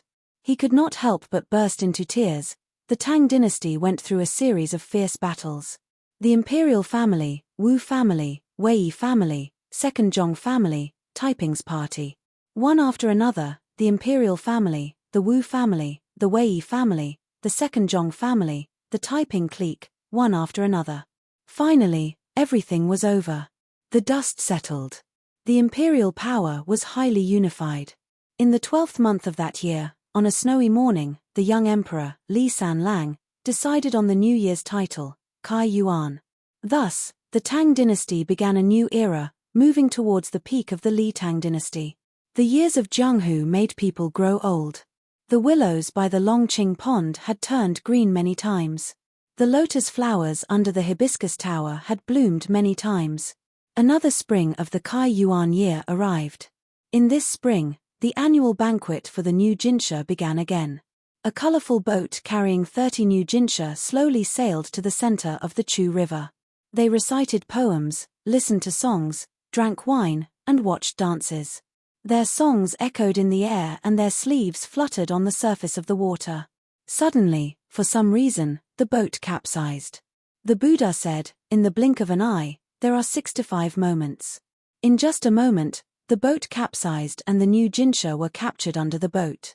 On the top of the Wild Goose Pagoda, Lu Binji looked at the capsized boat and smiled coldly. He turned to look at the person beside him. That person was Ashina Musi. Lu Binji invited the world's famous doctors to treat him. Now, he could speak like an ordinary person. After Lu Binji's patient training, his mannerisms and tone of speech had become exactly the same as Yang Fan. Lu Binji looked at him and smiled. He said, "It has begun. From now on, you will help me get my revenge. As long as I can eradicate Shen Mu and Yang Fan, and unify the succession hall, I will use all my financial and material resources to help you become the Khan of the Turk." Musi nodded deeply, revealing a smile that was exactly the same as Yang Fan's. An ox cart slowly drove to the front of the Jade Truth Temple. The curtain of the cart was lifted and a female Taoist priest walked out. Her eyes were clear like water, her brows were like distant mountains, and her waist was like a willow. She turned to look at the cart and said coquettishly, "Hey, you look like a pig now. Why are you so energetic at night? Come out." A soft hand reached into the cart and pulled out a pig named Shenmu, who looked sleepy.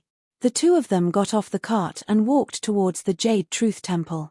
When the female Taoist priests saw the two of them, they bowed and said, "Greetings, Golden Immortal Taoist Priest, greetings, young Master Shen."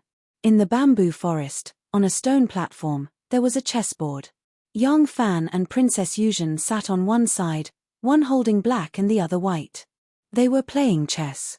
Li Kaiying pouted and stared at him. She muttered, "Really, you don't know how to give way to others." Golden Immortal Princess walked over and smiled. "Xinyang. Ah, sister." Seeing that she was about to lose, Li Kaiying took the opportunity to throw away her chess piece and ran towards Golden Immortal Princess. Shenmu looked at young Fan, who was smiling bitterly. He frowned and said, "I heard that something happened at the Chu River banquet. All the new Jinsha that we painstakingly nurtured became the son-in-law of the Water Dragon King. You still have the mood to be so carefree?" Young Fan rolled his eyes at him and said, "Aren't you just as carefree? What are we raising our sons for? We naturally need them to help us with this matter." By the lake of the Chu River, a pair of youths, one in green and the other in white, looked like a jade tree. On top of the Furong Pavilion, a beautiful young girl's face suddenly popped out and said coquettishly to them, "Shen Kongwen, come up quickly. I lost to your sister at Shuanglu again. If you don't come and help me, I won't have a dowry in the future." The green-robed youth immediately put on a sly expression and said, "Nianrong, don't be anxious. I'll go and help you right now." The green-robed youth's mouth was full of sweet words, but his feet did not move. After he coaxed young Nianrong back to the pavilion, his expression turned solemn. He said to the white-robed youth who was standing with his hands behind his back, "Nianzu, it's really strange that none of the 30 new Jinsha survived. What do you think about that pair of old men slacking off and leaving this matter to you and me to handle?" The white-robed youth said with a deep expression, "There must be something fishy about this." End of the book, epilogue. Every ending, when Sai always wets himself. I'm very satisfied with the state I'm in today. Every time I end a story, I always have the idea of writing it with a phoenix head, a pig's belly and a leopard's tail. I want to write an ending that will leave a lingering aftertaste, and I am very satisfied with this. After finishing this book, first of all, I want to express my gratitude to my readers who have always supported me. This is sincere gratitude. Without your support, it would be very difficult for me to continue writing such a long novel after so many years of writing. Thank you for your love and support for me all the time. I sincerely express my gratitude to you. Thank you. If this book can give you an unforgettable story, so that you can remember some of the plots and some of the characters when you want to, I think that's my success. However, as a creator, it's never possible to achieve perfection. At the end of every book, a good summary of one's own mistakes will help one grow, and it will be even more helpful for the creation of the next book. As for this book, it's a transformation within my historical novel. So far, it's not very successful. Among the novels I've written, if I had to rate them myself, I would give them a relatively low score. The main reason is the influence of habitual thinking. Even if I don't transmigrate, my thinking is still the habitual thinking of transmigrating, so there's a problem in the design of the story, causing the story to lack suspense. Moreover, the main character is limited by the established history, so there's not much room for him to express himself, and the excitement will be reduced. This point is not something that you can avoid if you want to change your style and realize that you're writing something different from the past. For example, my classmate Xiao Ao's new Xuanhuan novel, some readers suggested that the foreshadowing is too long, and the style of writing is like a historical novel. However, when we talked privately, he actually had a clear train of thought, and also knew which aspect he should focus on in his novel. However, without experiencing it personally, he would still be affected by habitual thinking. Now, classmate Old Duan is also writing Xuanhuan. What a tragedy, I still don't know how his new book will turn out. They're all capable writers, and I believe that if they encounter a setback, it's mainly a problem of habitual thinking. After experiencing it once, they'll be able to avoid it the next time. My problem only became clear when I wrote more than 900 chapters of this book.